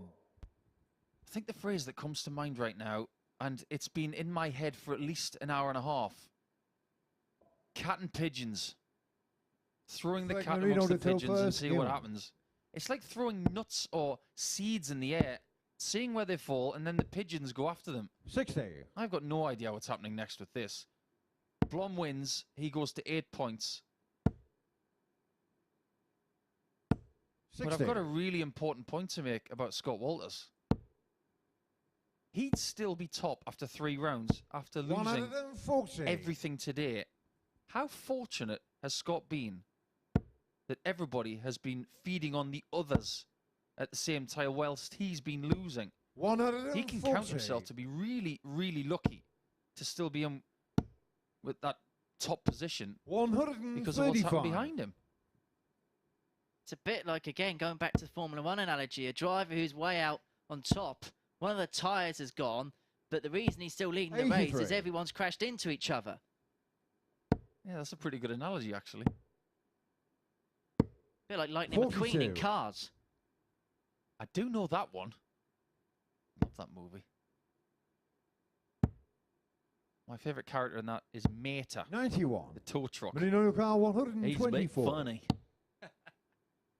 Well, this is no laughing matter because Moreno Blom was Game double shot 11 in the match. for the Moreno match, Blom. and in some style. And that really does put the cat amongst the pigeons here in Group C. Scott Walters, who won 5 from 5 yesterday, has lost his opening 3 matches today. And it opens the group right up. Moreno Blom with a 92.5 average against solitary max.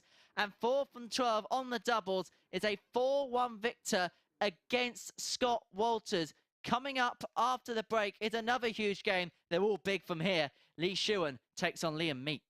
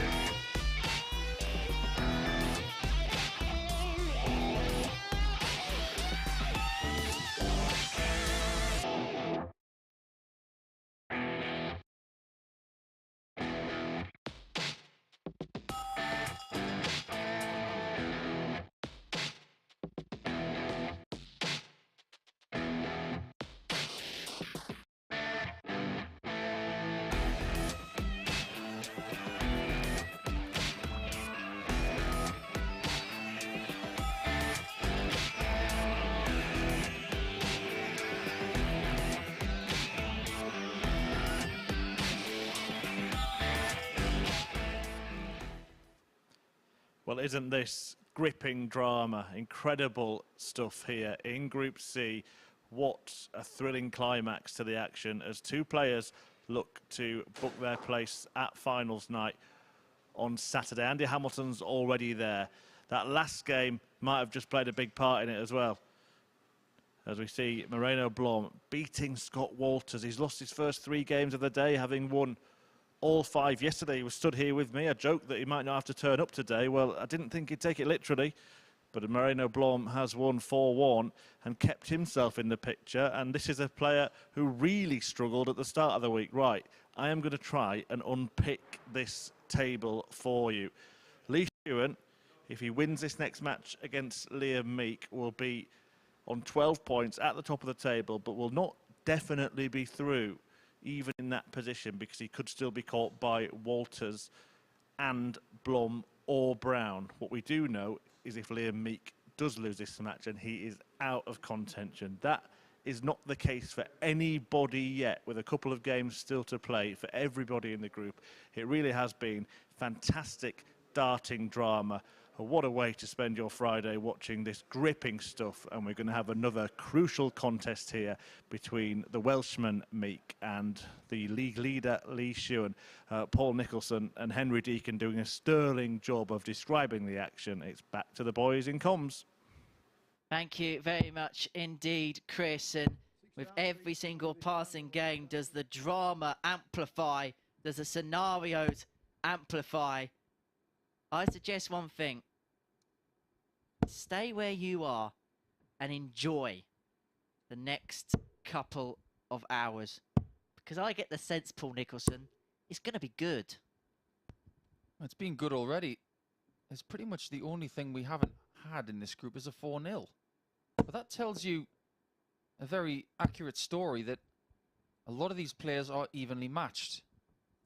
Sometimes we get groups, whether it's A, B or C, somebody dominates and the rest just try and make up the numbers. But every now and again, a group of players come together and they're all of the same sort of level. This is one of those groups. Credit here as well should go to the selectors as well that put all these groups together for the Super Series, for putting together a group of players who just leveled out so nicely. You got to give credit to Liam Meek as well, because when he came into Friday, if he had any sort of a defeatist attitude, he will have thought, well, surely I'm not going to get through this group. I'm 8 points behind. Yes, I'm saying that correctly. At the start of play, he was 8 points behind. 60. Now, he's still 4 behind, and he needs to win this match to have any chance. I suppose from an odds perspective, 134. you'd probably say his likelihood of qualifying is around 25%. But it's still a better chance than 0. He's going to need 2 wins from the last 2 matches, and they're going to be 100. Well, they're going to need to be really, really big, aren't they? He's got Kevin Painter in match 14, and he's got Lee Shewan here. His leg difference currently stands at -5. 55. And I sneakily suspect he's going to have to get to at least +3. There's a conceivability 12 points may not even be enough to qualify. That someone could get knocked out on legs difference 59. on that mark. Lead your car 113. That's how bunched up this group has been. Shuan is looking to be the first man to get to that mark. 77. He wanted double 18 to be the first player towards the first leg mark, but he will return. He's had some bad darts at the outer ring over the last couple of matches. 40. Lead your car 36. But he's gotten away with it. Game shot on the first leg. Lee Shewan. Starting things off with a 16 darter, and how he would love to just stay at that level throughout the match instead of harbouring himself into that high 70s range where people seem to be living at the minute. We've seen 70 odd averages from Painter on a couple of occasions in his last 2 matches. Meek, 79 in match 7. Shuan beating Painter with a 76, but you've got to give credit to Moreno Blom in that last match, winning with a 92.59. That was a really good performance against Walters, who was definitely shaken now.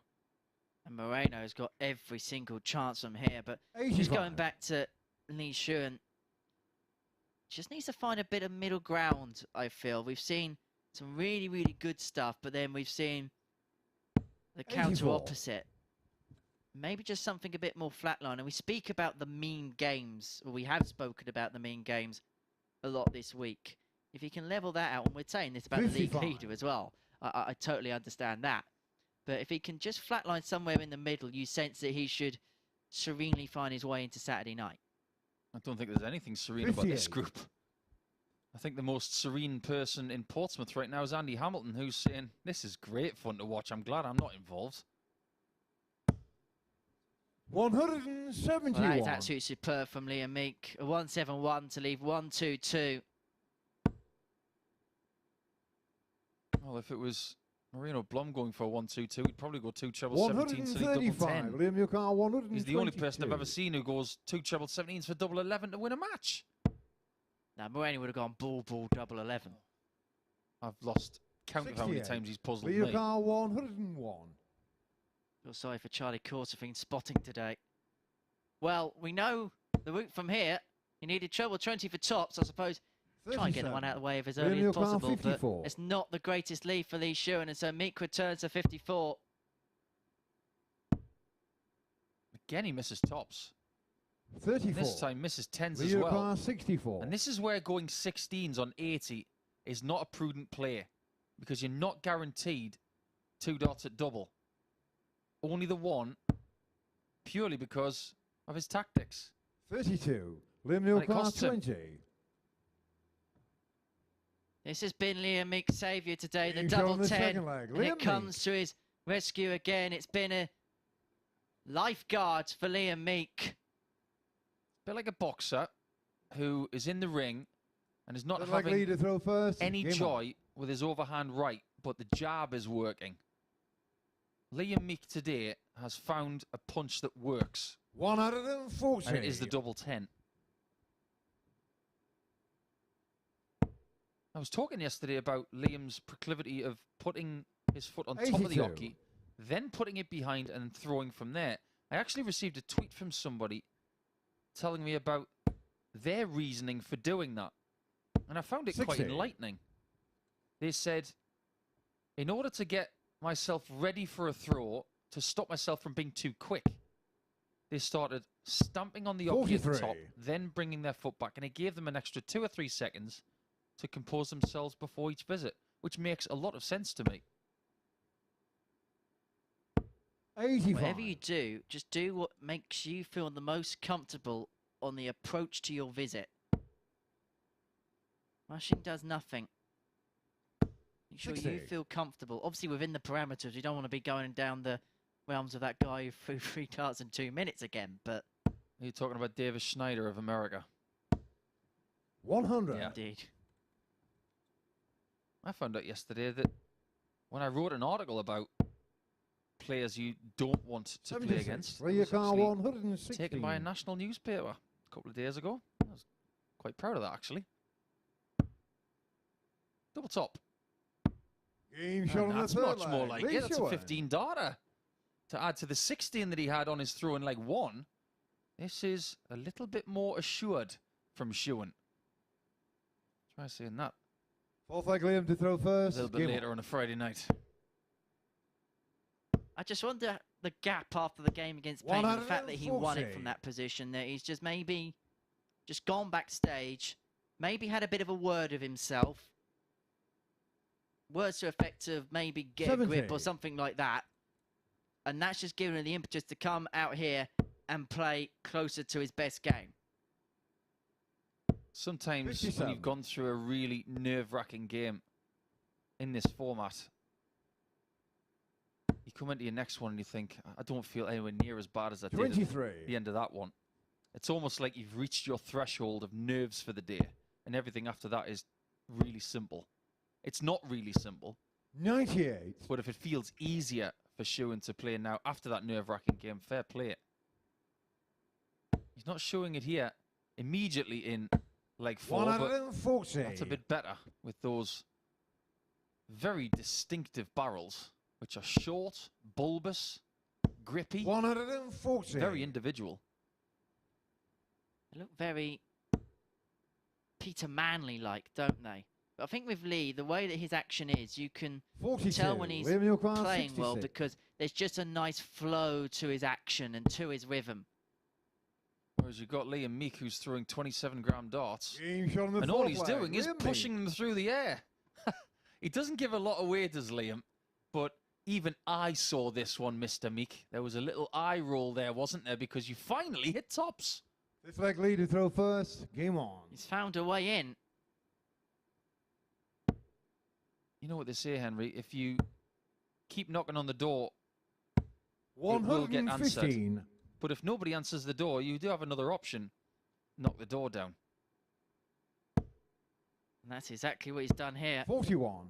That's what I say to young players when I'm doing coaching sessions or talks with aspiring pros. If you want to be a success in any sport or any 100. vocation, within the rules, of course, keep knocking on the door, make yourself noticed, but eventually there will be a time where you'll think, you know 93. what, I don't want to wait for somebody to answer this door. I'm going to knock it down. And you should remember that if there's something you want to do in your life. Yeah, here. 44. Now, we have said that players that have played here and elsewhere have been in touch with us today. Richie Howson has got in contact with us. Ah, the owl. 58. Indeed, he's saying that the seniors are watching. Indeed. Such a lovely bloke, Richie Howson. 59. Just don't go head-to-head to him when fishing or drawing or darts. Most of the time, he's a very good dart player. Always has been. But I've never known anybody 99. fish with ease like Richie Howson. You ever seen any of his drawings? I haven't, no. Richie Howson art is amazing. He does a lot of commission work for household pets and 59. things like that. Absolutely incredible stuff.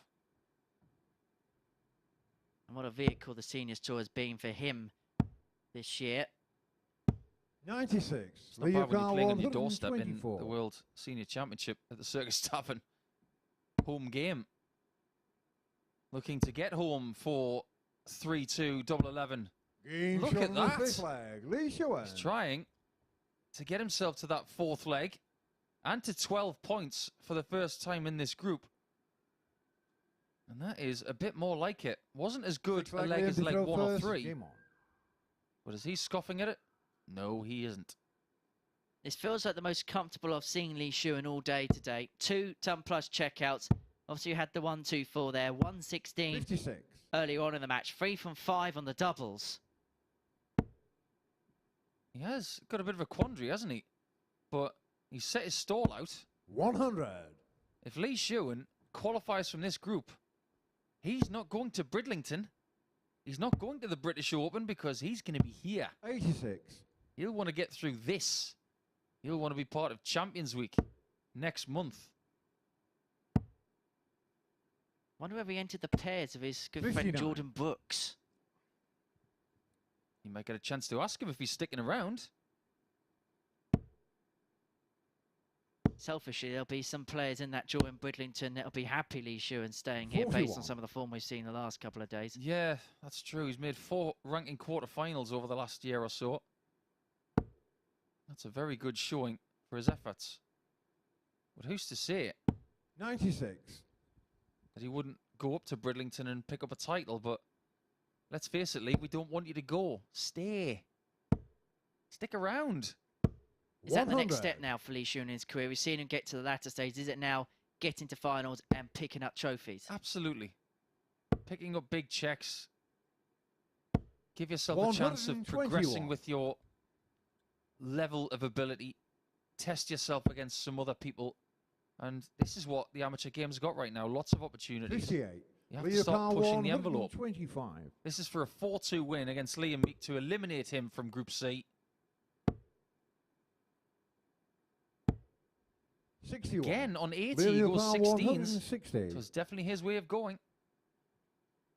This would be some way to save it for Liam Meek. 160 won't go, so Shuan will return for 64.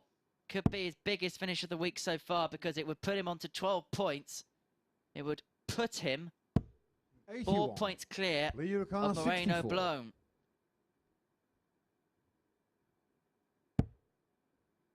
Good dart. Double 8.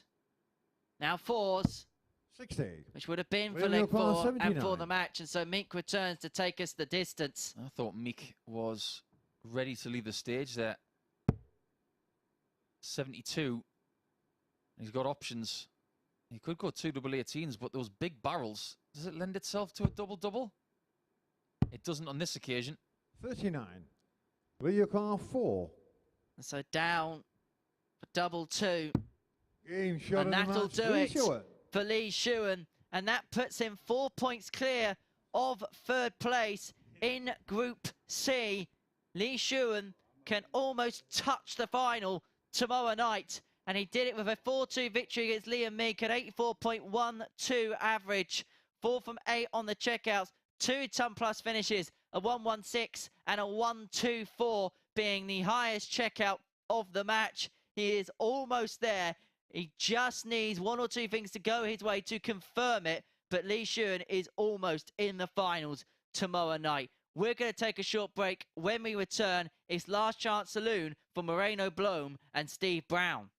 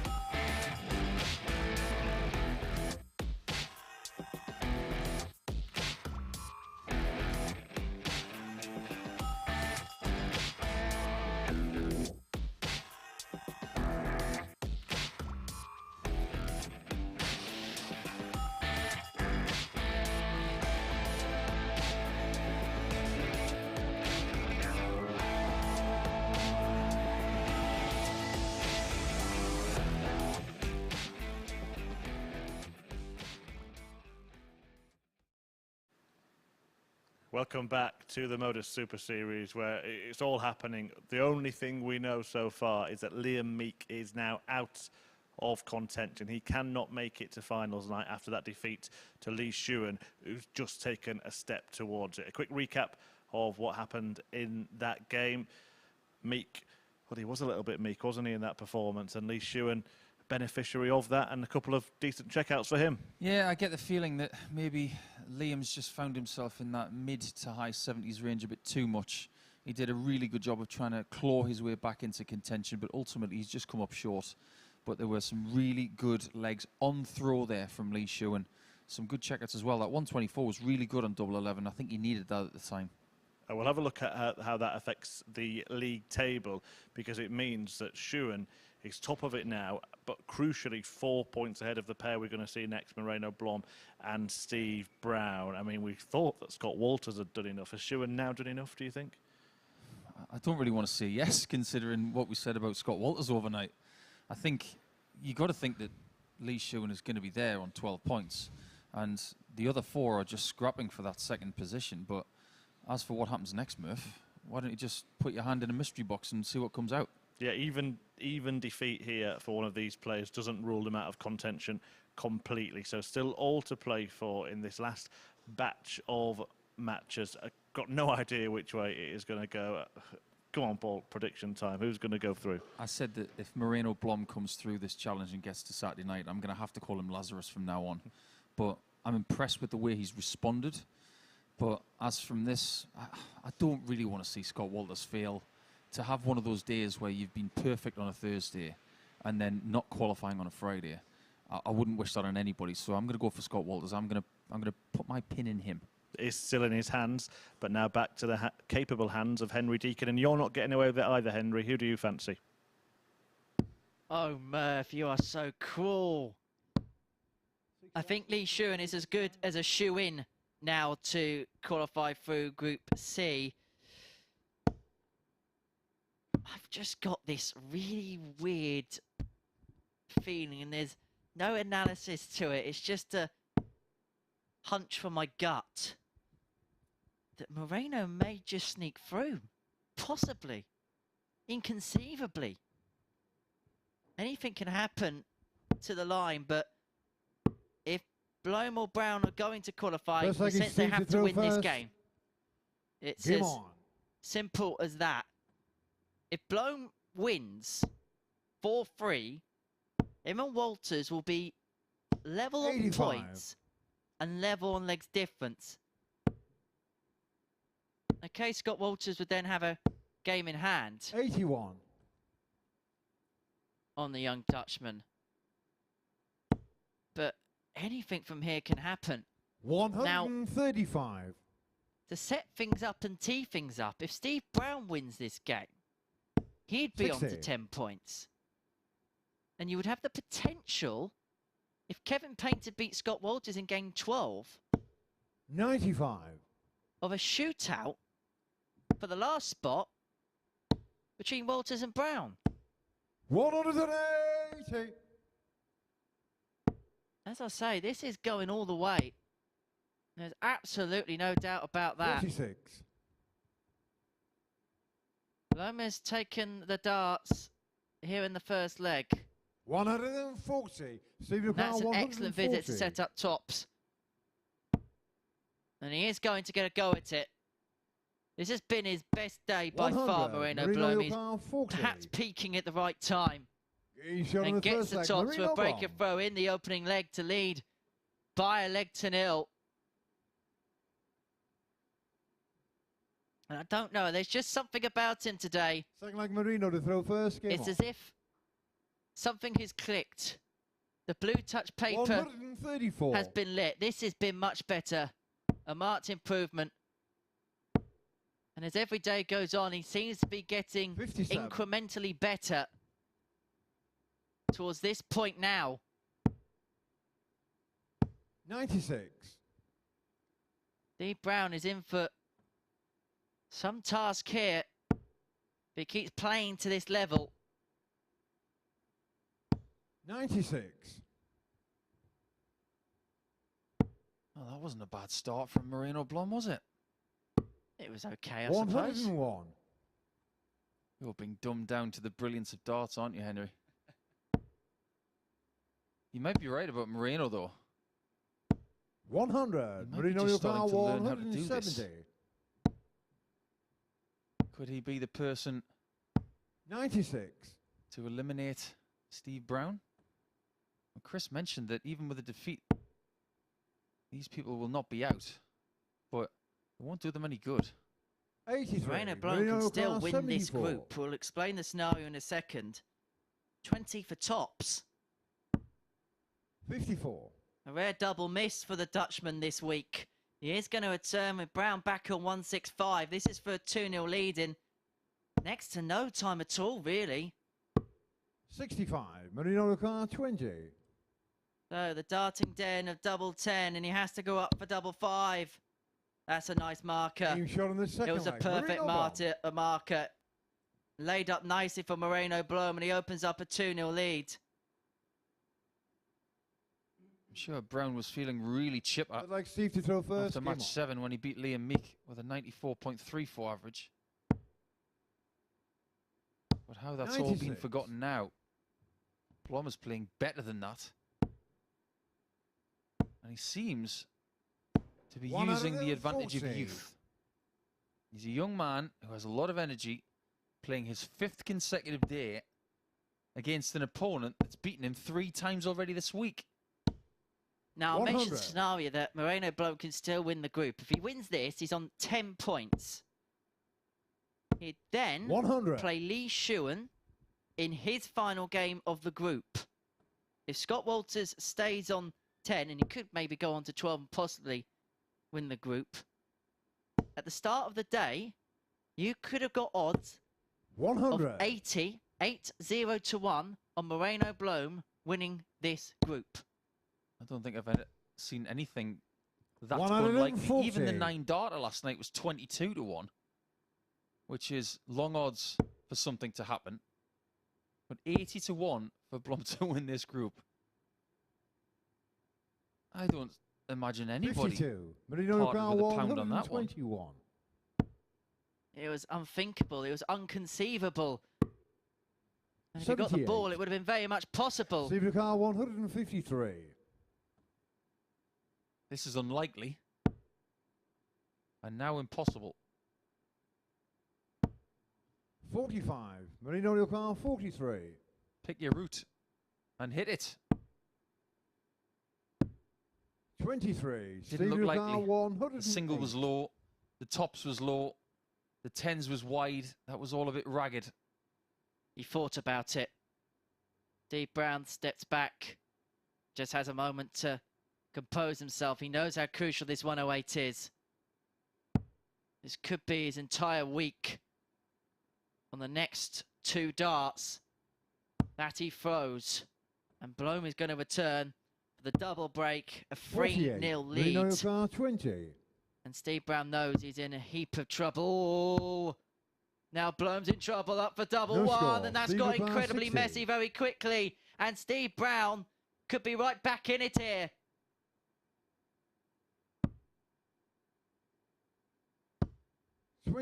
Marino missed. Car 20. And Moreno gets a chance to rectify what went Game shot wrong on in the third previous leg. visit. Moreno Blom. The words hook and crook come to mind, but it is 3-0 to Blom. And now we can talk about that scenario where he can get the 10 points Fourth and leg, be Marino ahead to of throw Scott first. Walters, Game on. demoting Walters out of the top 2 for the first time 77. in the whole group. And if he wins this leg, he'll have the best legs difference of everyone in this group. It could suddenly make him the 135. favourite to win the group from 80 to 1. 100. I'm having to pinch myself when you say that, Henry. Let's have a look at his head-to-head record with Brown this week. He lost 4-0 on Monday, 4-3 on 85. Tuesday, 4-2 on Wednesday. But if we scratch that, he beat Brown 40. yesterday. His record against him in Group C is really good.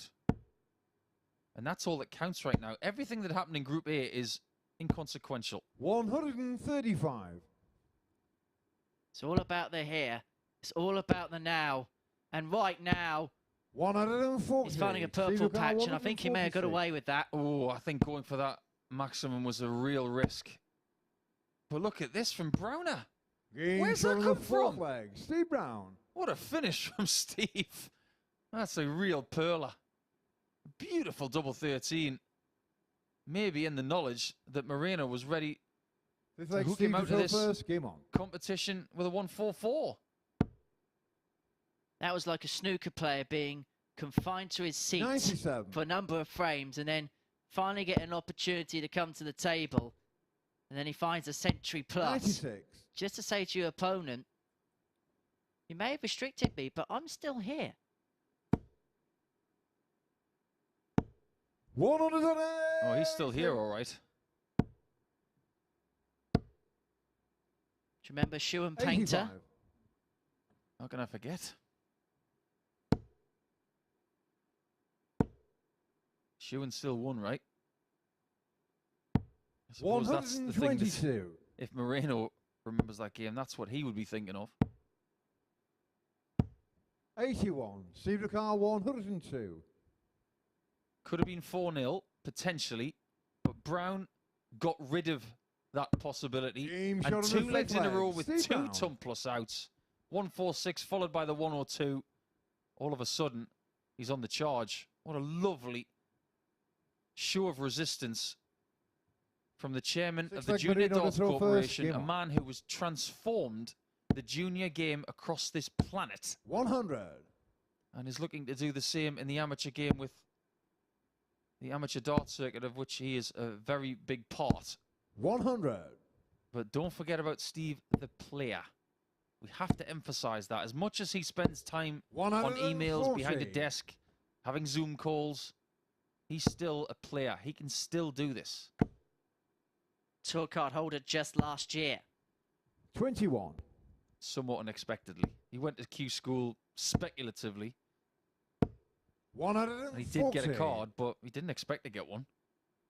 He was in China, wasn't he, when he got the call? Yeah, because he had to leave after day 3. 180. Marino Blom car for the win. 121.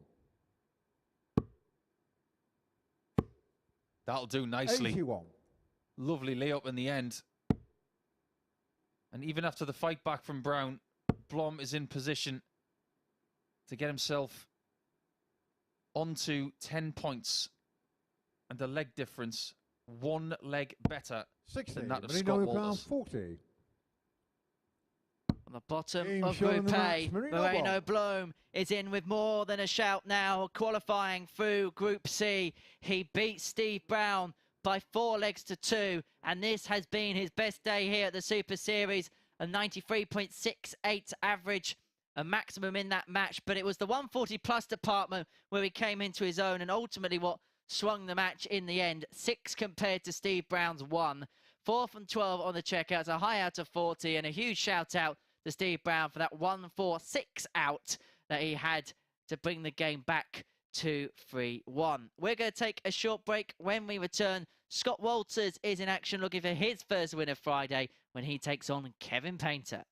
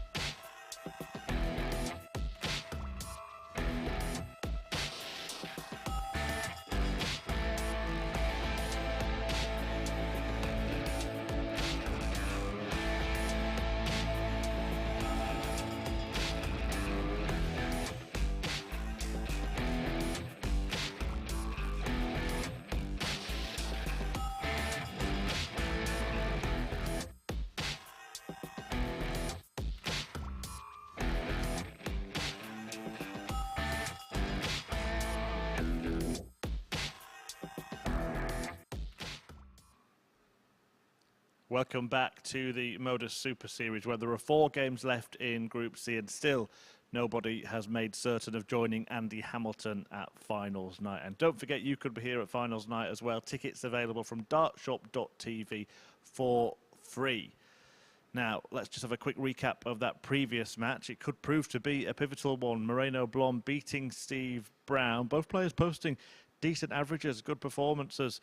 A 146. Check out the highlight for Steve Brown, but it was Blom who managed to pick up the points. And here is what it does to the Group C table. Shuan top of that table on 12, but now Scott Walters has dropped out of the top 2 for the first time since the group started. He's going to play Kevin Painter next, who can't afford to be beaten and probably needs heavy victories himself to have any chance of making it through. But Shuan is looking like he's almost there. Blom in second. Walters can go back into the top 2 with victory here. The best way to work it out is just to sit back, put your feet up and watch it unravel. That's what I intend to do now. I'll leave the work to Henry and Paul. Thanks, Murph. Go and get those size 11s up and just relax for about 5 to 10 minutes, because this is a great fixture, but the point of no return really for Kevin Painter. If he loses here, he's not going to be going to Saturday. Walters will have a second crack, but he doesn't want one. What he wants to do is to finally win a game on Friday. Get himself to 12 points with Shuan, and then fight it out in the final round of matches to see who wins the group. I didn't conceive that this could happen on Friday, but it just goes to show how unpredictable sport can be, Henry Deacon. Absolutely. At the start of the day, Scott Walters was 2-11 to win this group. Moreno Blom was 80-1. Both are probably as evenly matched a bet now to win this group as each other. That is how crazy and unpredictable Friday has been here at the Super Series. And we're still no closer to knowing who is going to progress through First to leg is the Kevin finals. to throw first. Game on. Shewan is the heavy favourite from here. 12 points after 9 games. 2 points clear of Walters. 4 points clear of Moreno Blom. Still not over yet, though, in those stakes. Because 3 players could still get their way on to 12 points. In fact, no, 85. they can't get on to... No. Yes, they can. If Moreno Blom beats Shuan, yes, there's still a possibility 3 players can get on to 12 points. I was overthinking myself there. And that's one thing the players can't do 70. in that situation. We haven't really been talking about Kevin Painter the last few matches, because all he can do is get to 10. And the legs difference doesn't help him at all.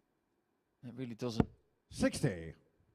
I said that it was around 25% for Liam Meek to qualify when it came to his last game against Shuan, where he lost and was eliminated ultimately. 140.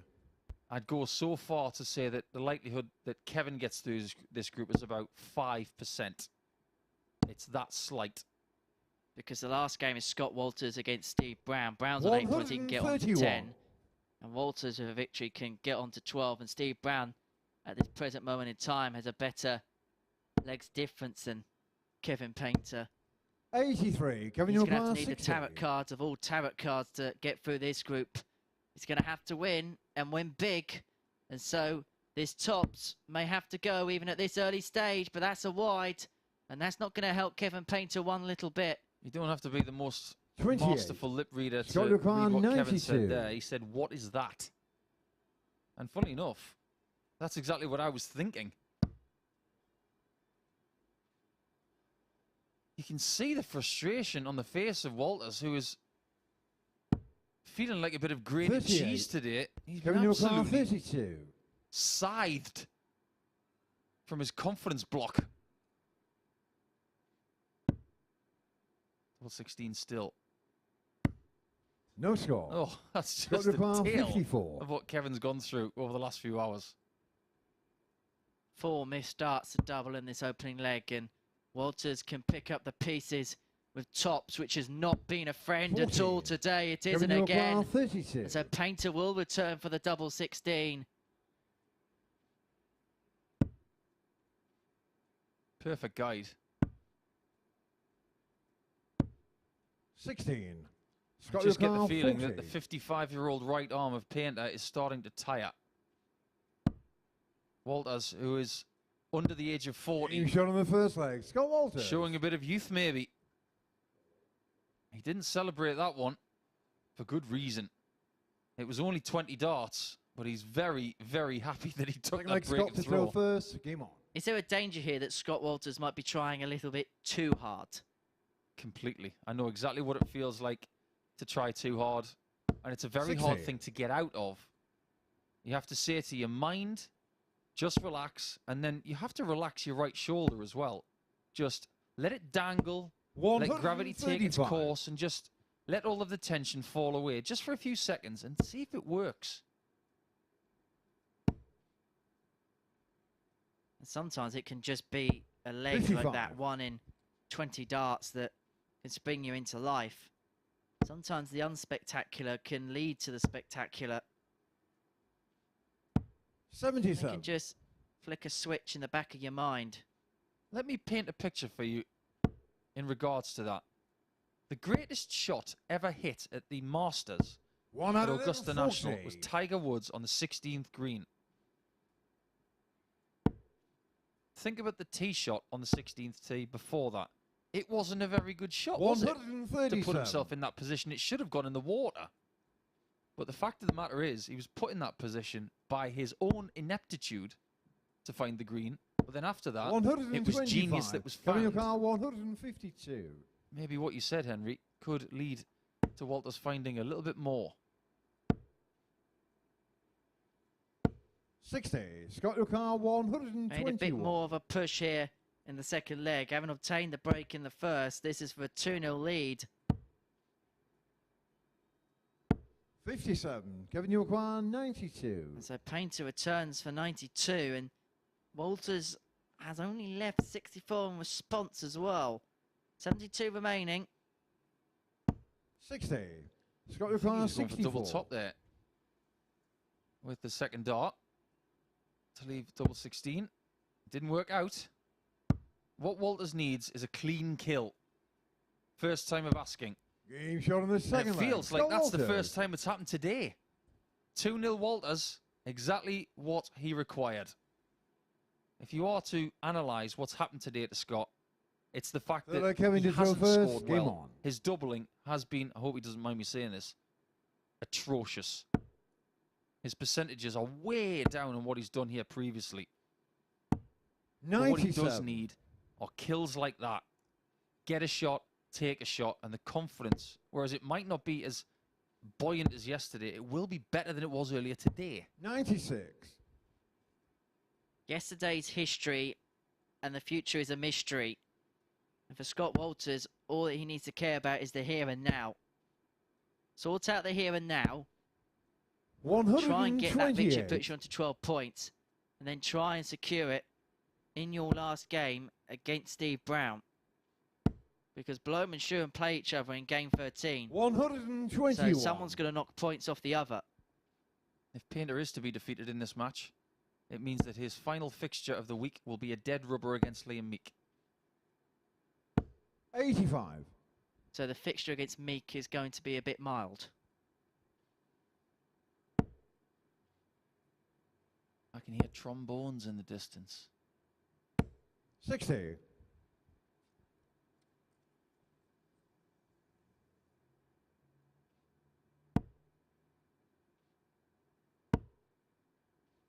You do sense that Kevin is starting to relax a little bit. He's trying to just 50. let it come to him. Sometimes that's the best way to do it, just to play instead of thinking and playing. 41. It Kevin sounds Yorkar really easy, but it's not. 141. Well, this would light up the artist blue touch paper. 141 won't go. Ah, the old John Lowe route. 17's first. I used to love going that way. Not really sure why I changed. 93. I might start doing that again, actually. They were the days. Got a few weeks to practice it. Yeah. We don't know how many 45. weeks, though. Kevin Yorkar 48. That's what I'm going to be doing on Saturday during the day before we come back for finals. I'm going to be on the board. Double top. Game shot on the Oh, he didn't third need the leg. guide. Kevin Painter. But he found the target. That's not the first time he's found that bottom left corner as well. He's thrown a lot of darts at tops this week. this one is to get his first leg of this Ball contest. play, And Scott to still, first. Game on. we're not going to get a 4-0. We might not get a 4-0, the whole group. Surely that's never happened before. I can't think of a time where there's not been a 4-0 over 24. the case of a group. We'll cross that bridge if and when we come to it. I will contact the powers that be to see if there ever have been any groups with no 4-0s. 27. We've been playing in this format for quite a long time now. I'd be shocked if we haven't had a group that was gracing a 4-0, but anything's possible, I suppose. Talking about 55. bridges, it could be a bridge too far for Kevin Payne to qualify, because even with victory here, he's got a lot of ground to make up on legs difference. Well, it's always a pleasure to have 101. a legend like the artist here at the Super Series. If he's not going to qualify, I suppose what we were seeing on Monday morning still rings 96. true. He hasn't done here what he would expect as of yet. He does have ambitions of being world senior champion. 140. Getting majors within the senior tour as well. I'm sure he's got a really good chance of that over the next couple of seasons. But coming here, he doesn't want to make up the numbers. He wants to get a first weekly title. He wants to get into a Champions Week. He hasn't done that yet.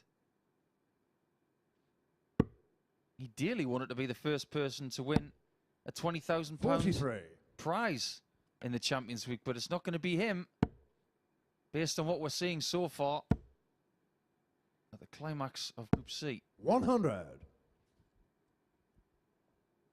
What he can do, though, is pressure this 130 from Walters.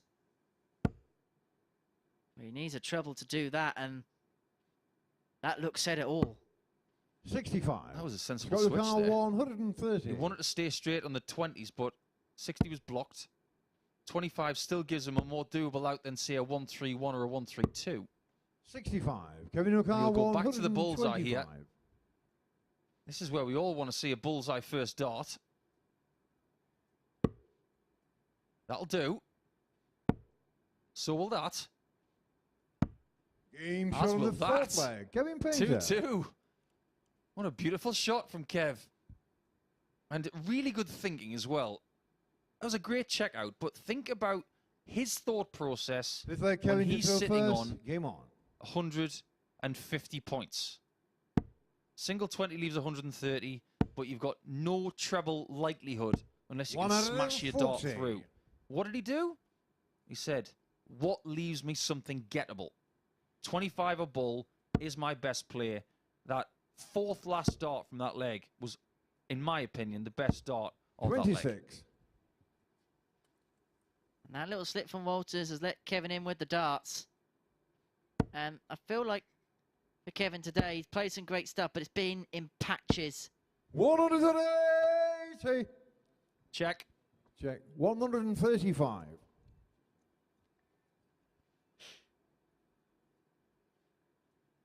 We just wanted to hear the dulcet tones of Paul Hinks.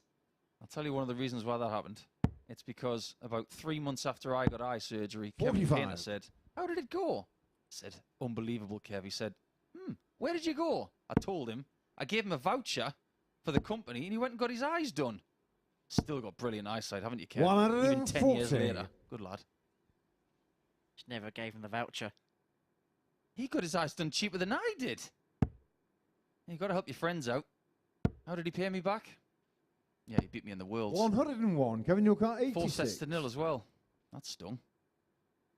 I don't see how that happened. Just like this would sting Scott Walters. He's in no man's land 46. on 329. Kevin Payne's got all the time in the world here. He could probably nip back in the practice room, read the newspaper, and come back and 100. still have Kevin time O'Carr, at tops. 40. Do you know that you've just phrased Louis Armstrong? He's got all the time in the world.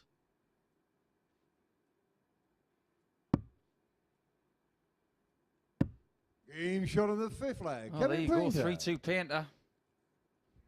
I'd like to say that I didn't see this coming, but the fact of the matter is, this is the most unpredictable day I can 6 flags ever Scott to remember throw first. Game on. in Super Series darts, or what was known as the Live League beforehand. You mentioned the dark room and the horizontal 134. status.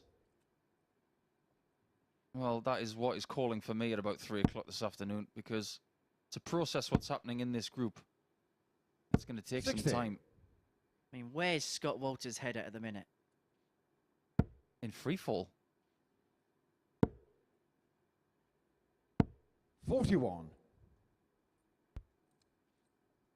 He's staring elimination in the face.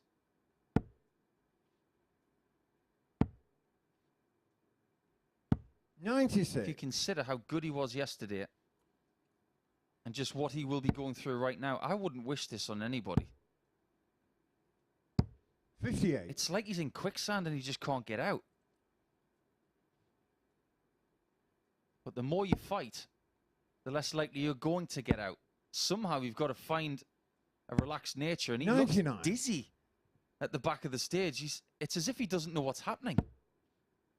He needs Lee Shuan now, if he goes on to lose this game, 46. to beat Moreno Blom. There's absolutely no doubt about that. Do you not want to go into that, especially the minds that he's in, not just winning, but maybe possibly looking at score lines 58. and legs difference. Steve Brown can still take him out, even if this game goes the way of Painter by 4 legs to 2, Walters will have 10 points and a leg difference of +1. Brown will be in 85. striking distance of Walters. Kevin could be doing a huge favour for Brown right now, but we can't really 140. forget Scott about O'Connor, Kevin. 137. Has he still got a chance? I can't even calculate it. 2 double tops. 97. Painter on the cusp Kevin of a O'Connor, 4-2 win then. 48. He's averaged in the mid-80s throughout this game. High out of 125. That was the big separator. Tops. Game shot in the For match. Kevin Painter. And this unpredictable Friday at the Super Series continues. Kevin Painter has opened it right up again with an 85.33 average and a 4-2 win against Scott Walters, who was 5 from 5 yesterday in the wins department. He's 4 from 4 today in the opposite department. He can still make his way through. He's still in with a chance, but you sense that he has to rely on results elsewhere to go his way and to beat Steve Brown in the last match of the day. The 1-2-5 checkout was the highlight for Kevin Painter. We're going to take a short break. When we return, it's Moreno Blom against Lee Shuan, and this has all sorts of consequences.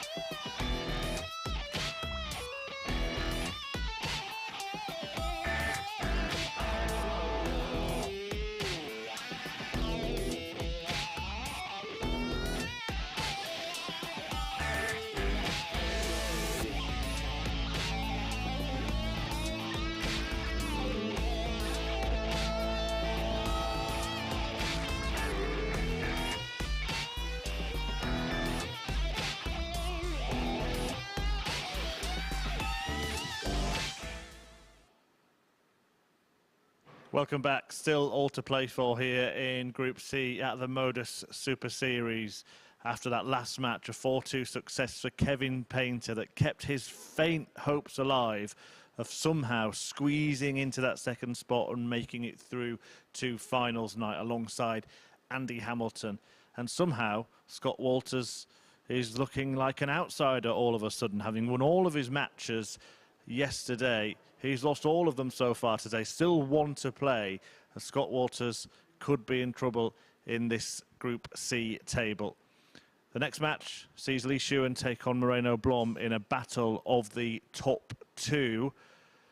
Blom looking for victory here to go level on points with Lee Shuan, but would have a better leg difference. Therefore, this one's simple. The winner of this game will be through.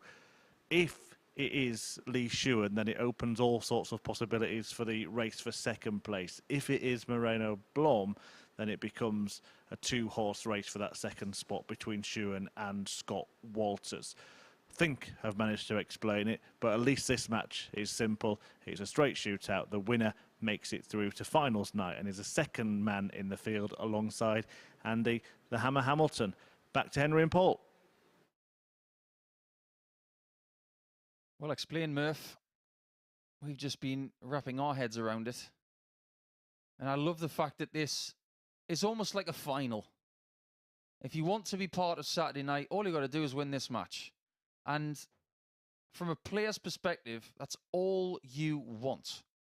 You don't want to be thinking about margins or averages or head-to-head records, how many legs you've won. You want to play in a game that gets you to Saturday night. Moreno Blom has got this one match left. And if he gets himself in the top two, it will be one of those achievements that I'll never forget here at the Super Series, because in the middle part of Monday, he was not on the canvas. He was outside the ring. He somehow got himself back in the ring, and now he's punching again. This could be a very good match. And right now, I don't know about you, Henry, I've got Moreno Blom as the favourite just based on how he's played today. I've given up making predictions in this group. Okay, I'll forget about it then. But you have to give full credit to Moreno Blom. At times, yes, we've been critical when he was on that losing streak, but the way he's recovered from that, from what happened in Group A, has to be applauded. It has to be commended. Because as a young player in that situation, it's sink or swim. And to be fair to him, he is swimming in the deep end and he may be coming out the other side. Regardless of what happens, I think he should take a lot of credit from what he's done over the last few days, getting himself back into the recognition. But here we go with a couple of other things that you might want to know. If Moreno Blom picks up 3 legs in this encounter, Kevin Painter is out. He can't do anything against Liam Meek in match 14. If Blom gets 2 legs, Brown is out. This is how lunatic it's getting. See, I can't even speak English anymore. This thing has absolutely broken me in half. I think it's broken the computer as well. It's just, I don't know what it is. It's I remember the time when you only used to get 9 practice starts on stage, even 6. Well, maybe this is good for the players. Just having a little delay at the start of this one just allows them to settle into the stage for one last time on Friday to do ultimately what they need to come back tomorrow. because we've been racking our heads all day about the scenarios. There's no doubt the players will, and obviously they've got the pressure to then go out and perform. Do you know what? I think if I was a player in this situation, I would say, do you know what? There's no reason for me to get bogged down with all of the different permutations. I just want to play. The worst thing you can do is overthink.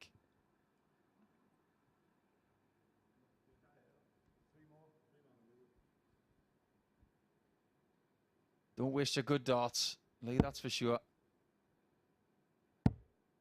What an eventful debut campaign. Looks like it's for Lee Marino Shuan. to throw It's been first. Game on.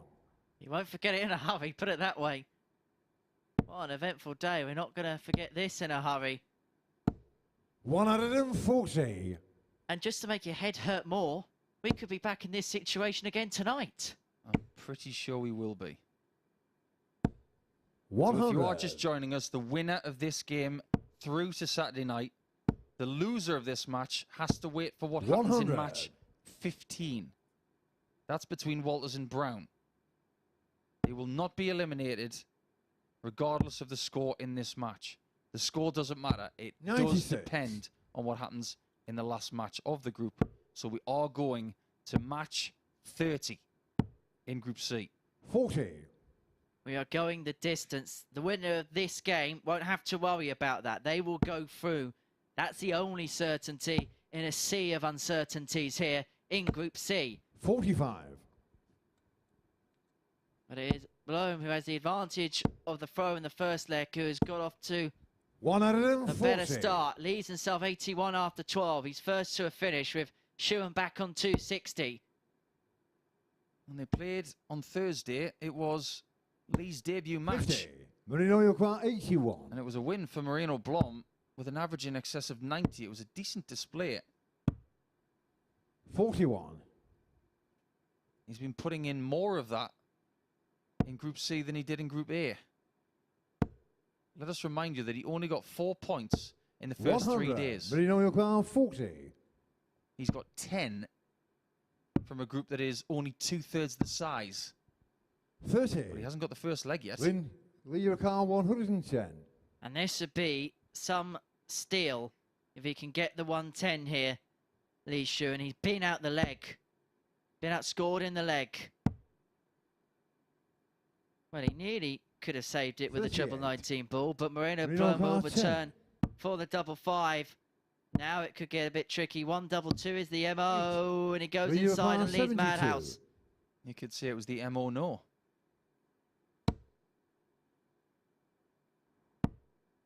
Double 16. 40. Shewan Moreno can't save Blom himself. 2. No score. And that is Lee Blom exactly what you can't 32. do on double 1. If he does have a fault, that young man from the Netherlands, is that he does run to the oche and throw really quickly. Sometimes he could take 1 or 2 extra seconds just to compose himself. Game shot You in can the first sense leg. the edgy Lee nature Shewan. of this one. That's a 24 dart break of throw. And the cobbler may have just given Moreno Blom a Frank lead kick is in the out guts first. there. Game on. I would imagine that would hurt. Especially with the shoes that he's wearing. 46. There's been a lot of talk about darts shoes over the last few days, courtesy of a lot of 100. direct messages I've had from Devin Peterson, the best player in Africa. If you want to know what I'm talking about, just go to Devin Peterson's Twitter profile. 95. I don't think he's talked about anything else this week apart from dart shoes. His inbox tray has been filled with it. 93. Well, one of these players will be hoping that their inbox tray in a few minutes' time is filled with an invitation to tomorrow night's final, which you'll see at 10 o'clock on Sporty Stuff TV. You can join us for all the darting drama, 60. and it could be as dramatic as today. Head over to dartshop.tv to get your free tickets for tomorrow night's 79. finale. We are going to see Andy Hamilton there. We're going to see the winner of this one in there. One more player from here, and then 3 from Group B. But our full focus and attention is to see who will claim spot 2 of 76. 6 in the final. Andy's thinking right now how shattered these players are going to be for tomorrow night. 97. Mentally, they're going to be through the ringer.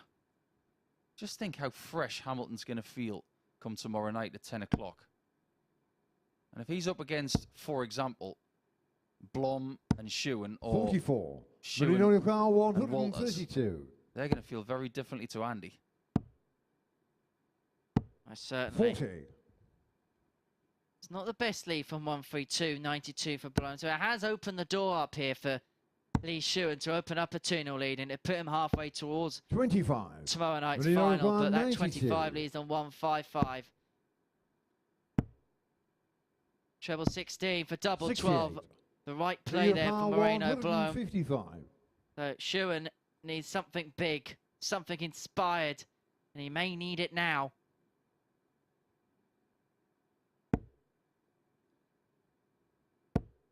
Not what he was looking for.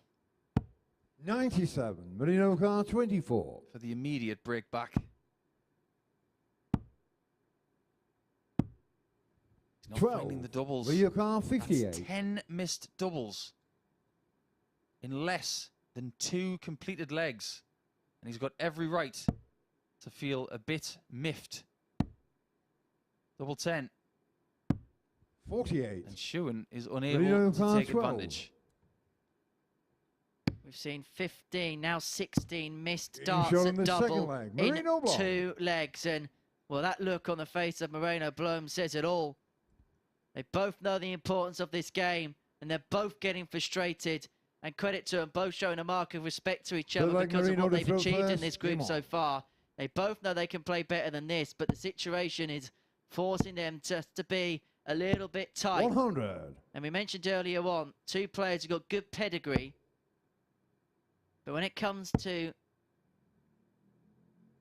being 96. the player on top at the end of a tournament or scenario, it is a new feeling for them. 43. That's a very good point, actually. You think about what they've done in their careers to date. They are of very different ages. But they're both just starting out. 40. I'm not ashamed to say that this time last year I didn't know who Shuan was. 52. I didn't know who Moreno Blom was, but isn't that great? You come to the MODUS Super Series and you start to learn about more players that are coming through. We could be looking at 2 players who have got very bright futures, and they're only just starting to find what they want. Look at Connor Scott. His last score was 98. We saw him Sorry, last 97. year. I think he came in as a qualifier for this competition, and his career is just fast-tracked at a rate of knots. At this stage last year, 139. when we were playing live league darts, it was all about Connor Scott. We had a lot of legendary regulars, but Scott was the real find of 21. As far as 22 is concerned, that's up for debate. 42. Leo car 68. Shuan will be hoping to find the 68. It would be yet another break. He's going to get a dart at double 16. He may not get another. We're blown back on 125. Well, Painter took this out in the previous match. 65. Leo car 32. For Moreno, he can't. At least this leg has been a better standard than that of the previous 2. 16. At least Moreno the scoring 60. has been. For an unlikely hold. Getting shot on the third leg. Look at the penetration of that dart through the air. That was thrown with some real vigour. I like to see that when you're feeling a little bit edgy, sometimes holding the dart the same way, but throwing it with just a little bit of extra ferocity can give you all of the impetus you need. Sometimes when you're tight, you just want to throw it a bit more angrily, just so it gives you a little bit more, because when you throw tight, you don't release with the full force that you usually would. Well, these are releasing well, releasing very well. And could that be the moment that kickstarts Moreno Blom's match and in turn give an opportunity to qualify through the group? Remember, at the start of the day, to win Group C, he was 80-0 to 1. 131. Which is staggering. Absolutely staggering. If my communication is correct, and Shuan wins this game 84. from here, and Blom stays on 2 legs, Steve Brown 100. is out. If he gets another one, Blom, it means the Painter is out. So many permutations. Probably best not get too confused with them. 145. This game is constantly improving leg on leg. Double 15. 78. Leo car 57. That would have been for an 11 dart leg. That's how the standard has gone up over the last couple of legs, but Shuan's missed a big number. It means he's only going to get 1 dart. Well, that is 45 plus 2. Leaves that. 47. That was Marino all O'Connor, very 12. messy. So Blom returns. Double free. 9. Boy, is this getting Marino edgy. O'Connor, 10. They both know what's at stake. And you can sense it. You can feel it on the stage. Shuan returns for double He's showing the 5. 4 flag. There was Shuan. nothing tense about that dart. It was well thrown. And we are at 2 apiece. And we're no closer to knowing the second identity of the finals field tomorrow night. Marino to throw first. Game on.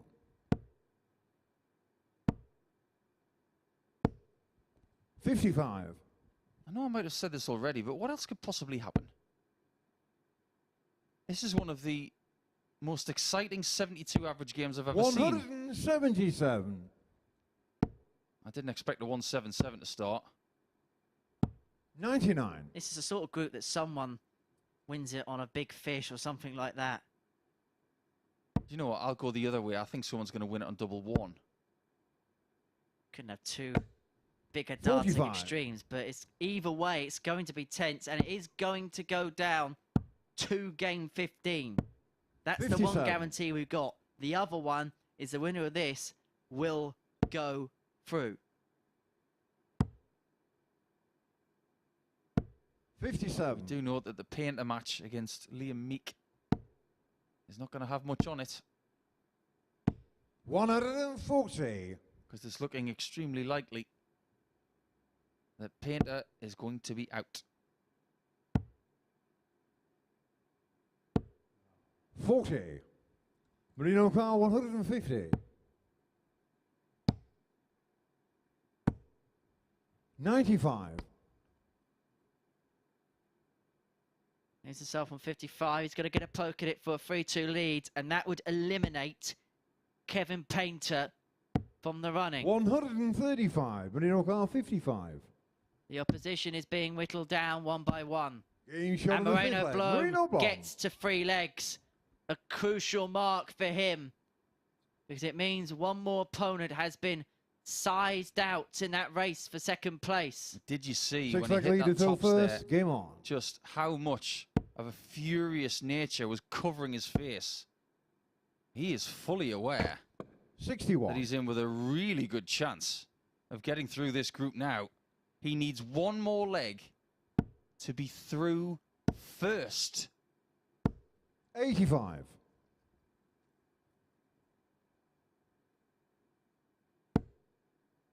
I did not think you would say that line at the start of the day. 100. I didn't think I'd say that after Monday. We knew that 100. Moreno's got all the talent in the world. But let's be realistic. Considering what we saw on Monday, did we think that at any point Moreno Blom could get through a 68. group this week? With all due respect, no.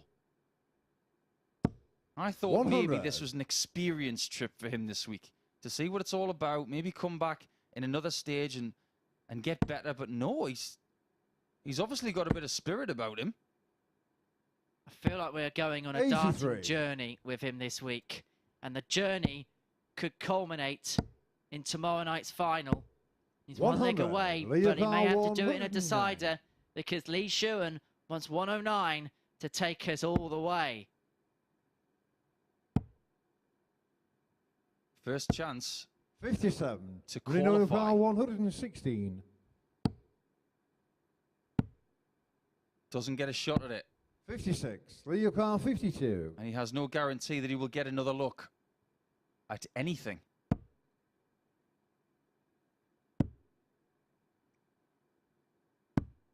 $36. But he does get a Marino look at O'Connor, 60. 60.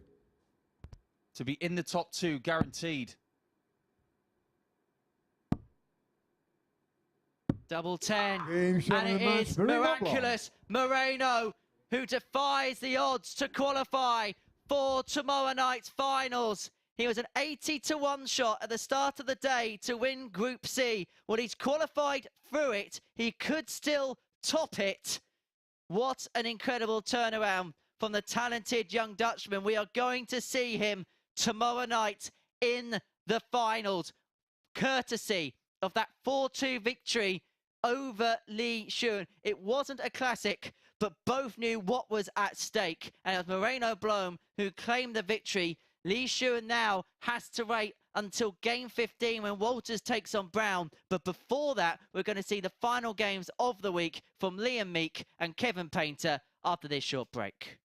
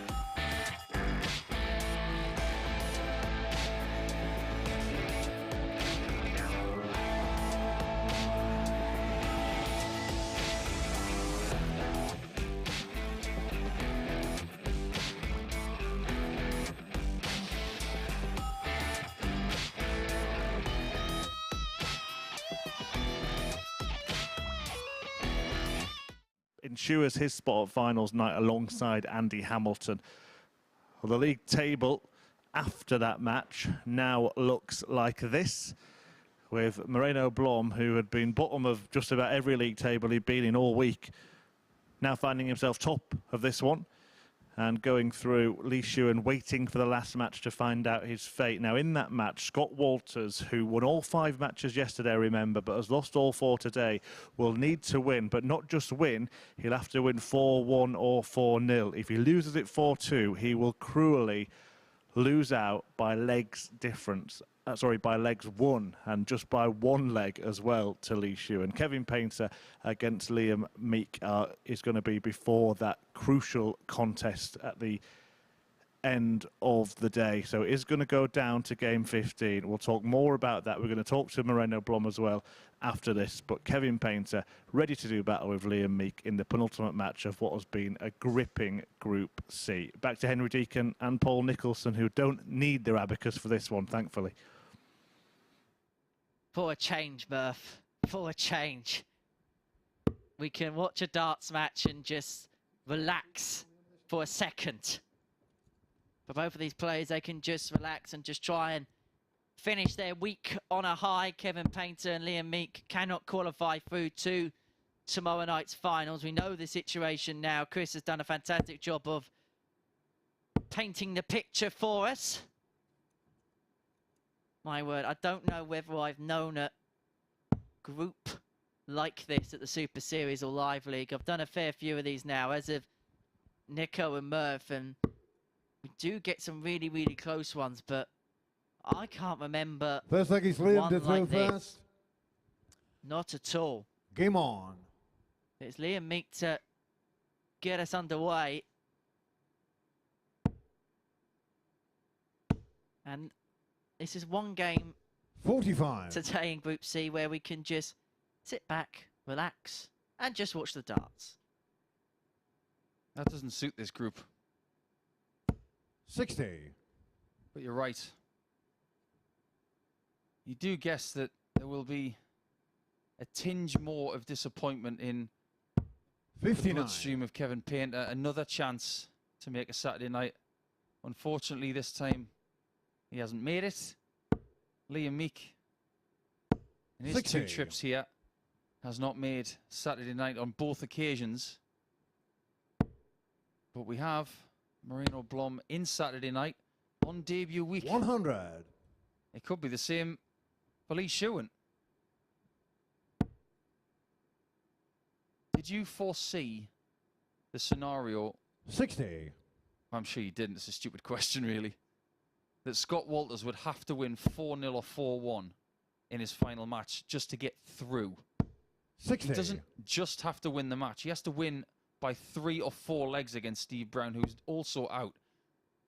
And that, as a scenario thought of this morning, 45. no, not one person would have thought that was possible. In fairness, I don't think anything that's happened today no one would have thought of at the start of the day. Apart from the fact I said to you 95. off air during one of the breaks in the matches, just watch out for Moreno Blom today. He could be the one that simmers under the surface and makes a sprint for the line. 85. Liam Neal 142. We've been proven right, that's for sure. The Gavin and Stacey of darts matches, at least here at the MODUS Super Series. That's what this is. 54. Essex versus Wales.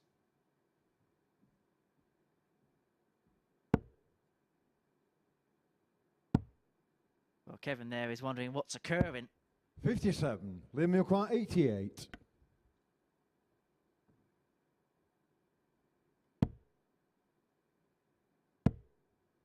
Double 7. 74. Kevin Neal We're going to have to get a 134. treble here, Kev. Because you can't call Dick Powell to find an alternative.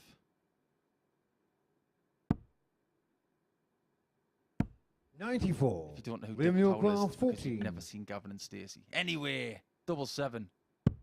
Game shot on the And first Meek leg. takes the Liam lead in Meek. 22 darts. A bit flat of a start. That's exactly what we got in the previous match, isn't it?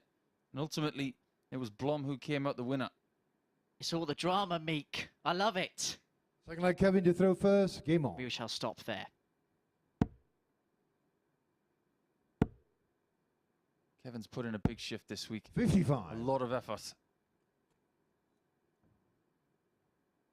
Just wonder who Ipswich Town are playing this weekend, because he's going to be able to watch them now. 121. They're playing Chris Murphy's Sheffield Wednesday. Oh, well, we're not going to go down that route. It's probably a good thing that Kevin's not speaking to Chris at the end of the show. 100. I'm glad Kev's booked for this week and not a couple of weeks' time, because Ipswich would play Portsmouth. And that could be a top 2 battle at the top of League One. What it does mean 100. is that we'll have to suffer social media if Ipswich have a bad time of it. And we'll have to suffer social media if Sheffield Wednesday have a bad time of it. 140. Because here we've got an Ipswich Town fan and a Sheffield Wednesday fan. So either way, us neutrals in that match, 100. just turn Twitter off. As long as I don't get Colchester again in one of the cup competitions. Yeah, one of 95. our referees is a very big Colchester United fan, isn't he? Owen Binks. Out in Amsterdam this weekend, as are some of our other crew for the World Series of Darts finals. I think 78. Clayton looking to Kevin defend the Newcar, title he won 111. 12 months ago. Wouldn't be surprised if he did, actually. Been playing a lot better recently.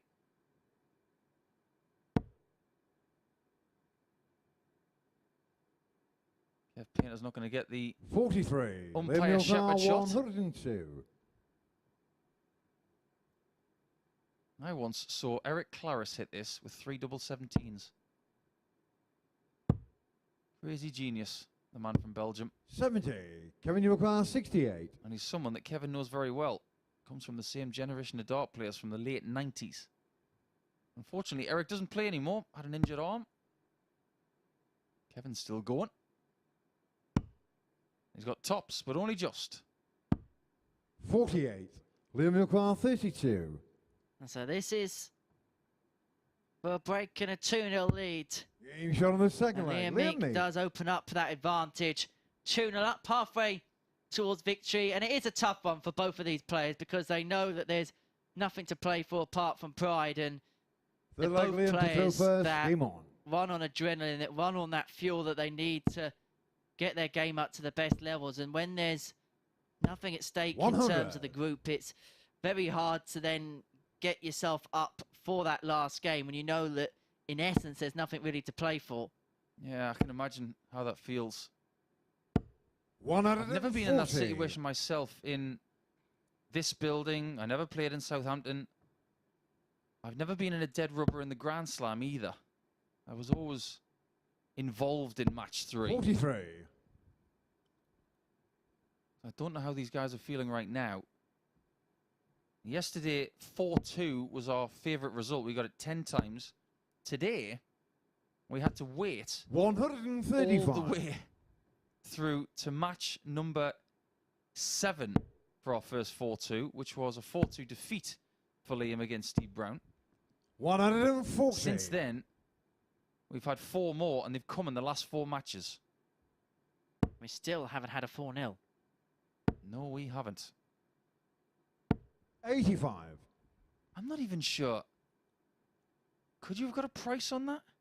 For there to be no 4-0s in the whole campaign? If you'd have gone for that, the odds would have 96. been Kevin Yokar, scary. 141. If you went for Moreno Blom to top the group and that's special, I want your lottery numbers. Only Matt Groening could predict that. 44. Liam Yokar, Even Mystic Meg could 122. have predicted that.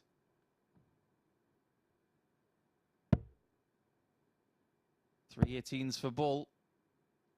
Instead, 82. he has Kevin to settle Yokar, for plan B, 97. which is a lovely leave on tops.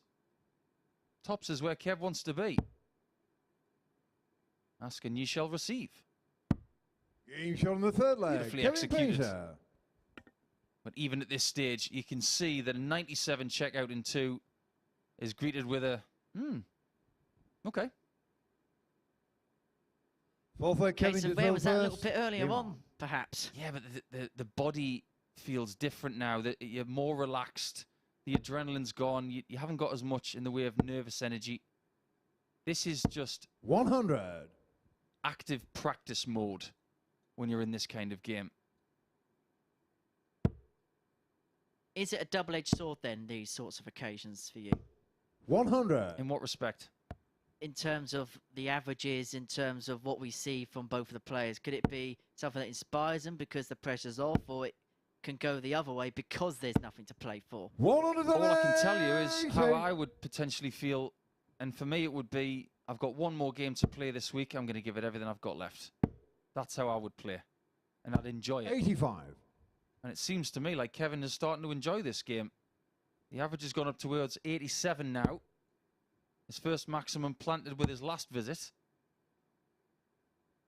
Do yourself a favour. Leave a 170 because we haven't had one this week yet. Pretty much the only thing we haven't had. May as well get it out of the way with. Maybe we'll get it tomorrow night in front of a 92. crowd, and you can be here for it. Dartshot.tv to claim your free tickets.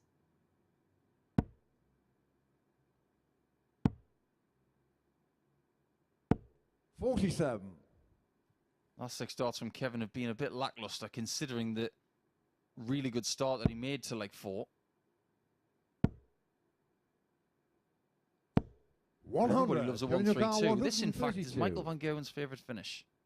Purely because of how he won his first Premier League title. Kevin knows what it's like to be in the Premier League, but he wasn't in the PL with Michael. 92. Liam Yokar, The year before 124. Michael made his debut in 2013.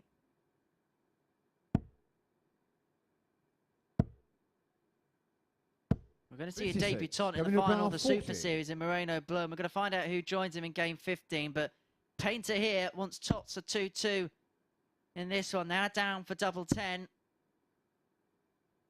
Well, he's had to move over. Top off. 30. Just clip the dart on the way through, but that was a really 68. good try.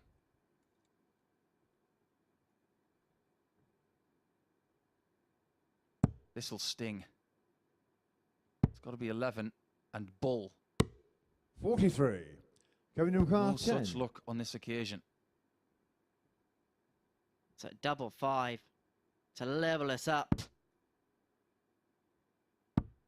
Game shot on the Level fourth us leg. up, he Kevin will. Painter. And it is 2 apiece here at the halfway stage of this game. You could tell both players are trying to empty the Looks like tank we as have much to as throw possible. first. Kevin, Game it's on. been a long week. He's been here since first thing on Monday morning. Yeah, I think he's on fumes right now. 100. If you're a Top Gun fan, remember when Cougar in the original movie has basically got no fuel and he's wavering into the aircraft carrier? That's probably how Kevin's feeling right now after 5 days of 85. really trying. He's going to sleep well the next couple of nights. As are we when our shift finishes at about 1 a.m. on Saturday morning. 1 a.m.'s 59. wishful thinking, Henry. It's more like 2, I think. Not that we get paid by the hour, but I think we could be in for a late night come Saturday stroke Sunday. 59. And that means darting drama.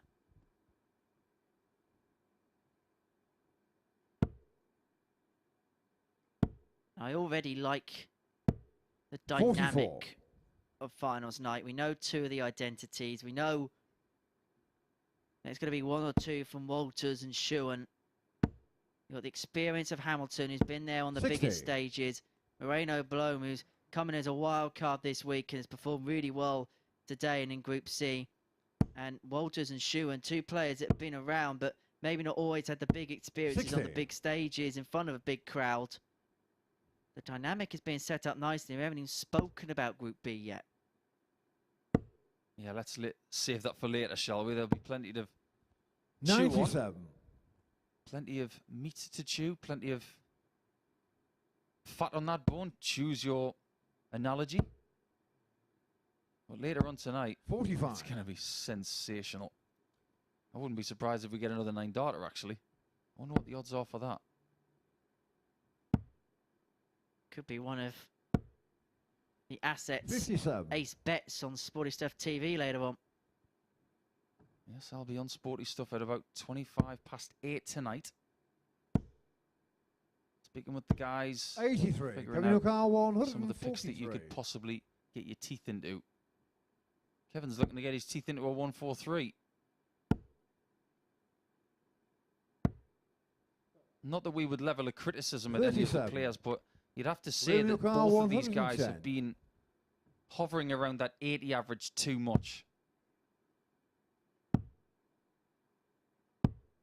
It's been in patches, 50. hasn't it? Kevin O'Carr 106. Kevin at times has been absolutely brilliant this week, but he just hasn't quite found the consistency that he would have wanted. And he'll be the most open and honest about his week. Kevin always is. 43. Liam O'Carr 60. Stay tuned to his Kevin Painter Twitter page to get the honest assessment. It will come in the next 2 or 3 hours. Double 10. 40. On Kevin this O'Carr occasion, 63. It doesn't come to Liam's rescue. He'd feel a little bit better with a win in his final game, and he could obtain a break which would put him within a leg of doing so if he can Game get shot on tops, the fifth pins leg. tops. Kevin Painter. And in fairness, last dart in hand on the back of a combination with a double, he had been quite good today. The issue has been when he's had 3 in hand at a double. 6 leg Kevin to throw first. Game on. We do know that Liam Meek is going to finish in 6th position in this table. And we haven't had, like we've mentioned quite a lot over the last 95. few matches, no 4-0 victories in this group. But how much Scott Walters would love one in game 15 of the 40. day, because it will get him through by a really small margin. Just to communicate the actual ramifications of the last match. 119.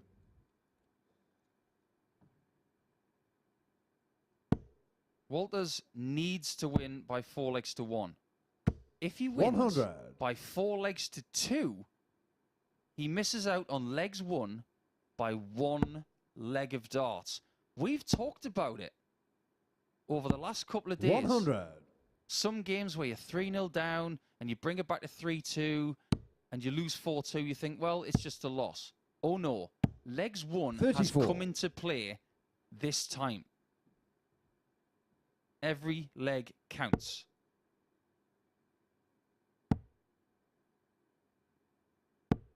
Just 57. spoken to one of our very brilliant backroom staff about the fact that Blom has come through this group. 96. Kevin your car 130. My friend Mark Walker has compared him to Greg Ritchie from last year, who was on the floor in Group A and then got through Group C. I remember that, actually. That was brilliant. Like this finish. 125. Now, interestingly, if Liam Meek can get a couple of trebles here, Kevin Painter's sat on 5. This isn't a gimme 123. It isn't a Kevin your car certainty. 5. for the match to finish his week on a high. Game And the show in artist match, will Kevin end with Painter. victory against Liam Meek. It's been an up and down week for Kevin Painter, but he ends it on a high with a 77.5 average, 4 from 11 on the doubles. We won't talk about the statistics. We know the statistics on that one, but Kevin Painter finishes with a victory. We will see him again at the Super Series at some point soon, and we look forward to seeing his return, and I'm sure we're going to see Liam Meek once again as well. Their campaigns end here. Steve Brown's will end here as well, but he's still got to say as to who the next player going through from this group will be. He takes on Scott Walters, who needs to win 4-0 or 4-1. Otherwise, Lee Shuan is going through.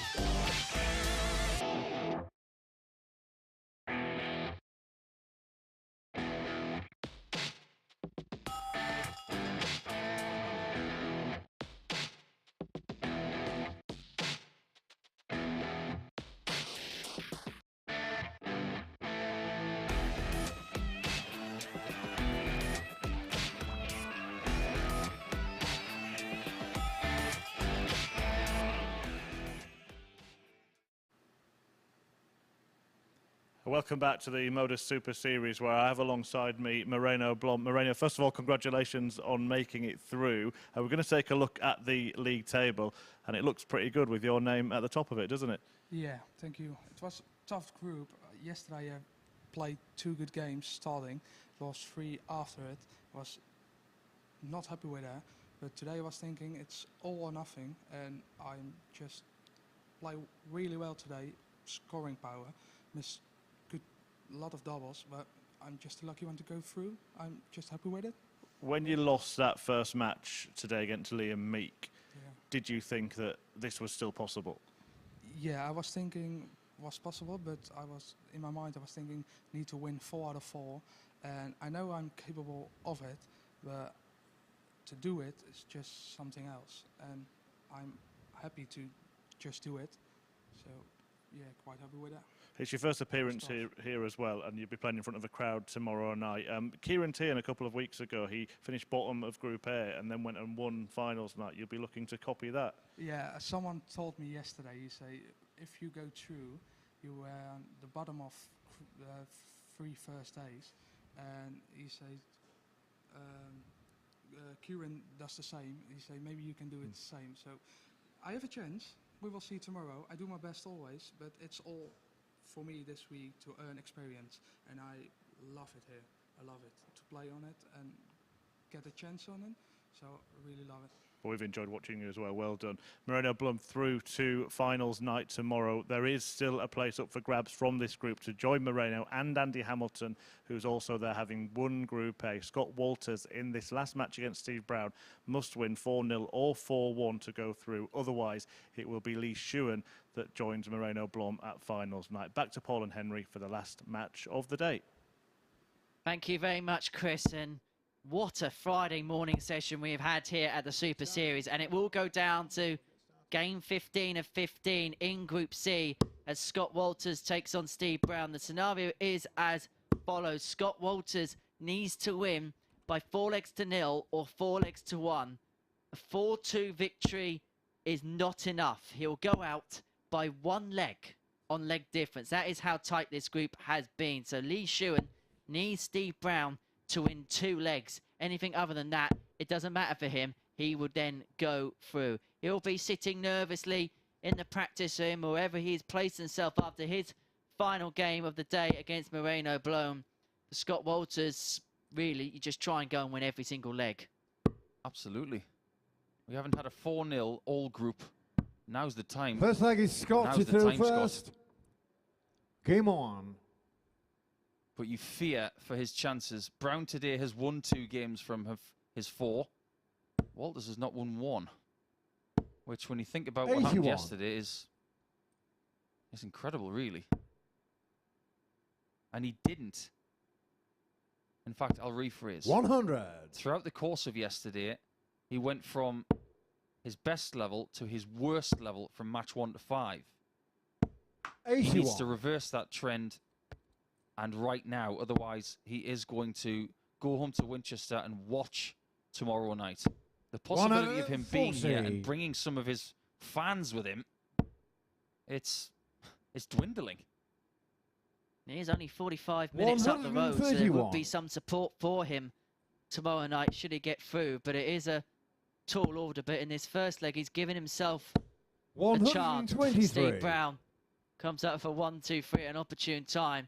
Walters needs 2 trebles here, you feel. Definitely needs 1 now. 45. And that's a slip because it's left 1-6-3 and it's left Steve Brown 6 darts at 1-3-8. And already at this early juncture, Scott Walters could be behind the 8 ball.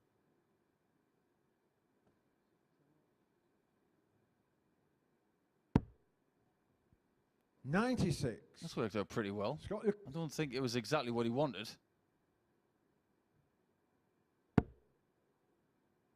Walters has had a good 10 to 15 seconds to think about the fact that he left 1-6-3. Super car 42. He needs an error from Steve. Game the error doesn't come. Leg. Steve Brown. And there you have it. It's not going to be 4-0. There will be no 4-0s in this whole group.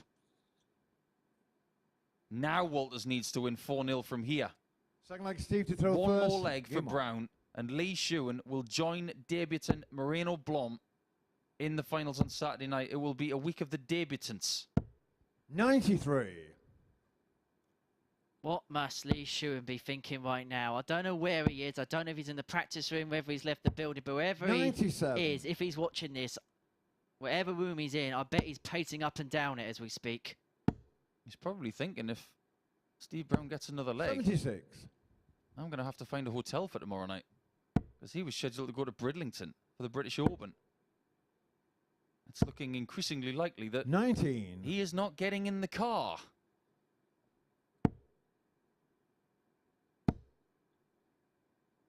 Turn the engine off, if that's 85. the case. Let's turn things around for just a second. How does Steve Brown feel in this 15th match. Obviously, he's worked really hard. He's had some great performances this week. That 103.66 he got a couple of days ago as a new personal best in the Super Series. You just wonder 55. where he's going to go from here. He's got a lot of stuff on his plate, but I would say that his game is there. It just needs massaging a little bit if he's going to find his top stuff again. Agreed. And I think he'll like the fact that he's playing in a final game that means something in the course of the group. He can affect the outcome still. Even if he can't go through, 100. he knows that what he does will affect someone else, which means it gives him something to play for. Well, and he won't mind being the heartbreaker. It's all part and parcel of being a competitor. 105. Steve require 92. 92 to finalise what this group looks like. 56. Now, Scott Scott, require 80. it's now or never. He went for 2 double tops, I believe.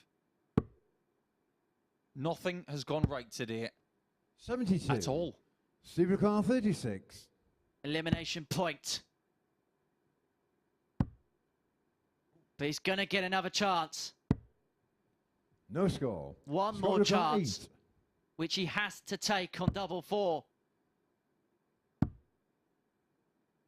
Madhouse. No score. Steve And require that could be 36. curtains for Scott Walters. 2 18s. Game There shot on you the have it. second leg. Steve Scott Brown. Walters cannot qualify after being perfect on Thursday. He knows exactly what has happened. And Lee Shewan, a debutant this week in Group C, Third will leg, go Scott to field first. Saturday Game on. finals with Moreno Blom. And so Lee Shuan is now a shoe-in to tomorrow 58. night's finals. We know half of the field for finals night tomorrow. It's going to be Andy Hamilton, Moreno Blom, and Lee Shuan. They'll be joined by 3 players from Group B. And if you thought 48. today was dramatic, tonight could be just as much so. And of course, you could be a part of the darting drama tomorrow. Free tickets are available. Head to dartshop.tv for more information on that and how you can be here tomorrow night. And if it's 21. like today, you'll want to be here.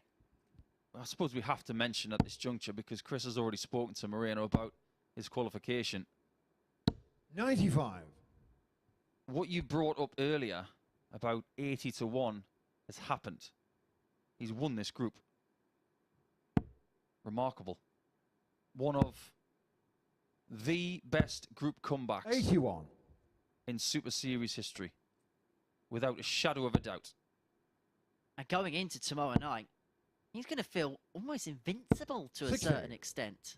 He's got a lot of ammunition when it comes to winning tomorrow night. He's got the knowledge that Kieran Tian 2 weeks ago was able to do what he's done by making 58. Saturday night. He might just get that extra buzz from the crowd. And he's a very different opponent now to what he was on Monday morning. 92. You just get the feeling that Walters is left bereft here. He just hasn't had the answers on Friday.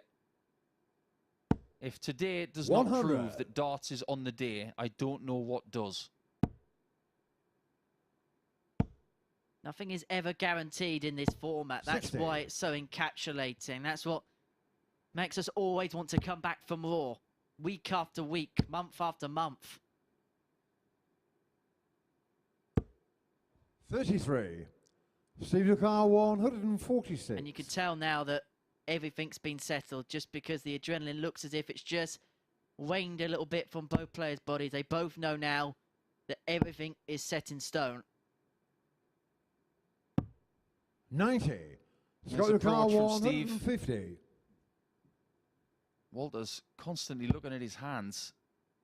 Maybe just a bit too much perspiration. Sometimes you tend to find 90. in Steve rooms Lucar 56.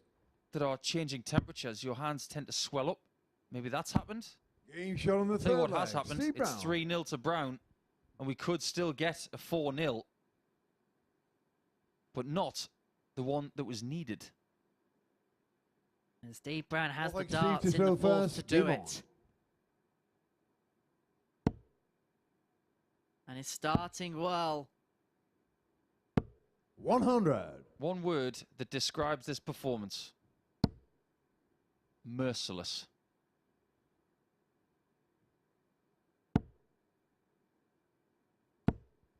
$121. As you mentioned, Scott Walters is going to have to find a way when he leaves his 92. building just to find a way to come off the canvas. He won't get another crack. This is his second chance, so we're not going to see any more of him 81. here in stage 1. We'll have to wait to see him later in the year, or even potentially in the early part of 2023. 59. You only get 2 chances to qualify, and you've got to be lucky to get 2 chances to qualify 99.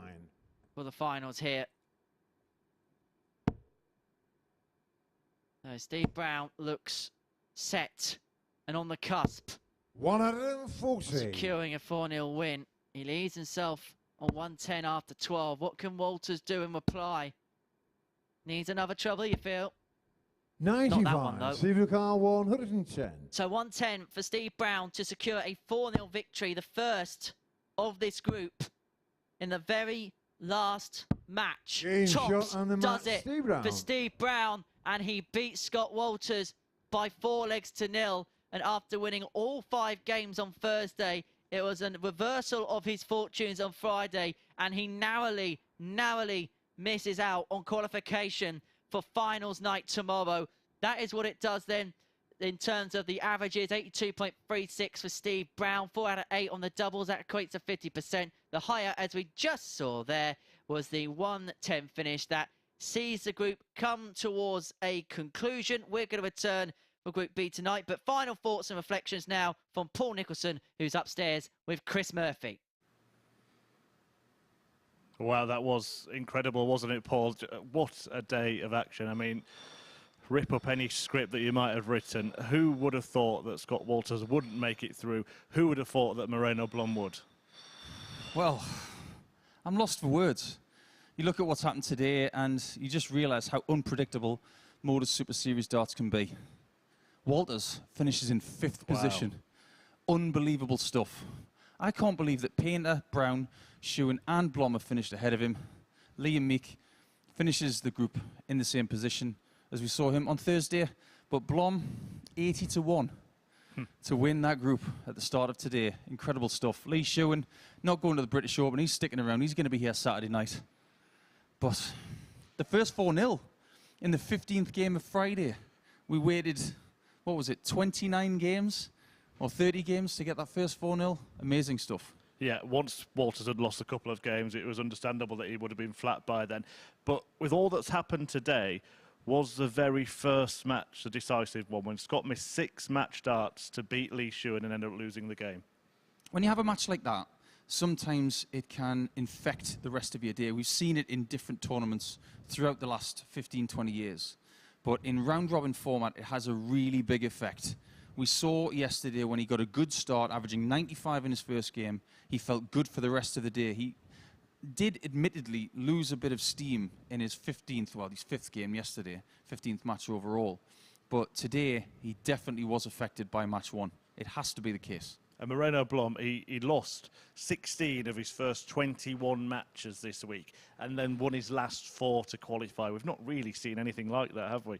Not really. I mean, even when you look at what Greg Ritchie did last year by being at the bottom of Group A and then getting through Group C, we've seen it a few times. Barry Bates at the early part of 2021, he did the same. He qualified for Saturday night through Group C. Kieran Tian's done it in this building in the last couple of weeks. But now we're talking about this young man being a potential contender for the title this week to get the Champions Week. So Andy Hamilton, winner of Group A, Moreno Blom, winner of Group C, and runner-up Lee Shewan, all through to finals night on Saturday. We are back this evening from 10 p.m. live on Sporty Stuff TV for Group B, and this one could give us as much of a headache, Paul. You think so? I hope it does, actually, because today's been really exciting. Conor Heenan has been excellent so far this week. He was unfortunate not to win in Group A, of course, but Johnny Haynes, I'd watch out for him. He sneakily got himself into the number 2 spot, but everybody here has got a chance. I'm just going to give you an inside tip as well, because I was talking to Conan Whitehead last night after everything was done. He said to me, don't you worry, I'm going to qualify, and I'm going to win this thing this week. Well, there we have it. Conan Whitehead making a prediction for himself there. Conor Heenan, though, hit a 9-darter last night. Don't forget, there's so much seems to have happened in the last 24 hours or so here at the Modus Live Lounge. And you could be here tomorrow, Saturday night, finals night. We do have a crowd in. Tickets are available for free via dartshop.tv. So 3 places left up for grabs to join Andy Hamilton. And it was the 2 debutants that made it through from Group C, Moreno Blom and Lee Shuan, who will fill the remaining places. We'll find out tonight. We'll see you then.